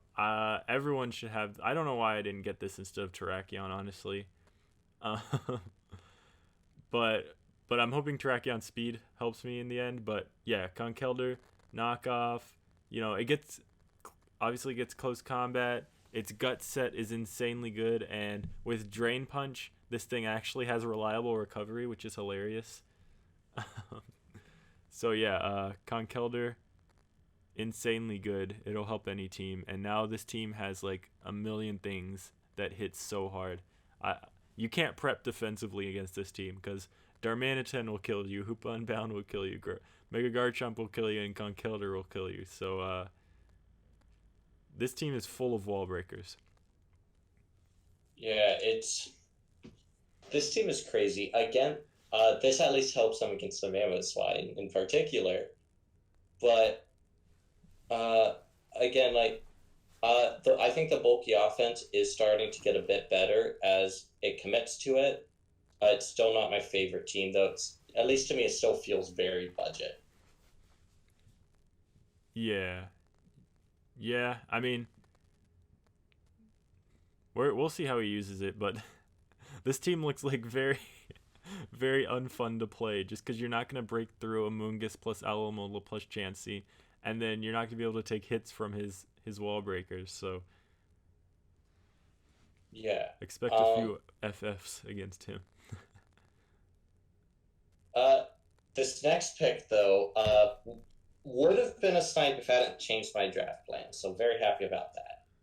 But we have Eldegoss going to the Toronto to Pigs. Eldegoss, obviously, best known for being a regenerator mon with, aromatherapy and rapid spin, but also gets caution down, which means if it's hit, the speed of the Pokemon that hit it goes down a stage, and it gets Effect Spore.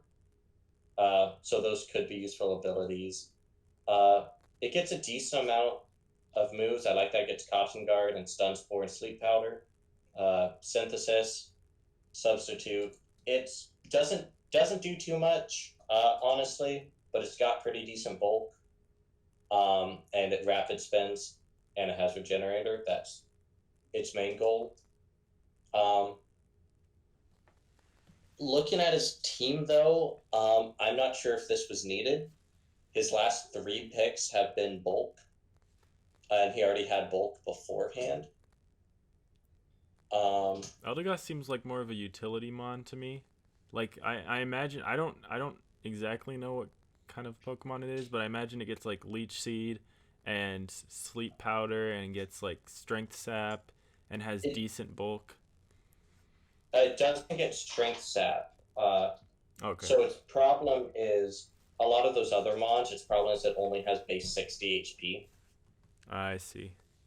So even though it has 120 special defense, it just can't hold back as much. It's like a budget Tangela. Or or it's more expensive than Tangela due to the fact that it can rapid spin. Yeah. Okay. But like very budget Tangrowth. I like the mon, debated getting it myself. I just think this team needs more offense.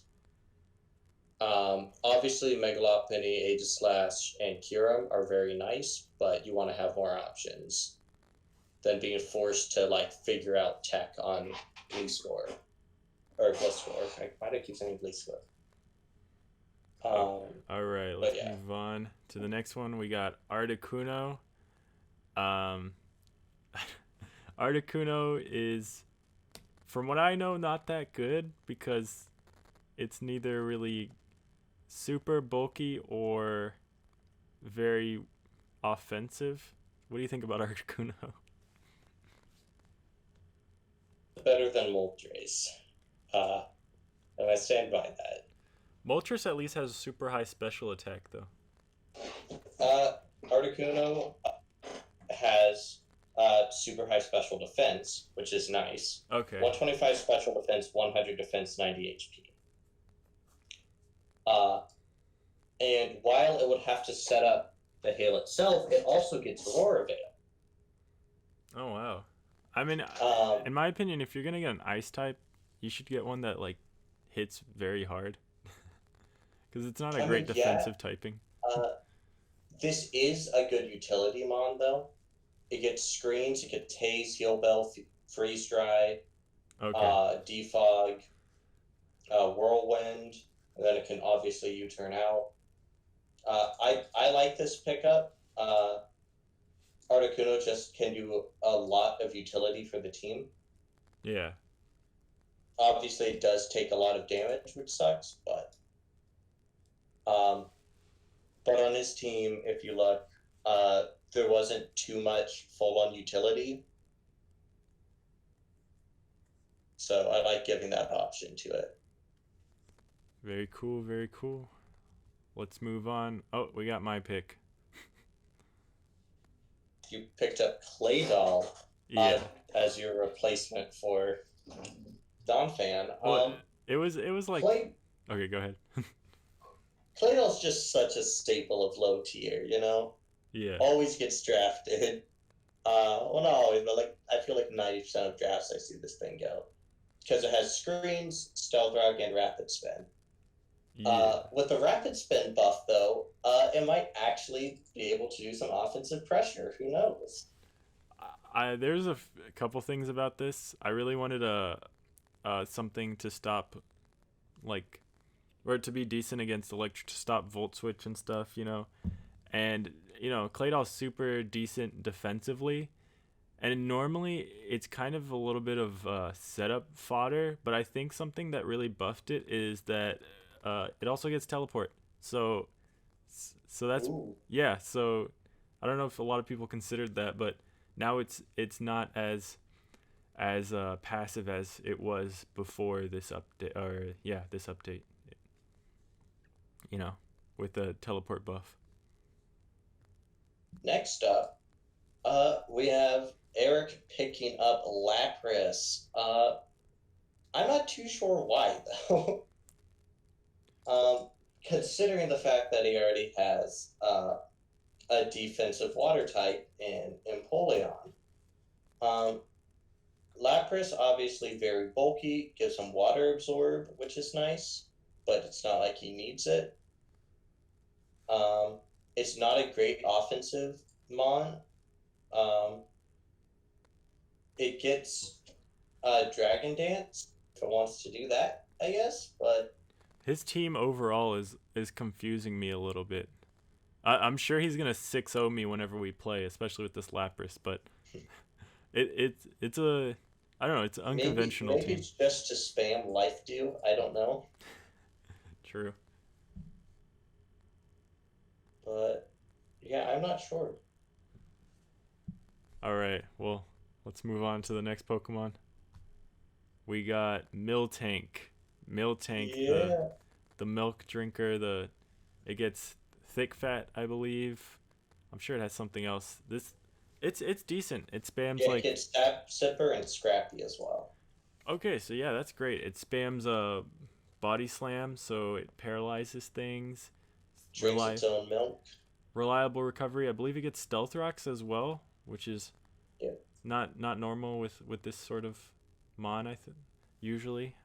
Yeah, I mean it's a super decent wall in any sort of scenario. I'm I like Miltank. I don't like it on this team. Again, they have only one or two high special attack mons, and they now have 9 Pokemon on their roster.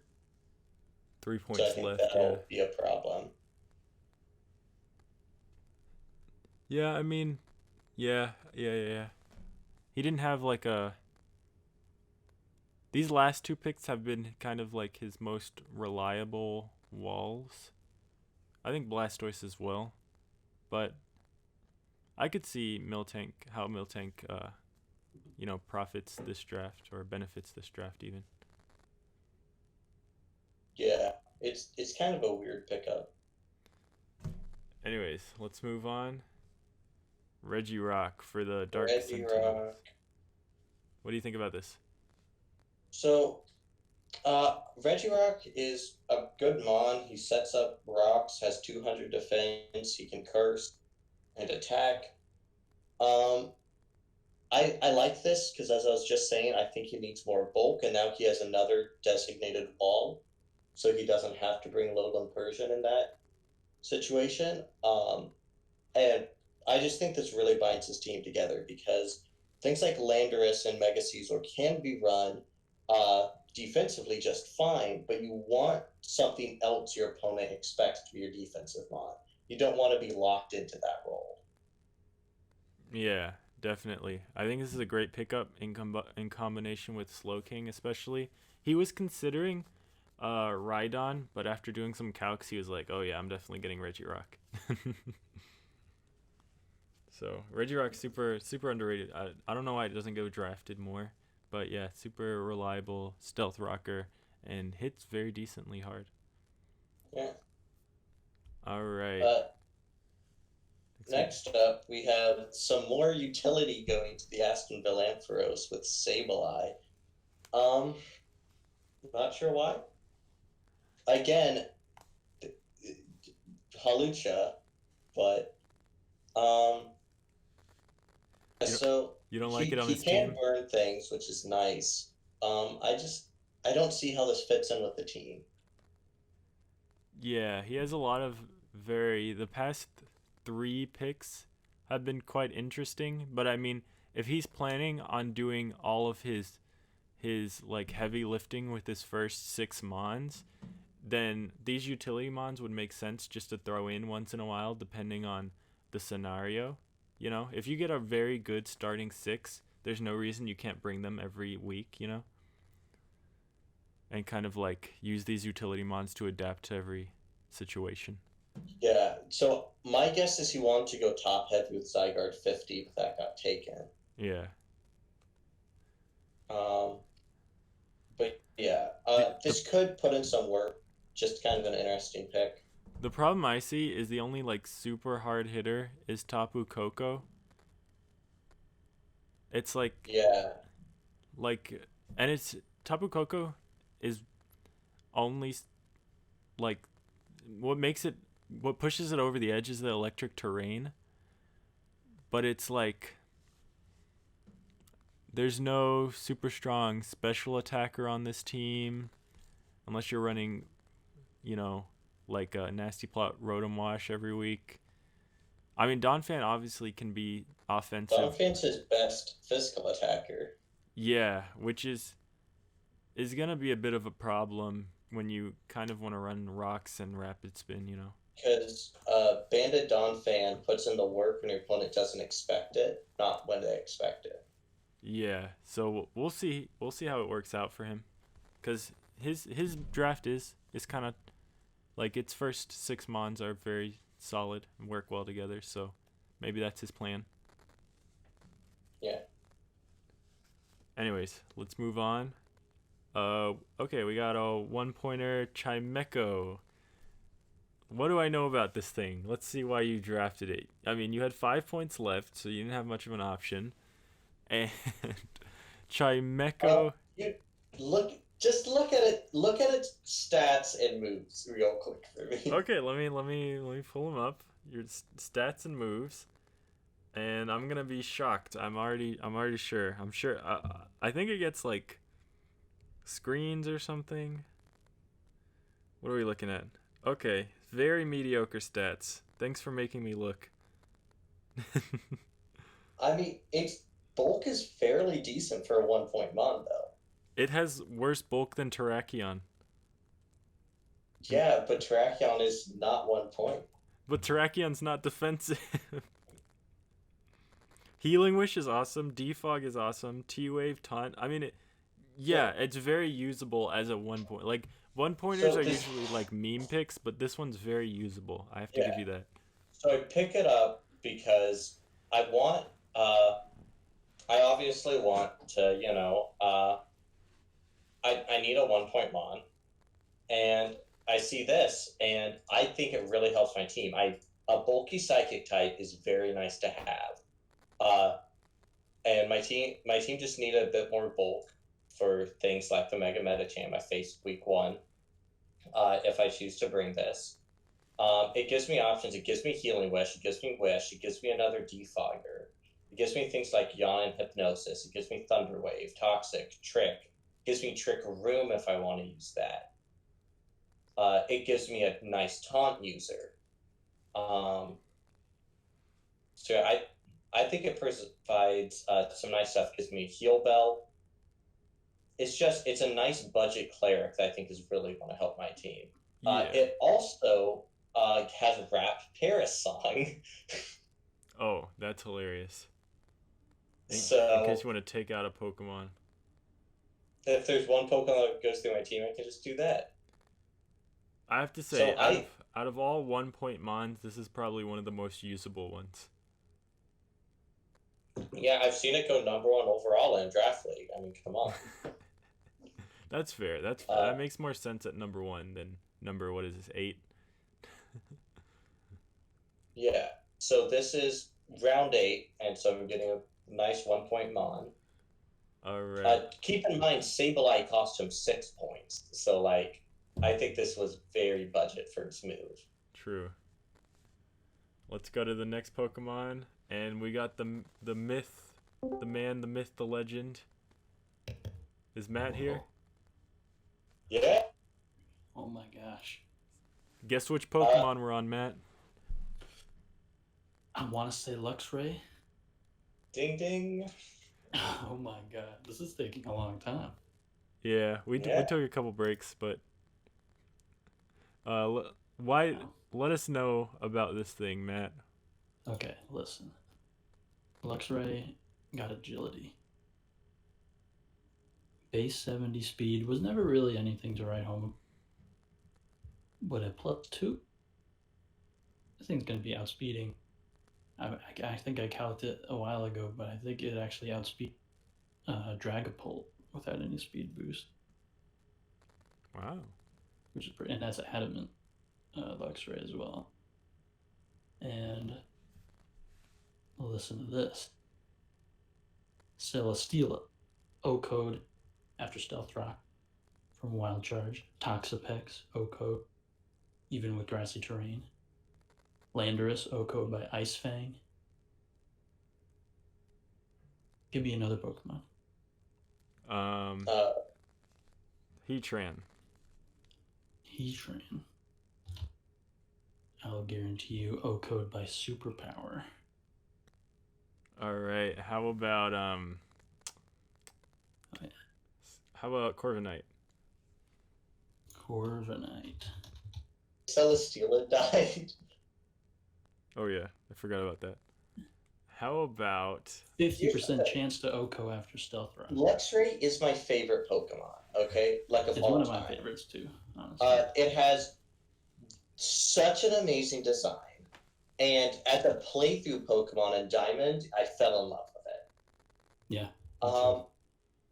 The thing is, as much as I love it, I don't think it'll be a kill leader, but I think it's going to put in some work. Okay, I'll take it. Dang, you got roasted, man. It's going to get a lot of kills. I think it will be kill leader, but we'll see. Yeah, for 4 points, if you get this thing to top of the kills, Matt, you've earned everyone's respect, okay? I will actually love you forever if you get my favorite Pokemon to be top of the kills. Believe me, I am going to be doing my best. When are they making Mega Luxray? We need it. Yeah, they bring back Megas and then make Luxray Mega. Yeah, bring back Mega. Okay, if they do a Diamond Pro remake and it's Dynamaxes over Megas, I will be so upset. Mega Luxray, Mega Floatzel, please. I'd be pretty surprised, honestly. But it would be awesome. Yeah. And I'd just take like a stat boost or an ability improvement. As well. Volt Absorb. Well, thank you, but we're going to be seeing you in just a few picks. Okay. Peace out. All right, next up, we got Prinplup. What do you think about Prinplup? Prinplup over here, I don't know what the point of this is. I guess it is a water stealth rocker that is not weak to fighting, which is nice. And it is a defogger. Problem is, its bulk is very lackluster. Even with Eviolite, because its defenses are 68 and 76. Oh, wow. So in terms of bulky water, it's kind of there. What confuses me is Wartortle is in this same tier. And it gets Rapid Spin. Wartortle has Rapid Spin and base 80 in both defenses and has Shell Smash. I think that was the move here if you wanted a low point bulky water. Yeah. And has that Aqua Ring. Yeah. I do think he needed bulk, so I support that move, but he already had a very reliable rocker, so I don't know why this is it. And it's not, Prinplup's not something you bring very often. It's just there. Anyways. It'll come like once if someone makes a rain team. Yeah, exactly. So, what do you think about the picks this round? Kind obviously, of a weird round. Conkelder really stands out. Other than that, it seems like, yeah, a lot of, I think, bulk and utility. Let's see, every single mod except, Luxray and Conkelder. Actually, I think one of the slides was skipped. We need Piloswine. to talk about Piloswine. So Piloswine, where is it? Is a fantastic mon that currently now has a slide. I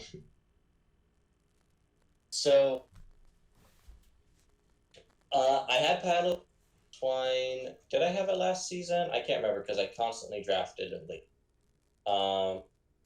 Yes, I did have Piloswine. And it's gone up a point since then, so hooray. But it is a very good mon. Definitely stand by it. The pick numbers are all one-off now, which makes me very upset. But oh well. So Piloswine, very good, very bulky, good stealth rocker. It's essentially just a cheap Mamoswine because it still has 100 attack, which is very nice. But yeah, I think it's just a solid pickup. Give some more bulk to this roster. Yeah. Anyways, so it's pretty clear we're coming to the end of the draft, as you can see by the picks. So let's just get right into round 9. We got, great way to start round 9. We got Volcanion, one of the best special wall breakers in the game with the Steam Eruption. Steam Eruption's an awesome move. It's a better version of Scald, except it misses sometimes. And yeah, Volcanion's a great mon. For 14 points, I think that's super decent for a special wall breaker. I mean, he already had Primarina, to be fair. And it's kind of, it's a little bit redundant with Primarina, but I guess he has a fire type now, which is pretty cool. It is a defogger, which is good. Volcanion's a defogger? Yeah. That's it hilarious. also has 110 attack with things like Flare Blitz, so you could band it. True. Steam Eruption is such a good move. He now has 3 water types, though. Yeah. Which is odd, to say the least. And he currently doesn't have anything if someone wanted to spam electric moves on this team, really. Well, he has a Lander, so I guess that's good. But like, his team is very Bolt Beam weak, and I don't mean the move, I mean Ice Beam, Thunderbolt. Yeah, and his way to deal with water types is the Galvantula, which is not bad, but it's not like the most reliable way to deal with them. And I like Volcanion. I don't know if this was the best pick. I think it would have been a fine pick if he had left off Prinplup, but true. Yeah. Moving on. Volcanion, great mon. Here we have another water type getting drafted. Galissapod. I love Galissapod. Oh, man, I love Galissapod too. Matt saw he doubled up on fire, had to double up on water too. Yep. Had to make sure that I had 2 of the cores, fire, water, grass cores. But I'm getting ahead of myself. Galissapod, another Pokemon similar to Salazzle, because I think probably the tier that I've played most was Sun and Moon RU, which was where they were both like some of the top Pokemon in that tier. And I've used Galissapod in a few other drafts, and just something I'm really comfortable with. And it was only 8 points, which I think is probably one of the biggest steals of the draft. Yeah. And, the thing is, a lot of people, I think the reason why it was 8 points is a lot of people view emergency exit as a bad ability when if you use it correctly, that just means you just get a first impression again, you know? Exactly. And you know who's coming in? Luxray. It gives you a free momentum switch as soon as you get hit. It is a fantastic ability. Because you don't set up with Gillespod. No, but you could if you wanted to. Yeah, it does give you a spikes user, which is nice. Yeah. Yeah. And it actually has really good defenses too. 140 defense. Well, I mean, its HP and special defense aren't really great. Actually, 90 special defense isn't that bad. And 75 HP, it's not bad. Yeah. And being that bug typing actually gives it a good ground resist, which I thought is really nice for it. Yeah, I think this thing's probably the best cool. designed Gen 7 mon. Yeah, for sure. I remember getting so excited when I saw this thing for the first time. Currently, just looking at your team, there is a lot of physical attack versus special attack, but that's true. There's not a lot of bolt. I don't know. Your only registered wall would be your Hatterene. Yeah, but you know, I like to play fast and loose, so. Yeah. Remember that 120 game that you got 6-0'd? What'd you say? Remember that 120 turn game that you got 6-0'd? From last season, you mean? Yeah. Yeah, I remember. That was sad. Remember what happened the next time I battled him? No, what happened? I think I beat him 6-0. Oh, nice. Revenge. Nice. Revenge is sweet. Or close to it, at least. Might be 5-0. Gloves came off, is all I'm saying. Picking with the wrong mat. Yeah, Gillespod's awesome. One of the best priority users in the game. Yeah, it got Aqua Jet and Sucker Punch too. And it got Close Combat this generation too. Oh yeah, it's great. Yeah, I'm excited. Good pick, Matt. We'll see you in 300 turns. Cool. Good luck. All right, let's move on. What do you think about Shiinotic? Oh, well, I drafted it, so... Oh, wow, that is you. You got wow, this thing is great. You got a fairy type, which is awesome. It's got Illuminate. You got a grass type. So this is my fairy and my grass type. This is the final pick of my draft. Oh yeah. Pick 131 officially because I got off on the numbers sadly. So 130, but I believe 131. I can't remember. But so yeah. Reason I got this thing was its stats aren't horrible. It sure 60 HP sucks, but at the same time it's 60 HP with Leech Seed, which can help it. And it has 80 defense and 100 special defense with 90 special attack, so that's not bad. Its attack and speed are non-existent, but it has some interesting moves. So first off, its abilities are Effect Sport and Rain Dash, which gives me more rain options on my team if I choose to do that. For whatever reason. It gives me a Strength Sap user. It's got Synthesis. It's got Toxic. I do really like having an Effect Spore mon on my team. Sleep Powder. It's an extremely budget Amoonguss, I guess. I do like that it has things like Worry Seed, which could be nice. Yeah,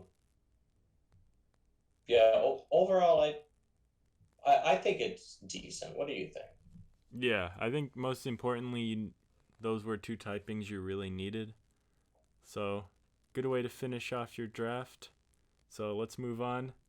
Yeah, thank goodness. I hate looking at it. It terrifies me. So, you're going to have to look at it a lot more this season. Or your opponent will, at least. Next, we have Vanillix to finish off Roshi's draft. Yeah, this thing's underrated ice type. It's super potent offensively. He had it last season, and I was extremely worried about it twice. Both times we played. Luckily, I managed to get around it, but it's still a threat for 5 points.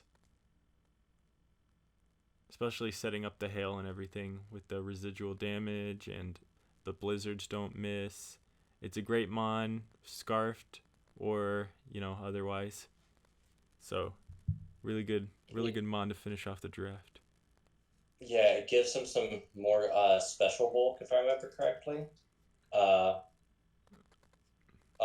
it has 95 special defense, So which you could isn't run it a assault ton. vest.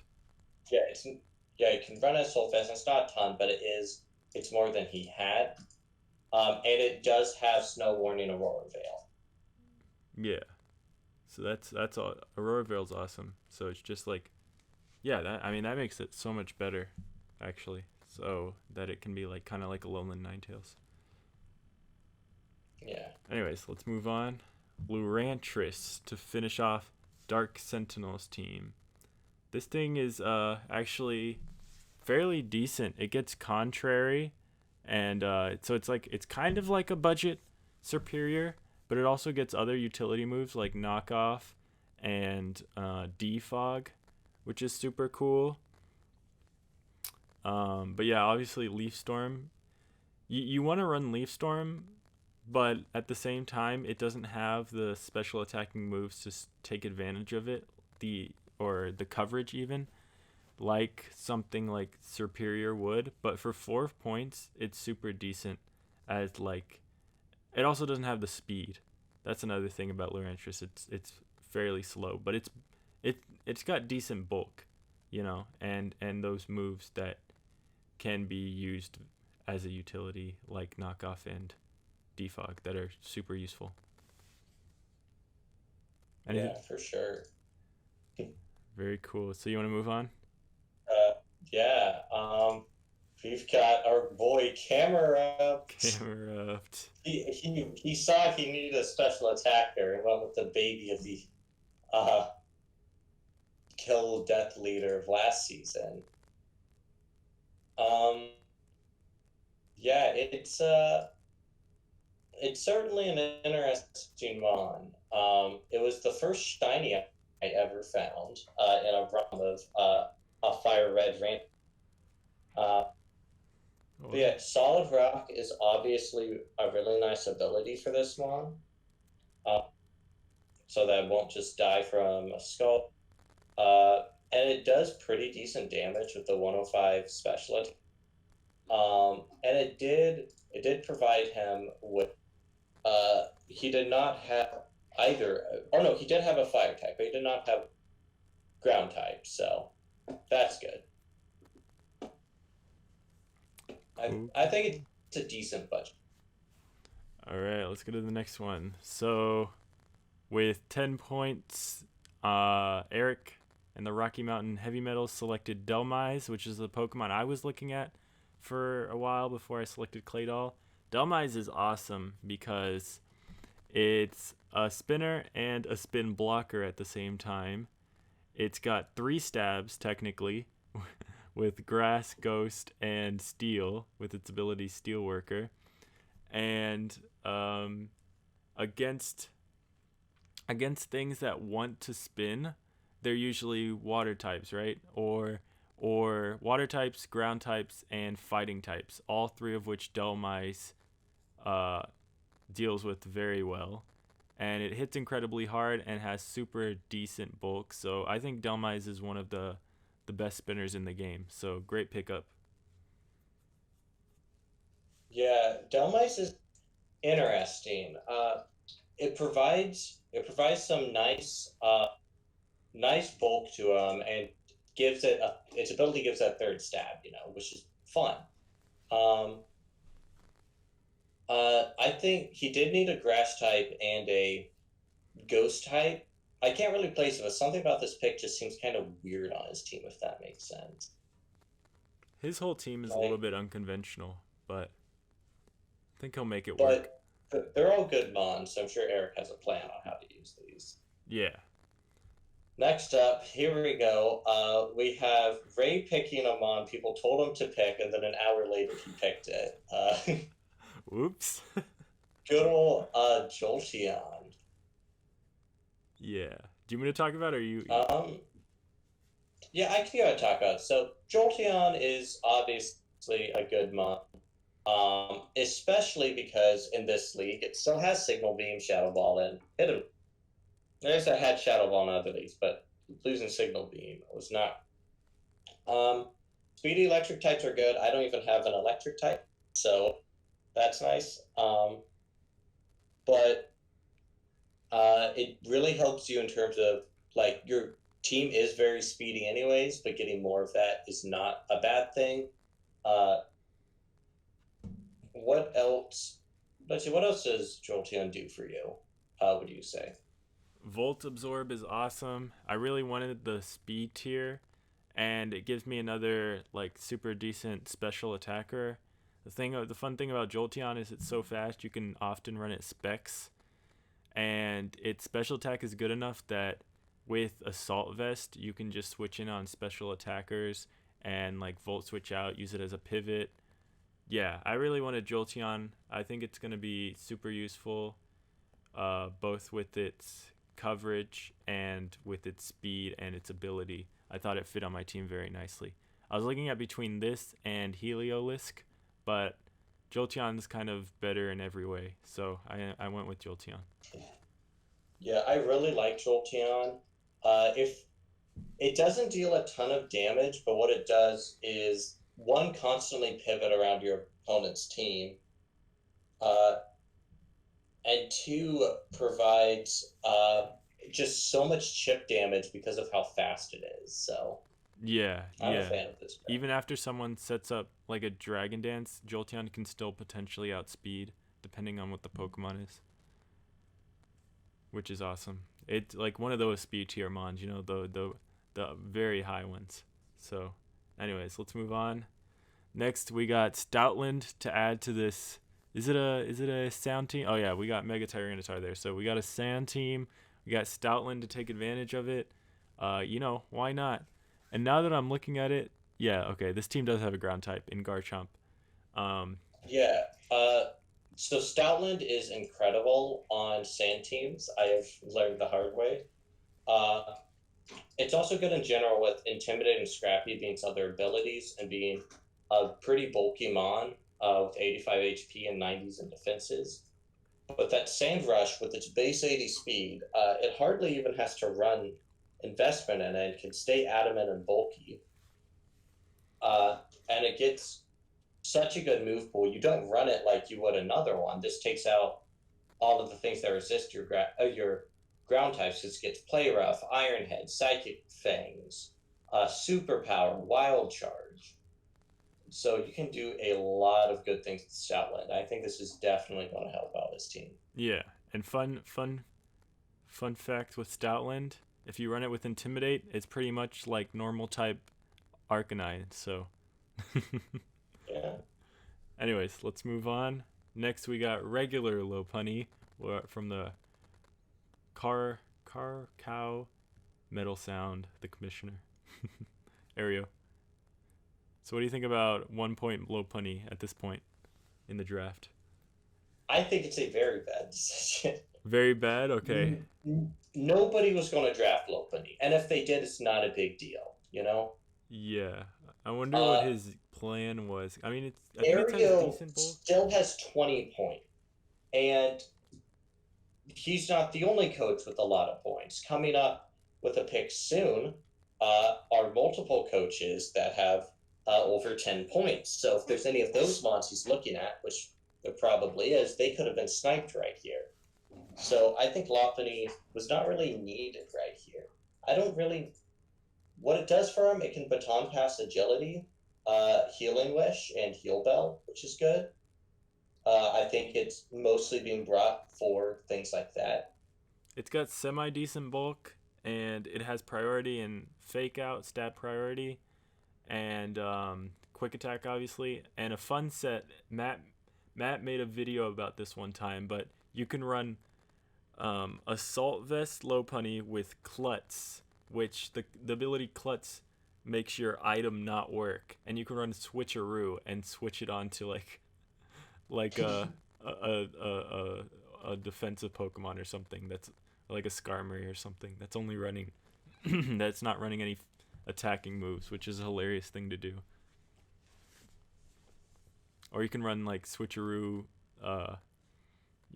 flame orb or something. I don't know. So that's fun. Anyways, so that's it for Lopunny. With when you had 21 points left. Come on, Aereo. I'm sure you like your draft. Okay, so next we have Crustle with the Toronto Tepigs. This thing's nice. It gets hazards plus shell smash, so it's always going to be a problem for your team. It has very decent physical bulk, I believe, and now he's adding the typings of rock and bug. I don't know if he had that before, but he did not. Yeah. So go ahead. This is a nice niche pick to add onto the draft. One of the issues I would just see is, like, obviously it does give him more offensive power, but in my opinion, I think using the 12 points to grab a better offensive mon would have been the correct move here, because he is severely lacking in that department, such as he does not have a fire type. So getting something, I know he has a ghost, but just spitballing examples, getting something like Chandelure. Let's see what else is in here. In 12 points, you could grab like a Porygon Z or a Talonflame or something, which I think would have really helped his team more. Yeah, he's got a lot of bulk at this point, but I mean, Mega Lopunny, Aegislash, Kyurem are such potent offensive mons that I think he might just be able to get away with it this season. My problem, though, is a lot of his bulky mons are redundant, and so rather it being having like however many mons he gets between like this 10 to 12 that you have to prep for, you're going to see like only 9 that are viable for the matchup anyway. Yeah, probably. Yeah, just because of the redundancies. Alright, let's move on. Next we have Hap getting Mawile. Super solid typing and ability with Intimidate. It's a super solid physical wall when you need it to be. It can hit decently hard, I believe, if you use Sheer Force. And the typings of Steel and Fairy are amazing. Both amazing typings. Two of the best typings in the game. And they're just combined into this one Pokemon. So, yeah, very decent. And I think he needed this sort of mon on his draft. And I think he gets Stealth Rocks as well, Sword Stance, stuff like that. So, very cool. What do you think about Mawile? Yeah, Mawile's got a really good typing in Steel and Fairy. It's the one thing that I think makes Klefki viable. Obviously, it gives him Intimidate and Sheer Force and has decent attack, but this thing cannot take a hit at all, which is annoying because you would think, because then it can't set up, it can't use subs, it can't Baton Pass as well, because it has this speed tier that Baton Pass could be useful, and just getting out there in general. It can't Stealth Rock too well. I'm not a big fan. I've used this mon before, non-draft league, just on ladder, and it's just, it can't take a hit, and with Earthquake being so common, that's a big issue with that. I think 7 points is very pricey. Yeah, I mean, if you look at its stats, I mean, its stats are pretty awful, but it's really its abilities that make it able to do anything. Like, if you run it Intimidate, it will be able to be a physical defender for you. And if you run it with Sheer Force, it will be able to do things offensively.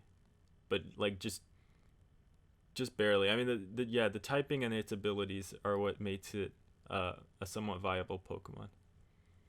Anyways, let's move on. Next, we got Avalugg. Huge buffs with this new generation, because now it has, what's it called?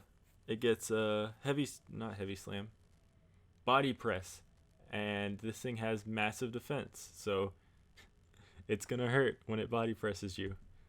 Um, and obviously, heavy duty boots is one of the reasons people wouldn't draft this thing before, because it got worn down by rocks. Because every time you wanted to spin, you had to switch it in, and it would take another 25%. But now it doesn't take any of that residual damage. It can spin fairly freely, switch into hits fairly freely, and it actually is decent offensively with because it's so slow. Avalanche is almost oh wait, Avalanche has negative priority. Never mind. Anyways, it's gonna be a decent Pokemon for him. Yeah, so yeah, I think it's good. Setting up with curse and everything is always nice. Um, I do like that it has access to roar. On his team, he didn't really need this in my opinion. He just drafted a rapid spinner before this, and he's kind of in the same boat with me as Toronto in terms of the lack of attackers right now. Currently, it looks like Moltres will actually be an offensive mod on the team, which is kind of interesting. But his fast attackers are his first 3 picks. And there's not webs or anything to assist them there, or trick room, to my knowledge. All right, let's move on to Jose getting Aerodactyl. I think this is one of the more underrated Pokemon. Oh, actually, it's 10 points. That seems about right, actually. But it lasting this long, is yeah. I guess it could be a little bit more underrated. Anyways, it gets fast rocks, which is awesome. Its speed allows it to run more offensive sets, maybe be adamant, and it gets solid, decent coverage and Dragon Dance now, which is gonna be super cool for it. And I believe it gets the ability, gets like Rockhead or something. I don't know. It boosts some of its attacks. The recoil-based attacks. Yeah, and Defogger if you Oh, need no, it. no, A fast. so it doesn't take recoil, which is good. Yeah, and it's a fast Defogger, which is always really cool. If you need if like your Corviknight is on like 1% and you need to defog those rocks away.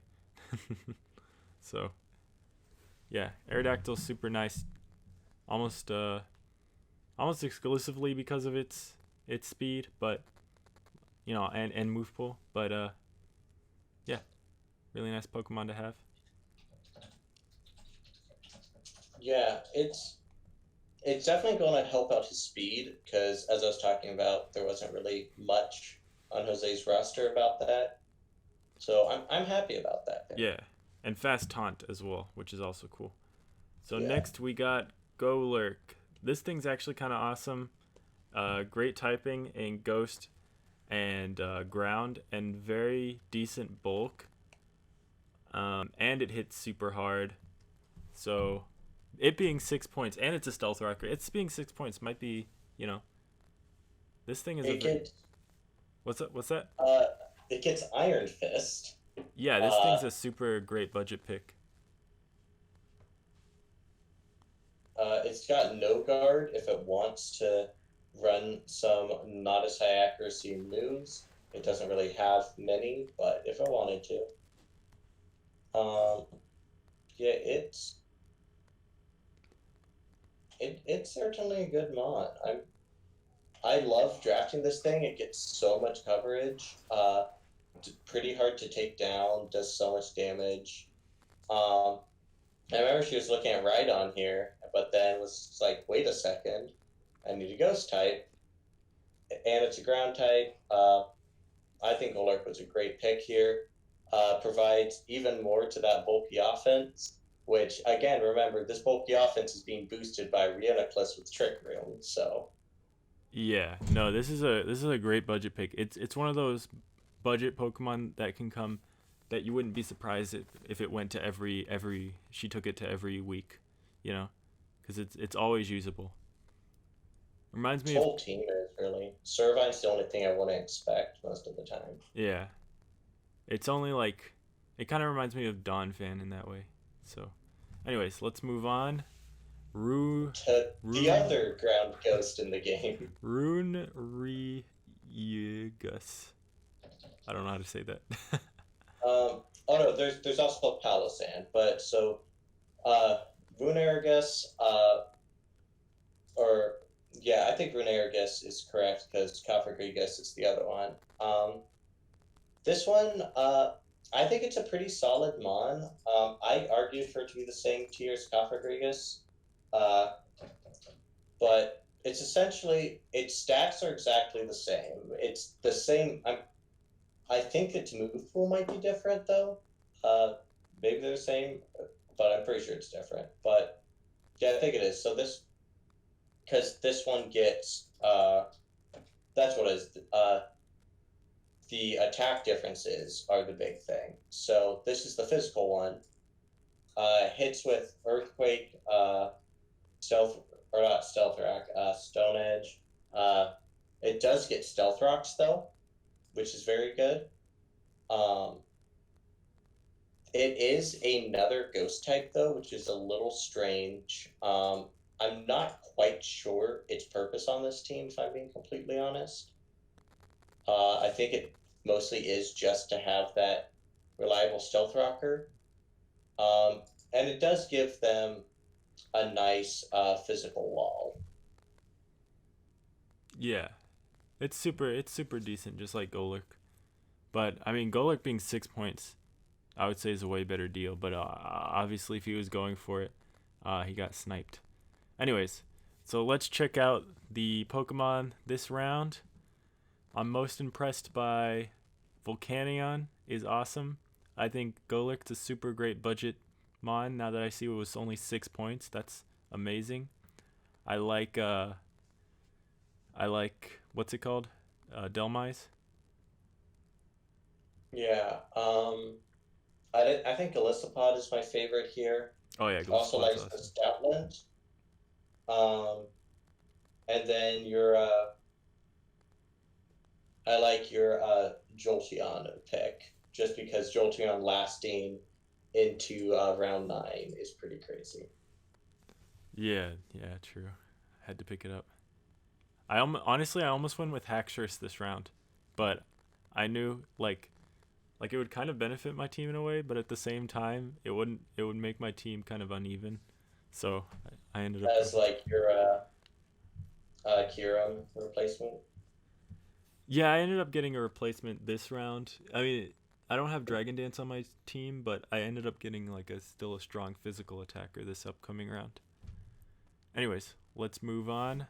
First, we got the Seattle Scarfers getting Scentiscorch. This thing, I don't know what it is about fire bug types that make them so potent at setup sweeping. But once this thing starts setting up coils, it's so hard to beat. And this is obviously with Boots helping it out. Yeah. Flash Fire, like Flash Fire and Flame Body are great, but also White Smoke, because there goes a way to stop its setup sweeping. Yeah. This thing's potent, super potent threat. Yeah, I think it's a good pick. I was really surprised. I thought for sure on this wheel here that the Scarfers were going to pick up Hawlucha and their Mega. I think that would have been that would have made too much sense. Yeah, it would have made too much sense for this team for them to do it. But, you know, like, if they picked up Hawlucha and then, like, a Mega Heracross or a Mega Beedrill, this team would have looked terrifying. Yeah. Oh, yeah. Mega Beedrill would have been amazing on this team. So, next up, we have Cindy picking up, I think, back-to-back some of the best low tiers. How is Archeops 5 points? True. It's so good. Obviously, Defeatus sucks with attack and special attack being halved, But the big thing is it speed still is not halved, so it can still fire off another hit. It has 140 attack and 110 speed, which means it'll just fire off U-turns until it eventually gets under there. It's like, it's just crazy to me how underrated this thing is. Obviously, head smash is the big thing. So you kill something head smash, and then you go down to 50. But looking at this roster, because this is the final pick of the thing, it adds some more speed to the team, which is good. Add some more momentum. The one thing is, if it could be healed up easier, that would be nice. But I don't think there are any clerics on this roster. But overall, I think it's a good pick. It gets Roost, right?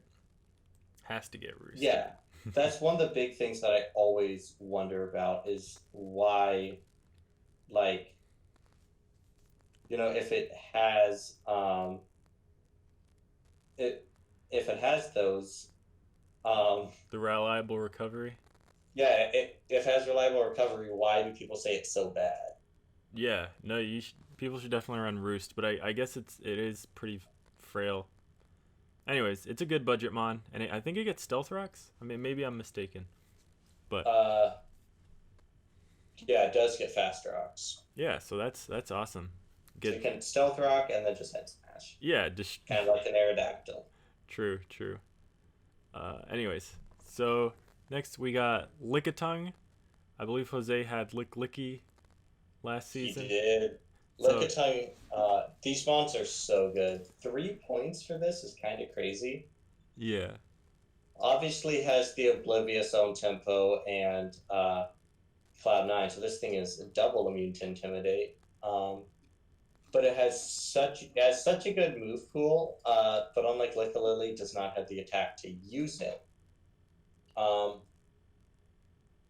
It can still Wish, which is good, and Heal Bell. So it does things like that pretty reliably. 3 points might be fine for it. I don't know, because it is missing a lot of the stuff that makes Lickalily so good. It does still have Belly Drum, though, so watch out for that. True. All right, let's move on. We got Haunter, budget Gengar, obviously. This is one of the better tier 5s, honestly. Yeah, like I think it still has Levitate. Obviously, in this, I think, does Gengar get Levitate in this league? I don't think anyone drafted it, but I think it still has Curse Body in this league. Okay. Well, Haunter also gets Levitate, removing one of its Haunter weaknesses. Has the Levitate, yeah. And then still very decent speed and special attack, which is all you expect from a Pokemon like this. And 2 types that are very potent offensively. Ghost more so, but Sludge Wave hits so hard with this thing as well. Yeah, you just slap a Choice Scarf on this, it outspeeds your opponent's team and spams Shadow Ball. I think this was a solid pickup to add to the offense of the team. Yeah, definitely. The only thing is, it's obviously more expensive, but Miss Magius would have helped more. But yeah, this thing does hit harder. It does hit harder. So they're going solely for offense. Yeah, Miss Magius still has like special defense, like Assault Vest, or being a cleric that has going for it. But Haunter's more of like if you just need a late game sweeper or something. All right, so next we got Lycanroc Midday. This thing is honestly now like a budget Terrakion. It can set up rocks, it can Swords Dance, it can Stone Edge, and now it has close combat. It's pretty fun, and the thing I like the most about Lycanroc is it has this move, Acel Rock, I think that's how you pronounce it, or something like that, which is priority rock move, which is awesome. And it's very decent speed. I think it has 111 speed, which is an awesome speed tier. Yeah, this thing is like I said, like a budget Terrakion in a way. Uh, if he decides to pick up a Sandset or two, then that'll allow this and Mega Garchomp to really pop off. Yeah, true. That'd be awesome. Uh, Next up, we've got Turtonator. Oh, he grabbed that fire type you were complaining about. Yeah, except not a good one. Yeah, I mean Turtonator has some pretty key resistances, which what makes it good, and it can kind of it can't nuke stuff, but it has high power moves like Draco Meteor, like Fire Blast that make it not completely um, awful, and it gets Shell But Smash obviously, but it it's is a so slow. double up on Dragon, which hurts. But True. But because Shell Smash, the problem about this thing Shell Smashing is it's so slow even after the Shell Smash, it doesn't outspeed stuff. So yeah, that's always a problem.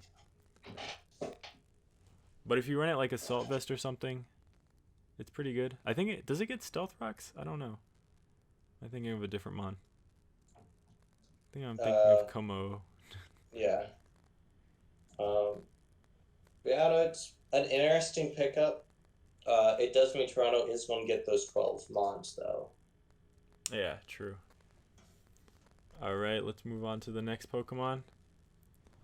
We got Krakow going with the Garbodor. Um, so he actually he was the first person to get timed out. This was on the final day of drafting.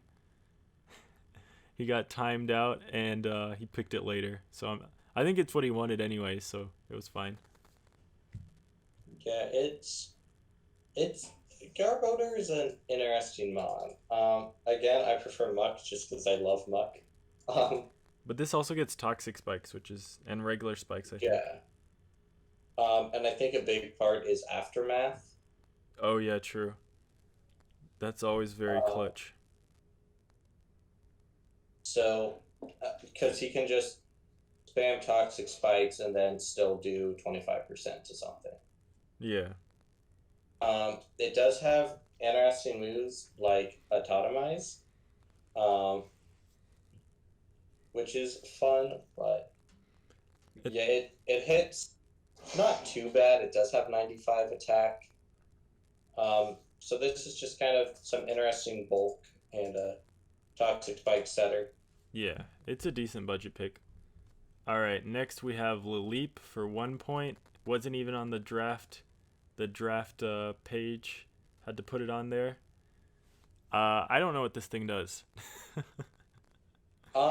It gives him Storm Drain for his Sand Team is what it does. Okay, well that's super useful. I think that's the only reason it's drafted, honestly. Uh, Looking at it, I didn't really see any other reason. It has setup moves, but no way to use them. Yeah, I don't know. So I mean, it's within a Violite, it's got very decent bulk, but I wonder if he'll ever bring it. yeah, it's going to be nice to have just in case. Um, All right, so next up, Next though, oh, we you got picked up me. Granbull. Yeah, I needed a fairy type. I wanted a fairy type, and I had multiple people telling me to get Clefairy, and I just really didn't want Clefairy. It's fair. Granbull is good. Uh, it's pretty hard. It's got that 120 attack. Yeah. Gives you an Intimidator. Um, and so now you just kind of hit play rough on things. Yeah, no, Uh, super spammable play rough, and you within actually were very much missing physical attackers, so that's good. yeah, that's why I was thinking about Haxorus, but I couldn't justify it with my budget. I think Granbull plus Silvally plus Incineroar plus Terrakion will end up being like a good combo. Yeah. Uh, Next, the Rocky Mountain Heavy Metals pick up Zangoose, a nice 4-point belly drum quick attack user. Yeah. which is good with that stab quick attack. It can also do that with its toxic boosting it, which is like guts but bad, or I guess worse, not bad, because you have to be poisoned, which means you take even more damage. Does this thing get guts? No, it gets toxic boost, Oh, okay. I kind of find Ursaring better than this thing because Ursaring can kind of tank hits, and and also is fantastic in Trick Room. yeah, and it has guts, so it makes it a full-on status absorber. Yeah, this is also called the Cat Fair Pokemon.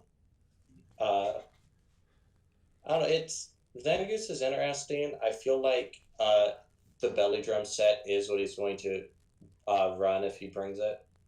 Yeah. Cool, cool, cool. Leaving Eric with 1 point left. So next we have the Boston Buizels. He's here. He's still here. I'm surprised. Yeah. I'm here. Tell us about Uh, Frostlass. Spin blocker. That's what I wanted. Spin blocker. Ghost Okay. type. Also deals a lot of damage. Yeah, and sets it up has a good hazards. speed too. Yeah. Oh yeah. Good like dedicated lead. It gets taunt and spikes but also, spin blocker and good speed tier and gets a lot of cool other moves too, like disable. It gets screens, it gets spikes, right? yeah, thunder wave, will-o-wisp. Ice Fairy's so good offensively. Mm. You also needed a more special attack on your team, so that helps. Yeah. Yeah, I could see myself running like heavy duty boots, like offensive set, like specs or something like that. Could be pretty fun. Yeah. Yeah. And sub taunt disable. That's Oh yeah, what a dirty set. Destiny Bond. Yeah. The question at that point would be Ice Beam or Shadow Ball in the fourth slot. Shadow Ball, I think. Shadow Ball. Yeah. I guess so. Yeah. It's such a spammable move. All right. Especially if they don't have a normal type. Thank you very much, right. Matt. See you in 2 minutes. You're welcome. Yep. So next we have Quilladin. 1 point Quilladin was kind of a surprise, not gonna lie. In a good way or a bad way? How could it be in a bad way? True. It can't go down.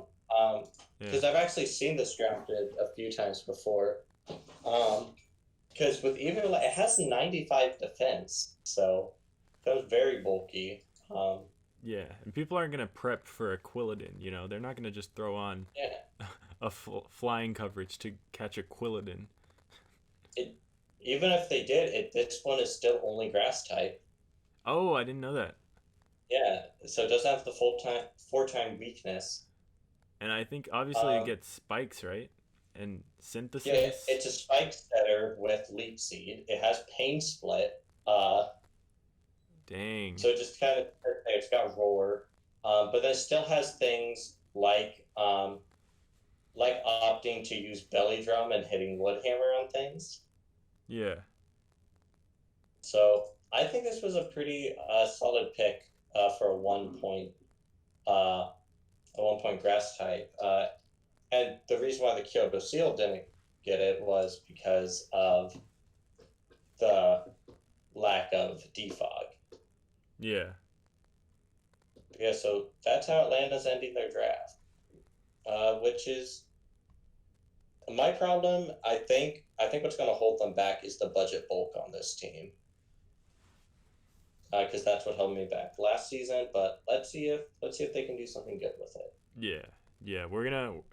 Someone's gonna do power rankings. I'm not sure who yet, but we'll save the overall ratings of the team for that video, I guess. Okay, so we have looking at the picks that were here. 3 teams did not pick because they had no points. Myself, one of them. So yeah, we have.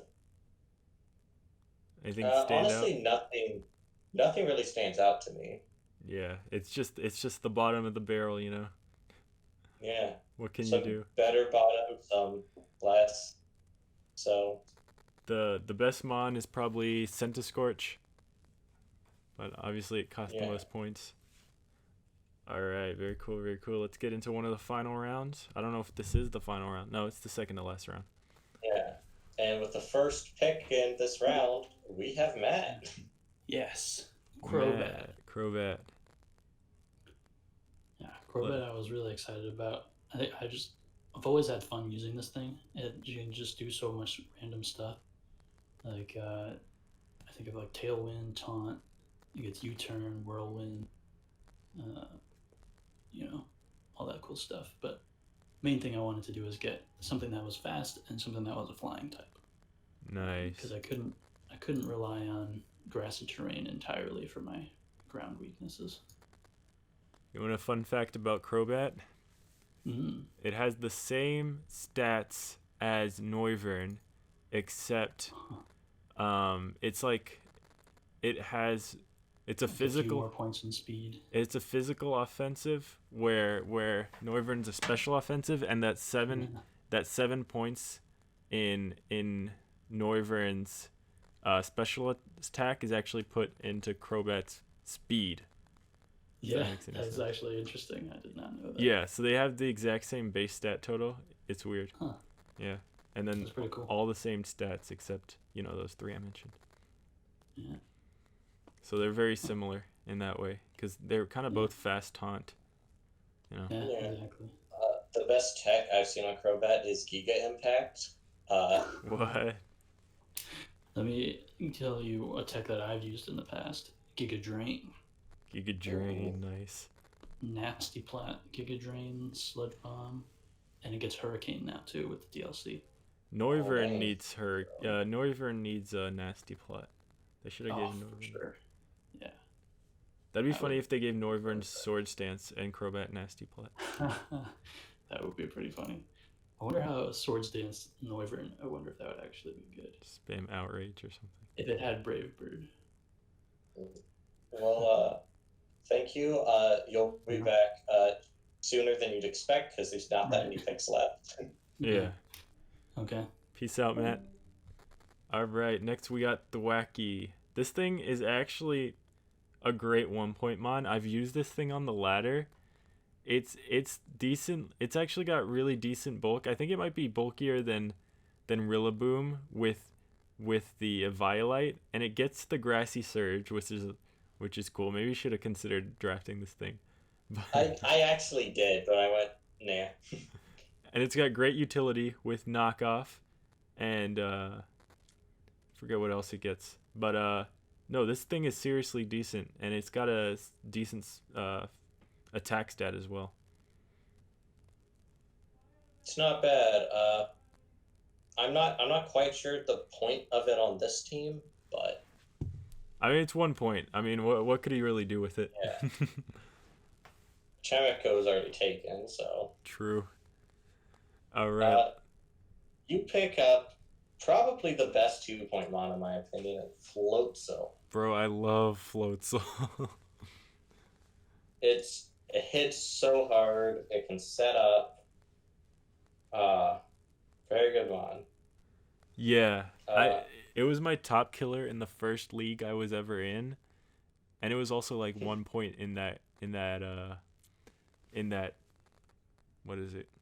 In that draft? Yeah, in that draft. Yeah, it hits super hard on the physical side. It's got a usable special attack stat too. It's very fast. And it gave me some priority with Aqua Jet. And it can't get burned, which is amazing for a physical attacker. Yeah, this thing's real cool, especially for just being 2 points. Super great budget pick. Yeah. Next, Krakel takes Blissey. My only comment with this is they didn't need to take a high point mon, but I'm pretty sure he meant to draft. I find that just kind of interesting. I think whatever 1-point mon should have been grabbed first, but then again, who knows? Because Yeah, no one could have sniped them with this one, anyways. Yeah, at this Uh, point in the draft, it didn't really matter.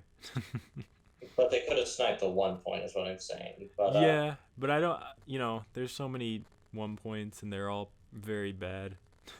yeah, give some more bulk to this team. Going to be able to do a lot of neat things. Overall, pretty solid team. Uh, so yeah. Cool, cool, cool. Let's move on. Next, we got Wish Cash for the final member in Toronto Tepig's team. It gave him another water type, but I think it gave him a ground type, right? Oh no, it gave him another ground type. Okay, well, it gave him a setup sweeper. There we go. Gave him a setup Yeah. sweeper. Kill leader Whiskash. Which is really kill leader Wish Cash where? What league? DBL? It's going to be this one right now. Nice. Yeah, no, it's always nice to have a setup sweeper. You know, especially Dragon Dance, one of the best setup in the game. So cool pick. Cool pick. Yeah. So I think it's a decent budget. This next pick actually confused me a bit. Twin Leaf Titans when they grabbed Jinx. I think they should have grabbed a Sand Setter. Oh yeah, yeah, for their mega, and their Both their Lycanroc. Mega and Lightning, yeah. They could have had a mini sand team. Which would have just been nice to randomly throw out. But But did he need the special attack? I think he needed the special attacker, honestly. yeah, Looking that back is at his true. team, he really needed the special attack. So Team is struggling a bit in that department. it's good he grabbed it. So anything else to say Yeah. about this? Nope. Cool, cool, cool. It's Jinx. Next A lot of we- these mons, there's not much you can say about. Yeah, yeah. I mean, once you get to the bottom mons, they're pretty one dimensional. You know, We've got Stantler. Stantler's cool. I mean, it has Intimidate, Frisk, and Sapsipper, all Yeah. viable abilities. it's really its abilities which makes it cool. I mean, if you there's a threatening grass Pokemon, let's say they run it against Tapu Bulu and they want to run the Sap Sipper, physically defensive, or like I don't know, what can you do with the It has Trick Room. True? That's always so Stantler, uh, can sub in once in a while if you need it. Intimidate's always nice. Forgot what its third ability is. Frisk. Frisk is always very underrated in Draft Yeah. League. Figure out their set. Yeah, super cool. All right, and they got 3 points left, so they're probably gonna have one more. And now we got Jose with drafting Ampharos for some power. Ampharos is decent for a low tier mon if you're looking for something that you can like maybe have somewhat as a tank and throw specs on it. People will get thrown off guard maybe because It has Caution Guard, which is nice. oh And yeah, it has low speed Volt Switch, which is good. true. Yeah, and it has static, which is also always nice. If you want to run it like physically defensive. And it's got very decent HP. I mean, it's a very solid mon. It's got great stats, overall stats. Yeah, like a very solid special tank. Speaking of tanks, this is not one. Our next pick. We got Mega Glalie.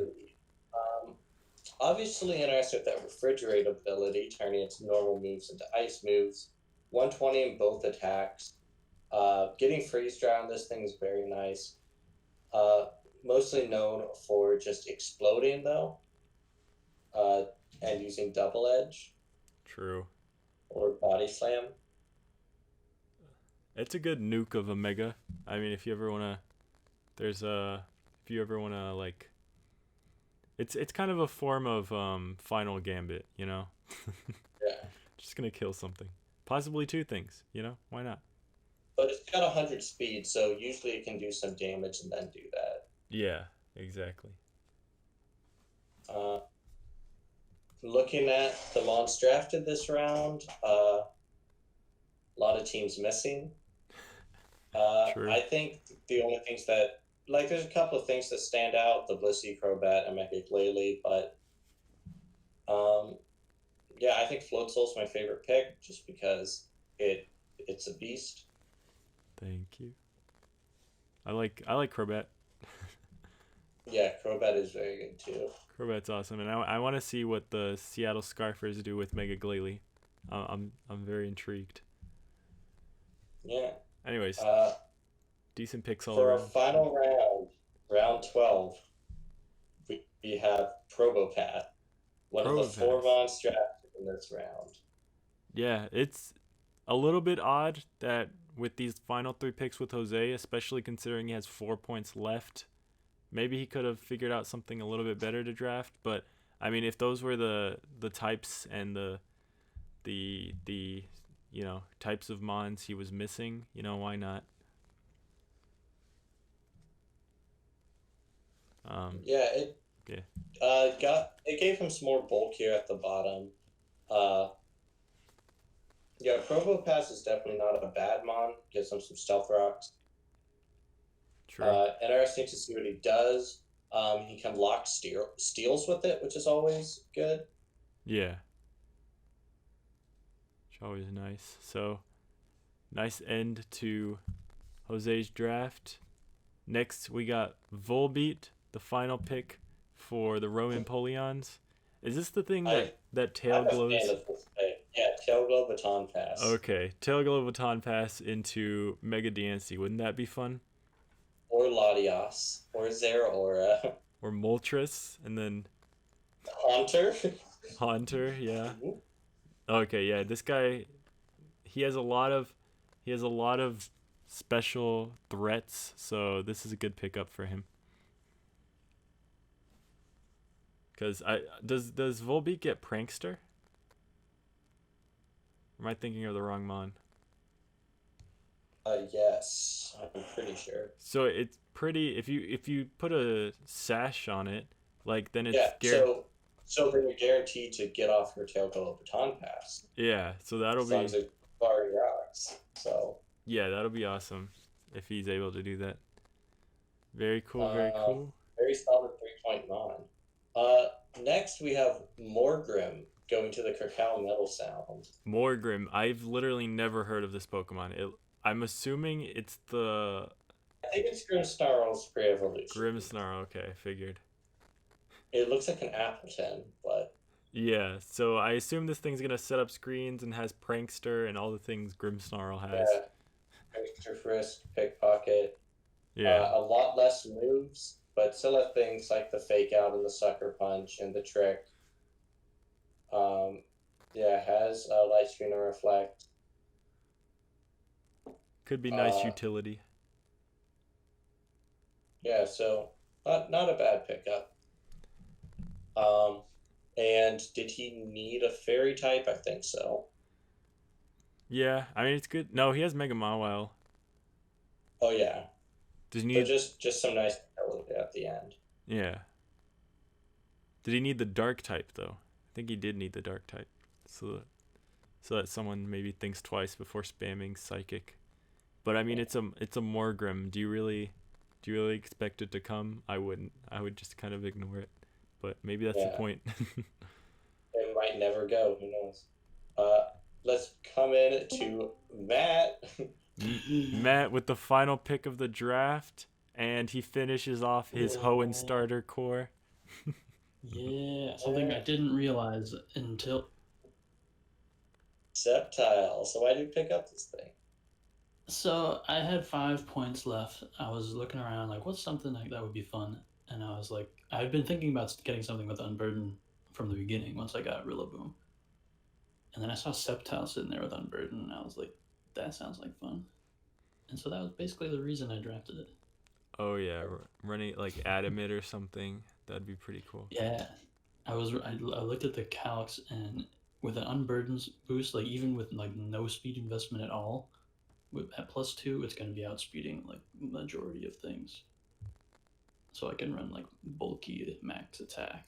Yeah, I think it outspeeds like everything. Yeah, it's almost like it's weird that they gave it unburdened because of how fast it already is. True, just like how But I think Lucha. yeah, right. But something it did get with the DLC was Dragon Dance, which is pretty cool. But the other one I think is even cooler is Solar Blade. Wow. So I could run a Power Herb Solar Blade to activate the Unburden instead. And then just set up a Swords Dance. Exactly. Set up a Swords Dance, go for the Solar Blade, boost my speed, and then just win the game. Yeah. Very cool. Thank you, Matt. So I'm the last one. You're the last one, dude. Yeah. Oh, man. It's been a pleasure being a small part of this journey through this video that's probably like hours long. Yeah. Oh, yeah. This is many hours long. Maybe 5 hours long or something. Thanks for being a part of it. I commend you guys for doing this whole thing and taking all this time. Yeah, no worries. Cool, man. Looking forward to the rest of the season. All right.